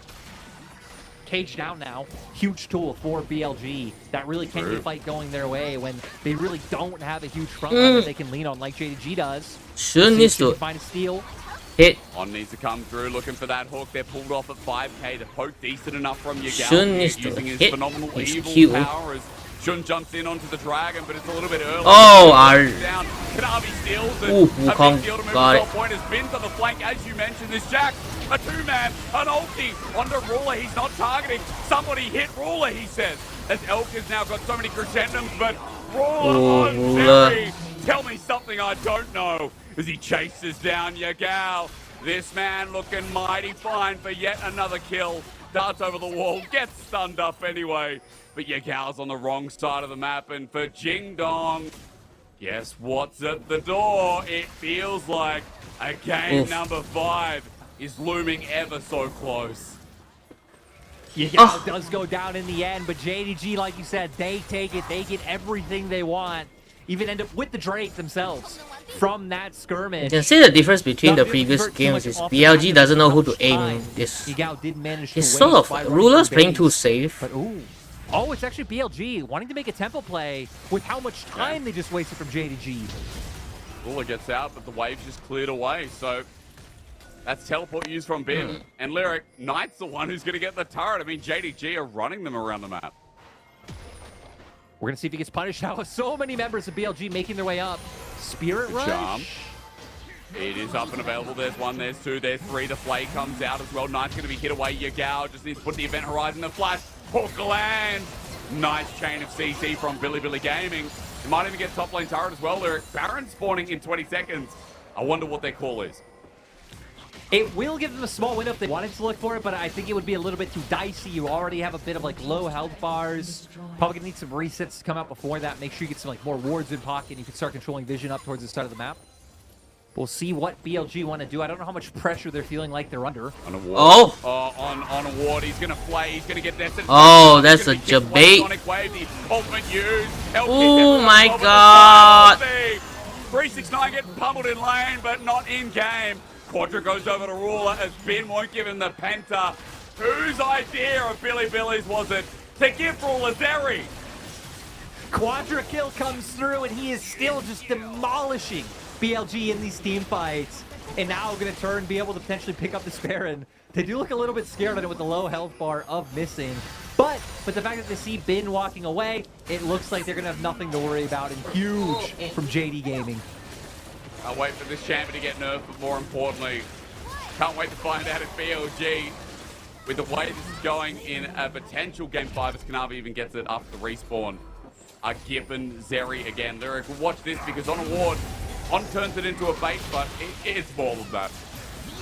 And then we see, again, like, BLG targeting or trying to take down the low health bars, which just opens up for Ruler to, unaffected, just run them down on the side of that fight with all the buffs coming out from missing. And like you said, if there's one thing we know that's going to change next game, it's going to be the lack of Ruler Zeri. But I guess assuming JDG do end up taking this, I mean, we can expect BLG to move over to that blue side.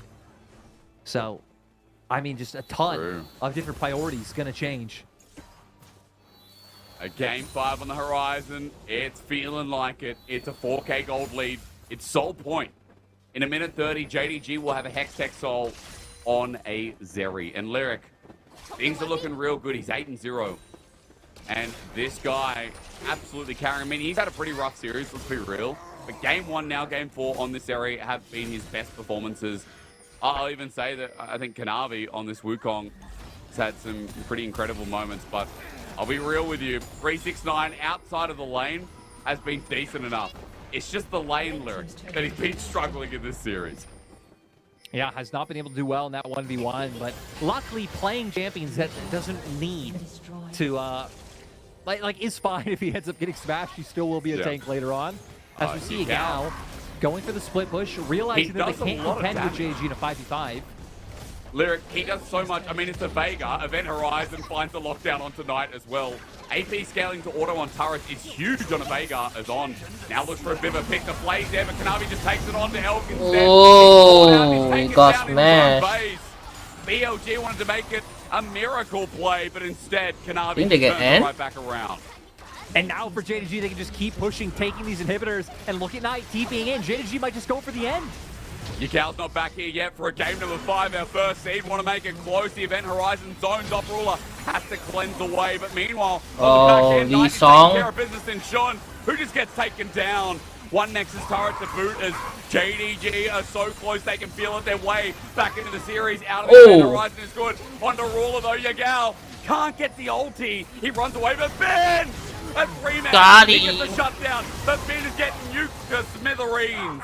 Yakal will find himself at Event Horizon that zones out yet again, but Billy Gaming, they may have zoned them out. But JDG having the last laugh on the kills that come. Nice. Oh, Charm was so close to landing. But Dragon, I mean, this could potentially mean Dragon going over. Shun's going to be up soon. JDG, we'll see how quickly they're able to do this, or if they're able to find a pick first. It's a Hextech Rift. Lee Sin can come in. Lyric, he's got a method of transport. Yeah. Gonna be nice public transport, unlike what we never. Wukong. Kanavi gonna go through. Elk again, but he flushes away from the charm onto Kanavi. He can survive this one. There's no Zeri there yet. Severum kneels up at Night, cleans him out. JDG still in the lead here. Still feels like they're fighting. 369 zoned out while Knight is getting chased down, but BLG are so low on dive.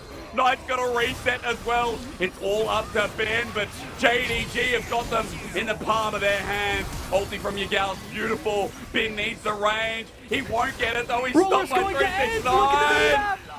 BLG are going to lose the game by proxy by this 80 carry. He may have died once, but he ain't letting the series be over now. Ding dong. They'll take down Yagal, but Ruler will take down the base. We are going to a game 5. This chaotic series has got to end. Wait, no way. I think Ruler 1v2, 1v2. Oh no, he can't. Hook lands, box down. Elko's in his eyes. Zeri, baby. Ruler 10-1 and 4. Do not give this man, this champion, ever again. I love how Ruler was like, you guys have fun with those shenanigans. I'm peacing out. I'm ending this game. Thought he was going to go down once the hook landed, but still the damage was just too much coming from him. A game 5 finally coming. BLG being put to the test up against JDG. It's funny to phrase it in that way because like we said, JDG coming in heavy favorites. So our first place team, but BLG pushed them the distance. JDG managed to bring it back after falling 1-2 down.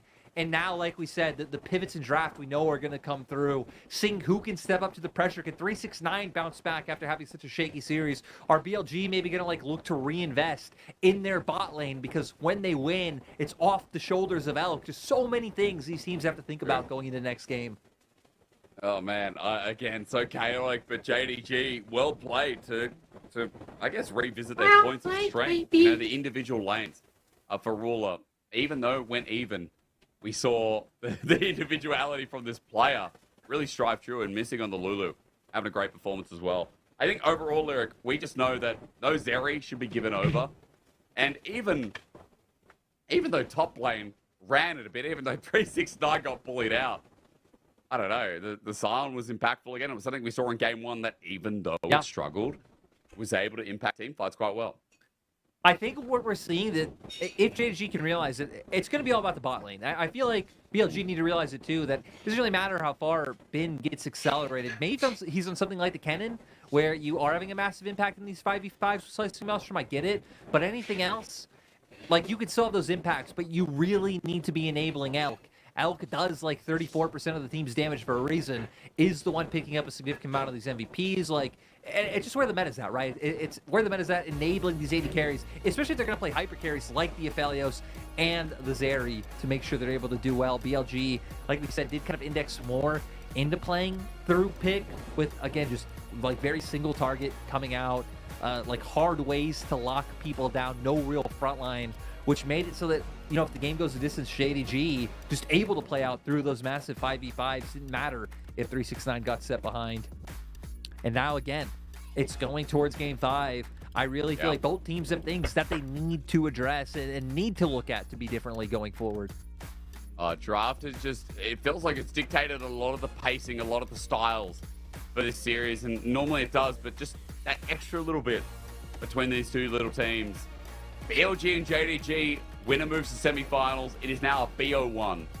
And so far in this series, I've just loved observing the banaways, especially from people like Shun, even Elk in parts of this series. Hey, you can say the same about Ruler, Kanavi, Knight 2. We are now to a Game 5 where you've only got 5 bans. Even though League of Legends has 150 champions, 5 bans to use on each team.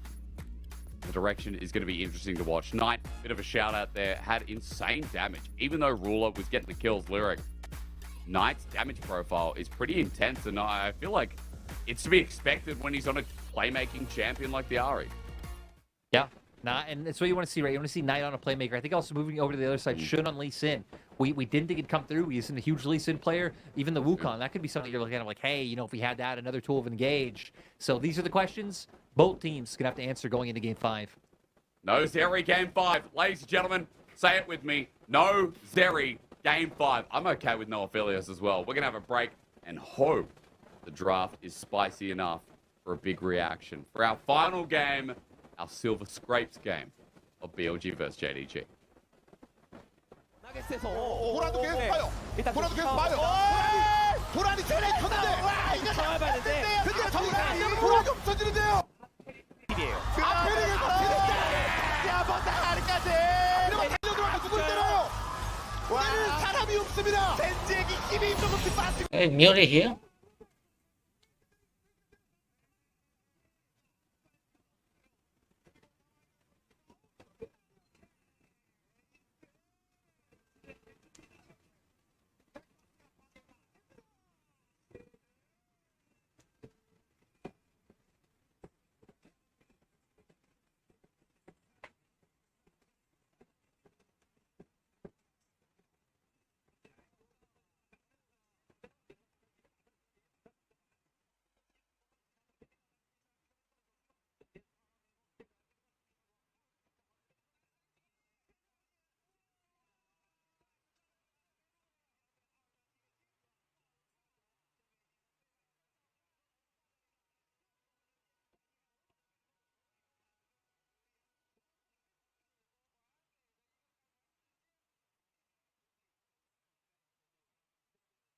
Oh!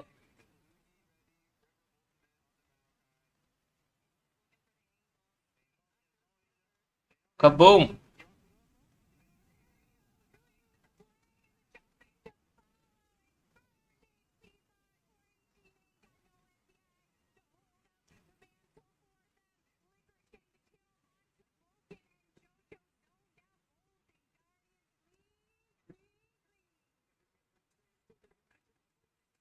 It's the boy!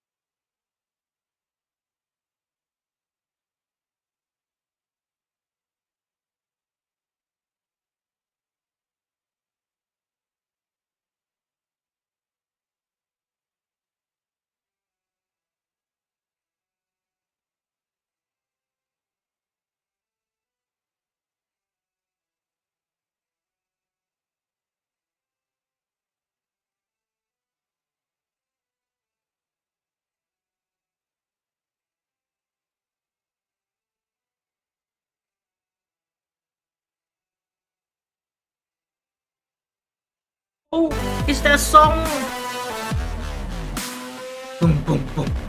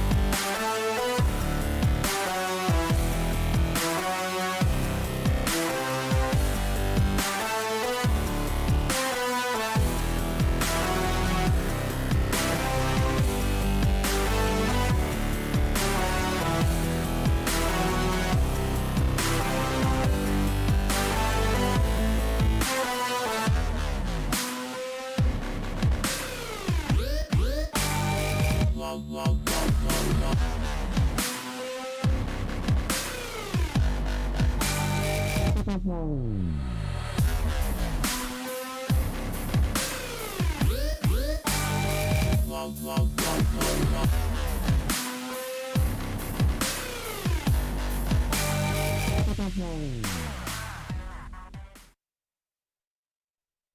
觉得这栏辅助的话，就是看你选择到什么样的英雄，然后去好好的发挥他的英雄特性就可以了。常规赛打那么久的话，就相对我们说就是辛苦，然后接下来好好休息，然后好好准备就是季后赛。想和对手说，希望你们别被我们打太惨吧。Game 4 was overwhelming. Let's be real. JDG took over control and really let it go. We're now to a Game 5 after listening to Silver Scrapes to lead us in. My name's Hysterics, joined by Lyric by my side, and we've just been told, Lyric, that Ruler's MVP. Surprise, surprise. Don't give him bloody Zeri. Just stop. Yeah, there's a whole ton of footage of Ruler being an absolute menace on this pick last year. We've seen time and time again what he can do on this split as well. And I feel like it's a pick that we really just shouldn't see go through on either side. Ruler, insane game, right? Positioning so well. I feel like a lot of the time we saw BLG weren't even putting focus on him. We see here just able to run right past Yagao. Shun wanting to finish off missing because he's low HP, just goes past him and just able to just run house, clean house on the members of BLG. For BLG, never really a chance. I mean, we saw a couple of fights where Elk was able to do what he did in other games, Lyric, but again, then there's the engage from 369, Ruler untouched. You were saying in game, no one hit Ruler, like he was freestanding pretty much the whole time, and this was just the perfect way to end, wasn't it? A 1v2 versus Elk and On, where Ruler getting a bit of revenge for how this series has gone, because this series has predominantly been Elk and On favored, even in game 1, Lyric. It felt like they were in control, at least some regard. Yeah, and it really feels like bot lane is going to be pivotal to which either team comes out ahead, right? BLG realizing they need to invest more in trying to keep their bot lane afloat or get them ahead, right? Put Elk in a position where he's the one winning out and he can carry because he's shown time and time again for this BLG roster that he can do it. And if there's anything to go by these past 2 games, like sure, we know 369 ceiling, like he can be the best. He's been super consistent in the regular season, even all last year. But this series, Bin has just been outdoing him. You can leave Bin in that 1v1. He'll probably get advantages just fine. It seems like they really don't have answers to his champion pool with a lot of these fighters you know he's going to gravitate towards. And again, you could potentially just look to keep playing out Shun with Yagao, because even in the last game, we saw a lot of emphasis put to trying to gank mid and then bringing that down to bot lane, not allowing these heavy invades to come out from Kanavi like we saw in game 1 and last game. Yeah, I mean, the invades are consistently...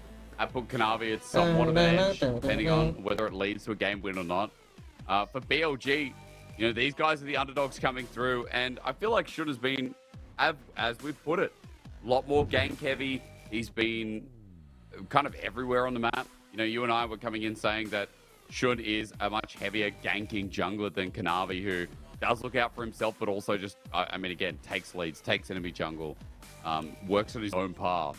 And it's interesting to see that contrast today has been very correct with how the junglers have been playing.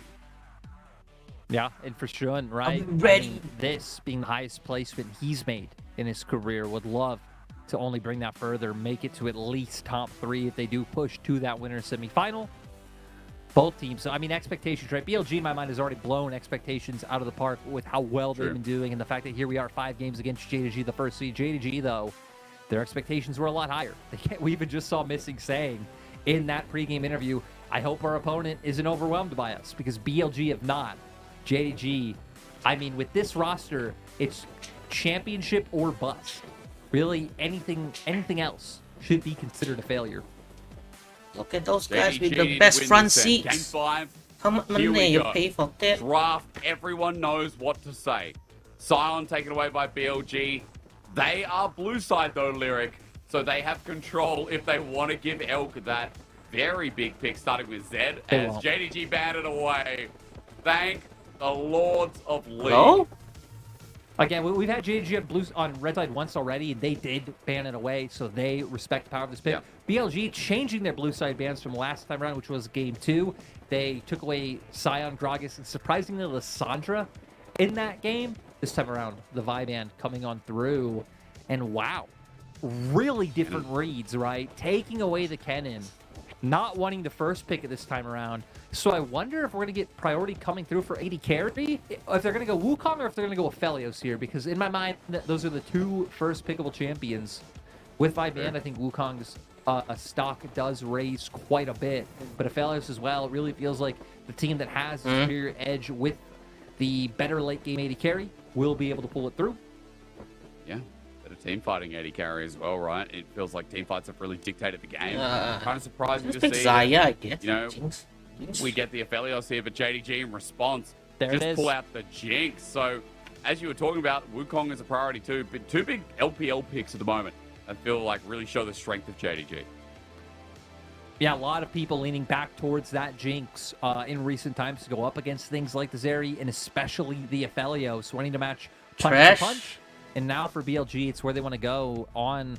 Once again, I mean, you could look to go towards that Enchanter support route, but something we didn't highlight with the fact that the sides have swapped, that being left open. JDG made the gamble once, they left it open. Shun had a tremendous early game, was able to take over, and BLG just wanted to keep with the duo. Yeah, go exactly with the same picks you had in that game. I mean, Shun's Kindred was legendary in the first game, but Knight Syndra that's been banned away in the second phase consistently. Lyric now picked early. It's not like something before where it was the Annie. It's Knight Syndra that has won him Game 5s on top esports against JDG at the time, against Yagao. He is all too familiar with this Syndra winning series. A lot of things are going to be different too, because in BLG's win, when they had this composition, they were leaning heavily on that Kennen. Bin was the one who picked up the MVP of that game. It wasn't Shun's Kindred. Though we did highlight pretty much everyone performed well in that BLG win, but I'm curious where they're going to look now, because, I mean, right, having double marksman, having Galio in the mid lane, they probably would have theoretically liked to have more AP up in that top side, which is why JDG do take away that Gwen. Gwen, Gragas, okay, top being looked at quite severely here. Bin versus 369 has been Bin favored so far in the series if you're just joining us. That Gwen is something that did pummel against JDG, as we even get the ban away of the Fiora just in case. Lyric, maybe something like a Cassante angle here for 369. Yeah, and one thing my mind's leaning towards for the opposite side for BLG, you need to remember. We need to remember who we have. We have Mr. Love Camille himself over there. For anyone wondering, that was his longtime Korean solo QID.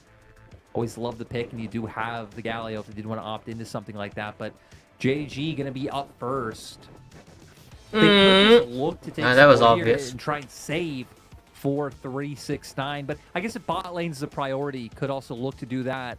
Sion's still open if they did just want to put 369 on the... Oh, actually, no. It was banned in first rotation. So, a lot of the generic tank picks taken off the table.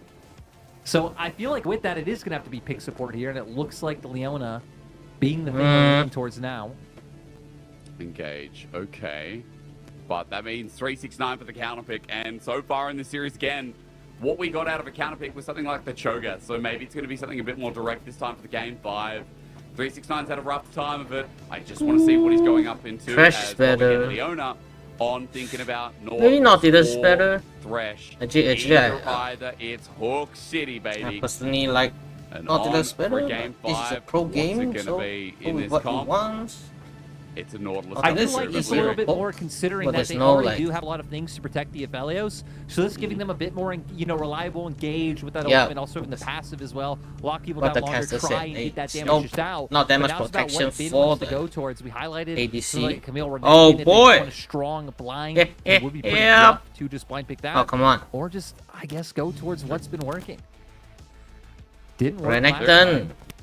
Do it. Fix the mic. Little bit of issues on my end. Walk me through this as Camille gets picked. Oh, we did get it. I thought maybe they would opt out of it and wouldn't look for the blind pick, but the fact that they have the Galio, they do just want to go back to Bin's OG signature pick. And now for JDG, they're hovering the Renekton. I would expect this to be locked in because with things like Sion and Cassante banned out, like I feel like 369's pool, even though he's very willing to bring out many different champions, not too much he would confidently bring out into Bin's Camille. So we'll be able to find up in his top side. But yeah, a lot of early aggression on for JDG. Syndra and Renekton both very strong champions with very early power spikes that they can play around and utilize Kanavi. To where for BLG, again, a lot of peel, a lot of protection going to be down there for the Sibelius. And now, with having to worry about like Camille getting onto the back line, Hextech Ultimatum on top of Ruler, Galio following through, there's a lot of threat going to be put on Ruler, who really doesn't have any peel in this composition from JDG. True, it's a very good point. With all that dive in, Ruler's going to be on watch here. Game 4, the Zeri MVP. Game 5, he's on the Jinx with no other choice. It is a fitting way to end this series regardless. 369 on a favorite, Bin on a favorite here, Knight on a favorite, Shun on a favorite. I could keep going with Yagal, with Elk on a Felios. It continues. But at the very least, with our previous champions, Jing Dong, our first seed, versus these upstarts in Billy Gaming, we got our game 5. But now we're going to find out who moves into the top 3 and into the semi-finals. BLG won with this comp before. Shun on Kindred was a massive factor. Can they do it again? Can they create the upset and start yet another miracle run here in the LPL from round 2 to semi-finals? That's what's on the line as JDG look to maintain their pride and their expectations here as the best team.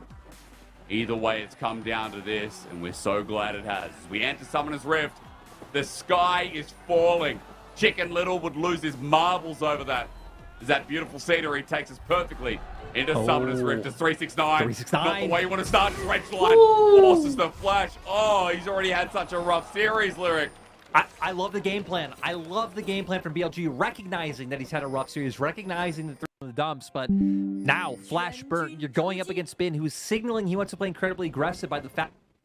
Some of the game so far before. Ward could split out the start here though for Shun. Red buff warded by BLG in the top side, Lyrics, so they know that JDG are starting bot. Okay, following the Jungle script, gonna be on the JDG same side should here, be. transitioning up that very volatile top lane. And in the early game, we've already highlighted to kind of expect aggression from BLG on that top side. From JDG, we need to see a lot of aggression in mid. Ooh. Having the Syndra up against the Galio really is one of the areas you need to at least be able to maintain priority, and then see Knight link up more with Kanavi. As we said, JDG, it's not really much about linking up together or like playing around jungle or Kanavi ganking overly much. Shun is the complete opposite story though, as we see here. He is indeed. Not going to be spotted out for now. Missing Oh, moving boy. into Rush, but doesn't put the ward down. Here comes on Dredgeline onto Missing. Shun going to make himself known. That mounting Dread up and available as Missing Flash gets burnt straight away. Advantage here, BLG. You've already made it so two lanes gonna have to play differently than they would have wanted, right? 369 gonna have to be very cautious without Flash. Now Missing gonna do the same. At least being on the Leona, he has the Hex Flash. Potentially still look for engages if he does get brush control, but not gonna be as easy as it was before. I mean, doesn't this just tell the story of junglers though? Shun ganks at level 2, while Kanavi then invades, gets blue buff on the other side of the map. Yeah, just really showing the stark differences that we've had in our junglers so far. You can even see now Knight kind of like leaning up towards that top side of the map. JDG realizing that's where they're strong. Should be able to get the Scuttle Crown up there as well when that one does spawn.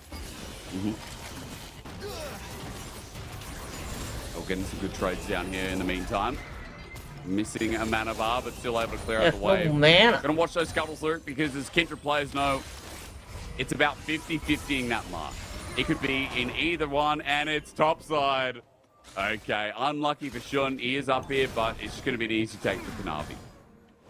Yeah, we see now Knight was doing a nice job in that mid lane, forces you out back. He's going to recall and come in with a bit of power. Null Magic Mantle in pocket. But our observers are enamored by the trading that's happening in bot side. We highlighted that it's probably going to be the most important lane in terms of deciding this series. Wait, the W doesn't break the shield? Of course. Shun going to get a response to Scuttle in the meantime, though. Derek, I wanted to ask you a little bit about the setup here. What happens as the game goes on? You know, we do have 2 scaling ADs. Now's not the time, though, is it? No, of course it's not. Knight going to get through the wave. The Dredgeline flashed away from, though. Ooh, how many That flashes is the are forced third already? flash that On has gotten from simply pressing Q. And that was close, too. I mean, hell, I almost thought that Knight might have flashed into that, but just barely. dodging out, making sure it doesn't go down. But JDG in the meantime, trying to bait in Bin. Oh, he's gonna fall trap, is he? Hook shot, wall shot is up and available. If he uses it aggressively, Bin's gonna die. 369 draws him in. There we go. Hook shot, wall shot now. Is it gonna come through Bin? But he's matching the flash. It's blocked here. Trying to survive. Oh, he gets the slow down, gets the heal out. Oh, Bin Yagal's coming. running to his mid laner. Help me, brother. Help me, brother. Gets whacked on the head. Yagal now there. 369 stops the chase. Oof. And just like that, Bin is safe for another day. That is such a tragedy for JDG, investing so much and finally trying to set Bin behind in the series. But Yagao moving over. Knight was actually on a reset, just TP back Nice. to lane. Can just take Dragon right now. Allows him to get out safely. And in the meantime, BLG JDG needs looks to like they should be able help. to get this dragon. Need Wolf help. where Kanavi is. He's still making his way from base. I mean, that's huge for Shun, especially. First Dragon here to open things up in a game 5. It just tells another story, doesn't it? That Bin has been heads and tails over 369, and even with jungle intervention, in fact, he's able to get out there. I mean, this lane already going pretty well, it seems. Camille Galio, damn. Bin's Like now oldest massive combo in the back book, there. man. True. Just, you know, I mean, he's had a rough time of it. Bin still having a CS lead as well. Like, sure, some of it's going to be equaled out by this way, but not enough. Have you watched Archer? That's not the green arrow. No, I have not. No, it's not. No. Well, then, you know what? The reference... How have you not seen Archer? Absolute I've seen it. cinematic I've seen it. gold. I don't think it's funny. It's the animated one, isn't it? Yeah. No, You know no, the same no. guy, that voices Bob in Bob's Burgers? Yeah. But, dude, I don't find Archer funny at all. Rick and Morty, that's a banger, right? That's a real banger. But Archer to me is just, I don't know. But look, you can hit it up anyway, Lyric. You know what? I gotta say, you guys came up with the comedic genius that was Wilfred. So, you know what? I'll accept it. Though I don't think you've seen Wilfred either, even though it's Australian, which is pretty disappointing. But now that we can't make references, we need to highlight Shun is getting a mark. He is indeed. Well, mark means success. This time around, it's not going to be as quick as it was in game number 2 or 3, wherever the Kindred came out, but it's going to be quite nice. As On is making the move, Lyric. This is nice and early. Hey, you know what time it is? It's fully 369. Yagal's coming in as well. The mark of threat layers down. The shield of Durant lands. Kill 369. The robots have risen again.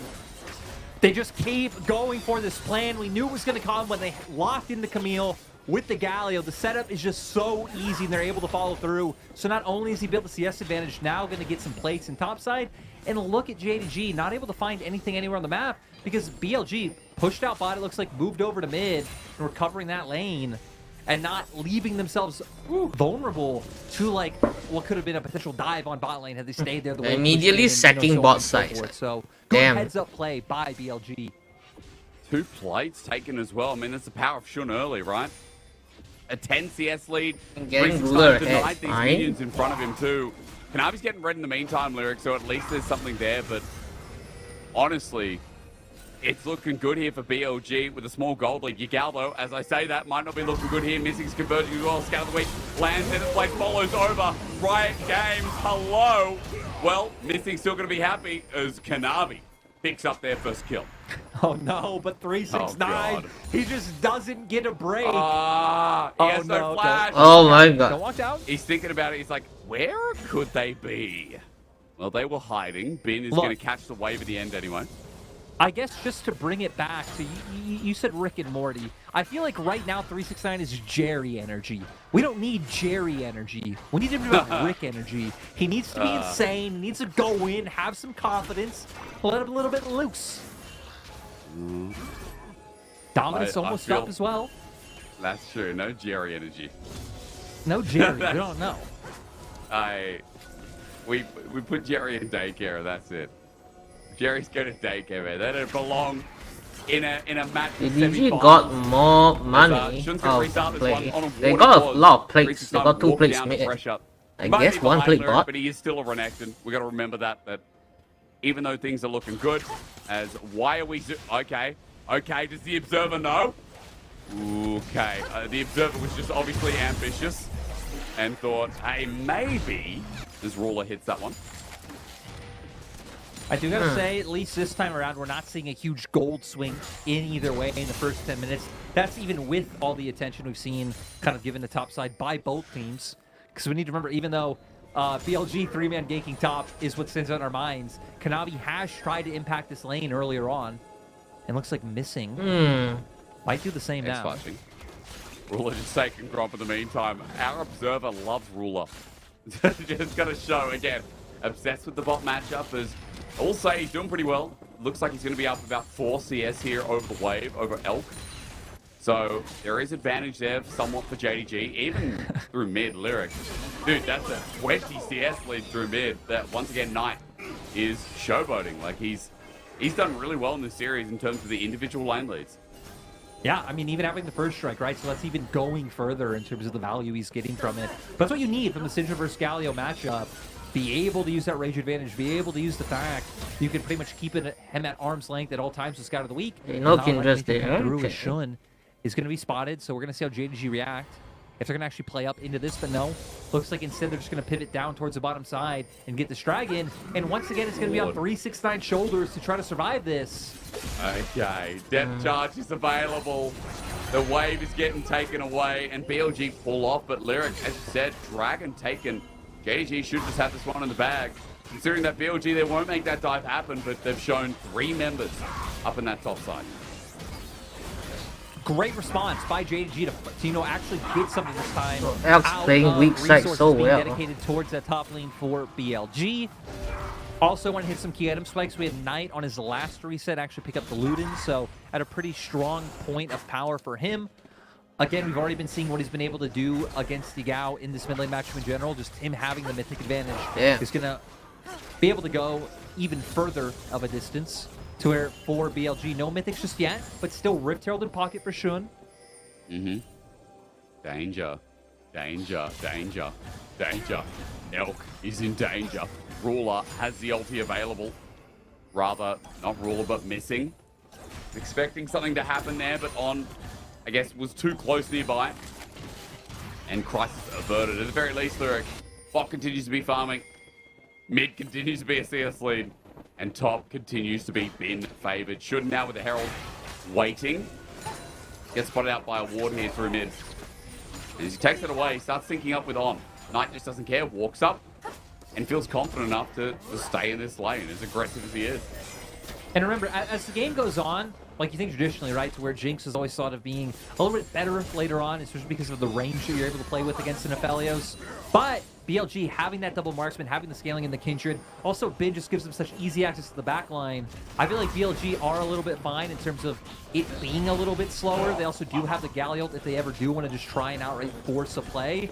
To where JDG have one mythics right now. Who I feel a little bit more pressured to look for plays, considering that Renekton BLG have no mythics. He's not going to really have a massive impact later on. Need to farm a bit more. Their timing is dragon. Oh my god. You see him? Very reliant on burst coming through.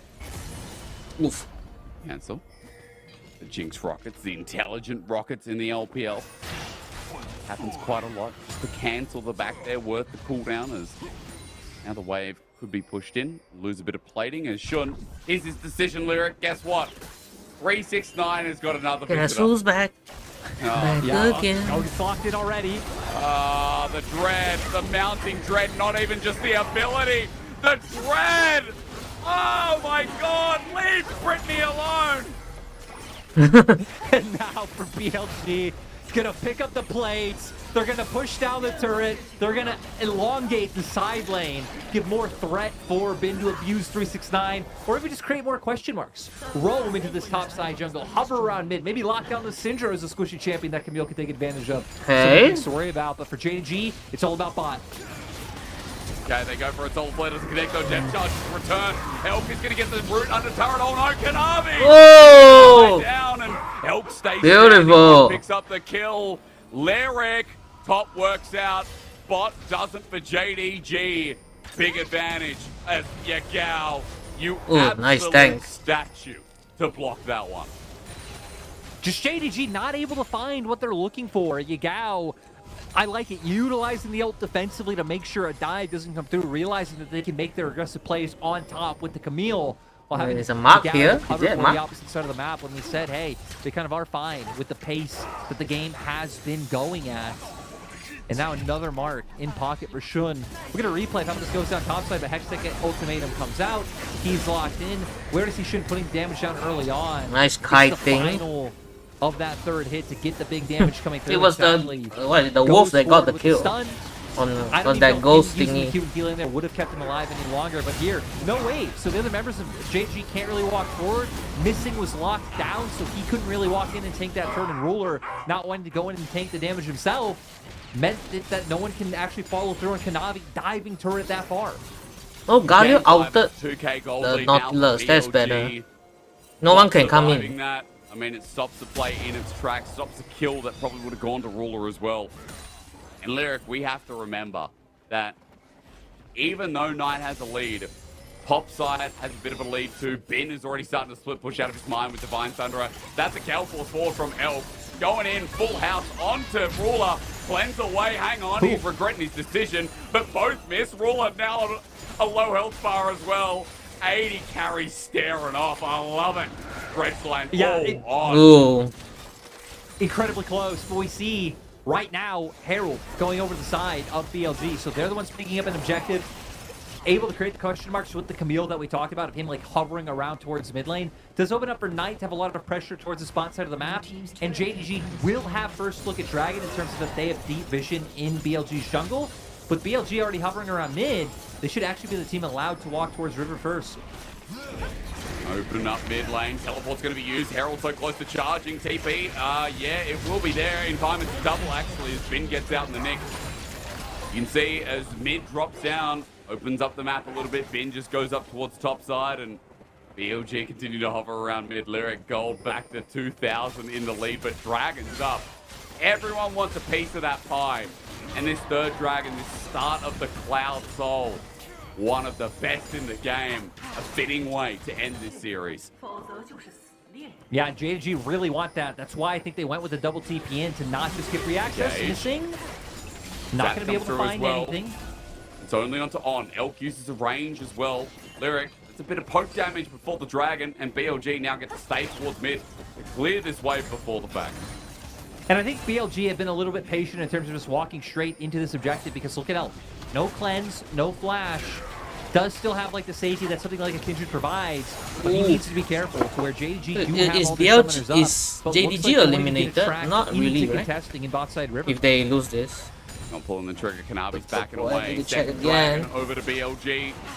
And during that process as well, shouldn't get to say, oh, hi, Mark, towards the Scuttle Crab. Third mark actually picked up as well.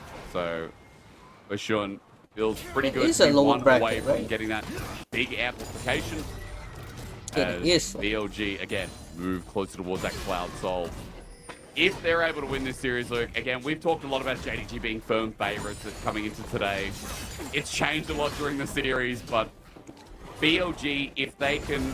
Bin is really on fire. If they can change... What the heck? The expectations, who knows where they stop. They go to semi-finals, they have 2 spots, or at least 2 series, to try and make MSI, to try and make the grand finals. BLG have never been in the grand finals, guys. And 4 of these players, sorry, 3 of these players, wait, no, Bin. Yes, no, he's been in RNG. 3 of these players, Lyric, to correct myself a third time, have never been in an LPL grand finals, let alone taking the title. Yeah, it's been a long journey for some of these guys being now, especially people like, you know, Elk now being around for a little bit, trying to work his way up. Actually, Elk, Shun on, a lot of these guys coming into prominence around the same time. You know, 2019, 2020, 2021, these 2 years of LPL, I'd say like rebuilding, a lot of legends, you know, kind of backing off. People like Uzi, people like Fearlove, and these guys coming in, following in their footsteps. Isn't it crazy that this team is better than the team that had Uzi and Crisp? Bin, walk shot, okay. Oh, he knows. Bin! Ooh. Ran in, almost killed Knight. Wins the Walker to do that though. Hang on, they're turning it around. BLG have no got chance of him. winning this fight, but they've got numbers. BLG have got the numbers advantage. And just like that, Nice. Yagao pounces in with a teleport, and everything's all right. And you just see the freedom they're given by Bin's pressure in top lane. Because a lot of people might be like, wait, but Bin went down. No, but Bin able to push out top lane so far, makes his way down to mid. They get Prio in mid, and then this whole group can just make their way down towards this bot lane, giving them this numbers advantage. So the early pressure they got in top lane, I really feel like it's paying them dividends. And with Jackula, not Jack, I keep thinking top esports. With Ruler not there, with 369 not there, not able to contend. It'll be out of my mind one day, but we're going to see here Knight making this play in the brush towards bottom side. They're trying to bait Bin in. Bin goes straight into him, but again, the three members are here locked down right away. But look at the minimap. Jinx nowhere close. Renekton not able to make it down here, and it just allows for BLG to run them down. Great knockup onto Kanavi to make sure that he goes down. The Syndra had already been taken. It just lets them push forward and get this bot lane turret. Oh!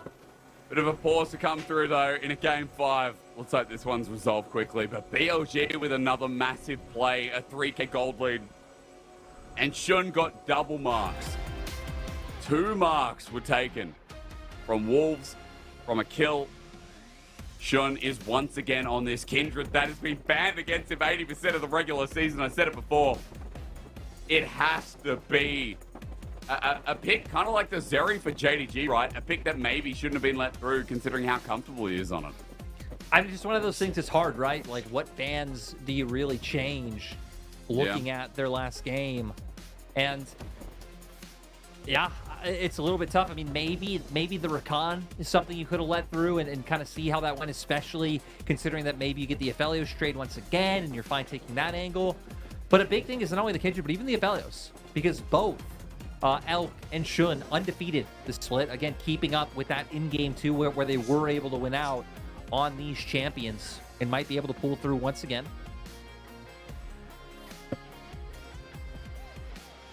Does seem like the problem that we're having was reported by On.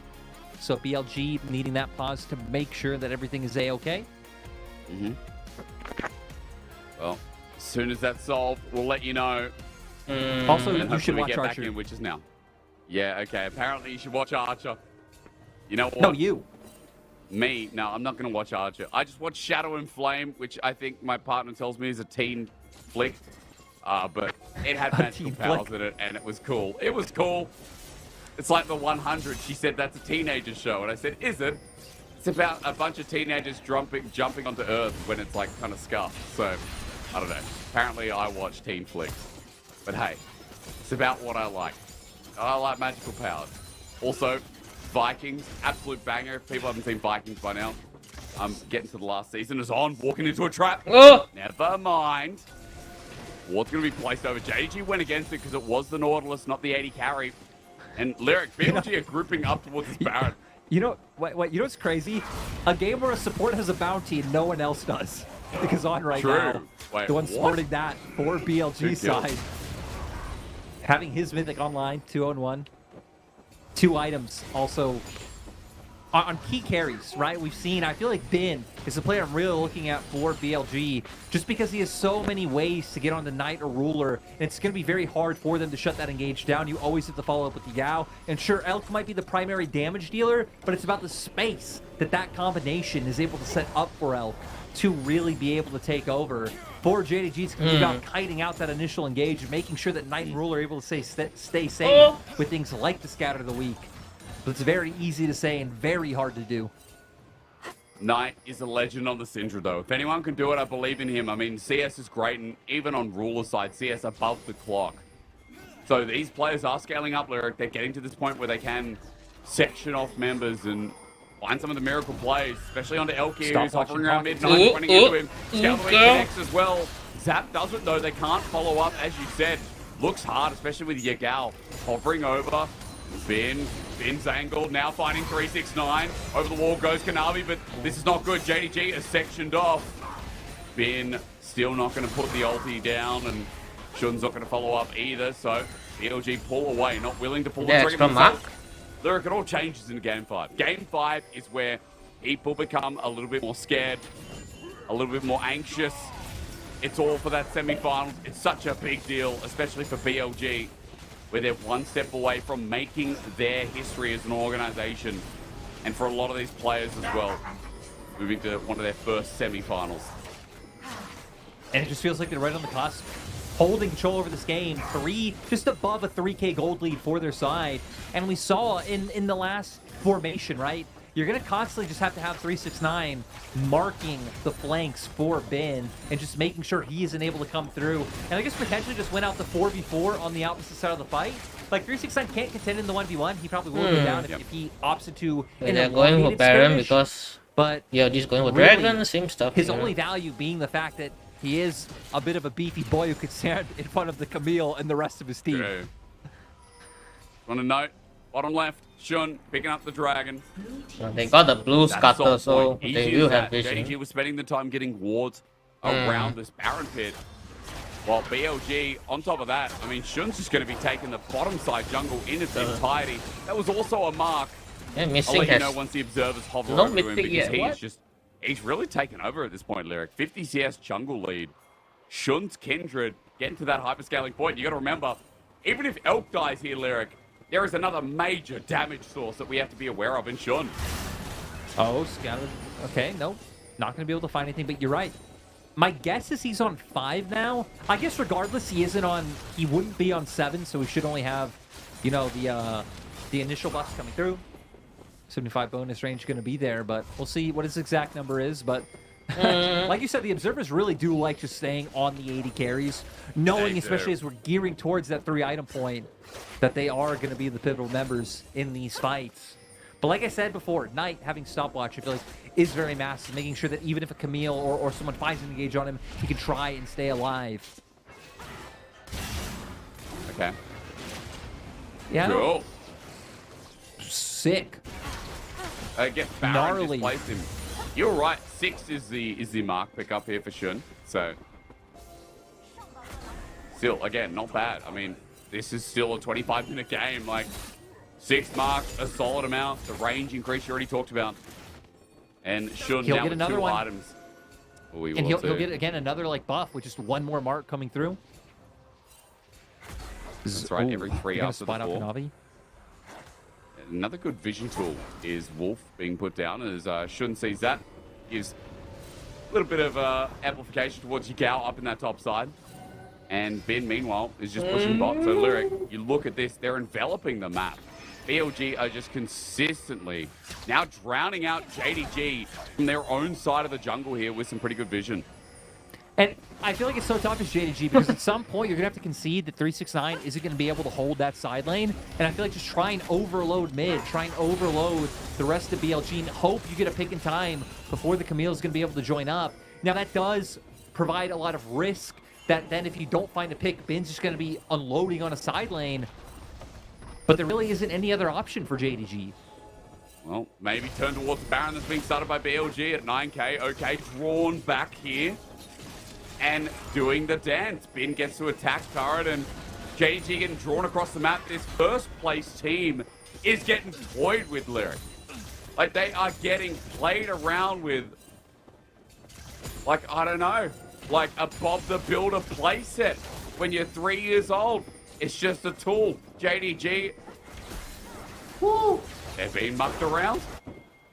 I feel like a lot of it coming down to just BLG exploiting topside and creating so much pressure. We can see now Ben still just able to hold 369 here, and BLG trying to be a little bit cheeky with the Baron, but still not wanting to full on commit.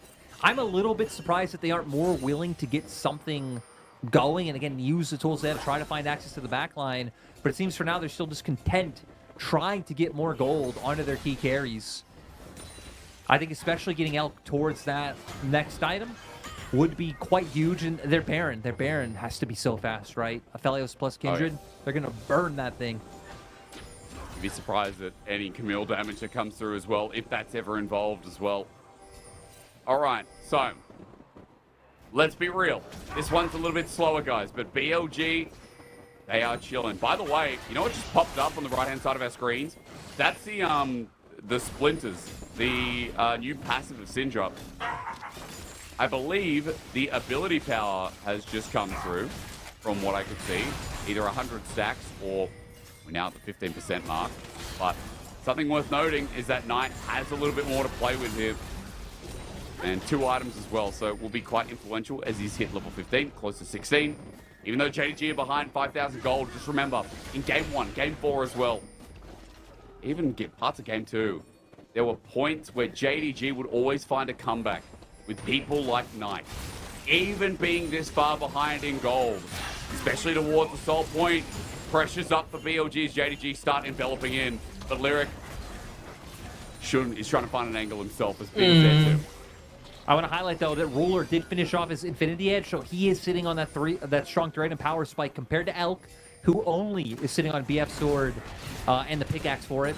So might be a little bit more to play with for JDG in terms of the damage that Ruler is able to dish out. But again, the difference maker will be this Camille. Wait, Elk went melee, but it's with several crescendos. Oh, Bin can annihilate them. JDG, it hangs on this cuff, but Bin is flashed on this exit ultimatum. The heroes entrance, Galio with a 2-man knockup. They get one BLG, these underdogs. Oh my god.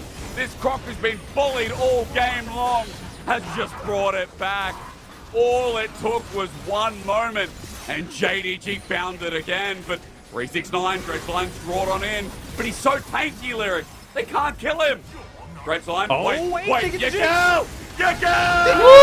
Dredgeline saves the day. Elk is going to be nuked out. There's Knight's execute coming through as Yagao saves the day. What a close call. It's a game 5, and we are firing. I can't believe how all of that went from Elk being the one to start it off to what we just witnessed. JDG gonna technically walk out the victors, pick up a mid lane turret off of their efforts, but the flank was too far away. This would be Soul for BLG. I don't know if we have time for replays we're gonna see here. Keep your eyes on Elk. Goes in, throws out the moonlight visual, flashes forward, hoping to just burst out Knight, and then having to run away from missing. On the opposite side, they are able to get out Shun before he's able to find an impact, but I knew it wasn't time for a replay. On goes in for a Dredgeline, it's only onto a clone. As you said, it's Soul Point. Shun has had to burn the Lamb's Respite, though. Lyric, rocket. It's blocked by Yagao, who is MVP of this game right now. They can't contest. For BLG, you're right, they can't. Lyric, they're going to Baron, but this time, it ain't deja vu. We ain't been in this place before. JDG would get the Baron when it was 3rd Dragon for BLG. This time, that permanent soul in a game 5 is going down to Billy. Yeah, and I think it's going to be quite nice for their side. But JDG immediately going to try and rush this Baron. Look at the minimap. Aphelios and Kindred still are not close. Giving it, I think. Running in, Minty clean, Bin jumps in, the all-in, the Wombo's there. Whoa! You get Bin, though, before he can do anything. Yagao with a one-man shield around his big, but now he's front-lining. No one there, wins the war, Kanavi's just a Cohen. Elk is free-firing away. Look at Aphelios, 369, jumps on him, but JDG are winning the fight. Shun now there in the back as that down. JDG stand true, our first seed, are somehow holding on. Yeah, JDG also a Baron minion, so now they can really start this push. I don't know if they'd be able to end the game with how low death timers are, but at least should be able to make a significant dent to BLG's base. Lyric's not getting ult off, Finn is not getting that ult off, the combination that we talked about. BLG maybe firing a little bit early here as Shun tries to defend. He's got a GA. It's a 3-item Kindred trying to buy time. He's kiting away the Ignite down, but they're on the Nexus turret. BLG, they were winning the underdog story, but JDG comes through. Nexus exposed. Our third hold on. They'll move to the semi-finals and deny the Cinderella story from Billy. Oh my god.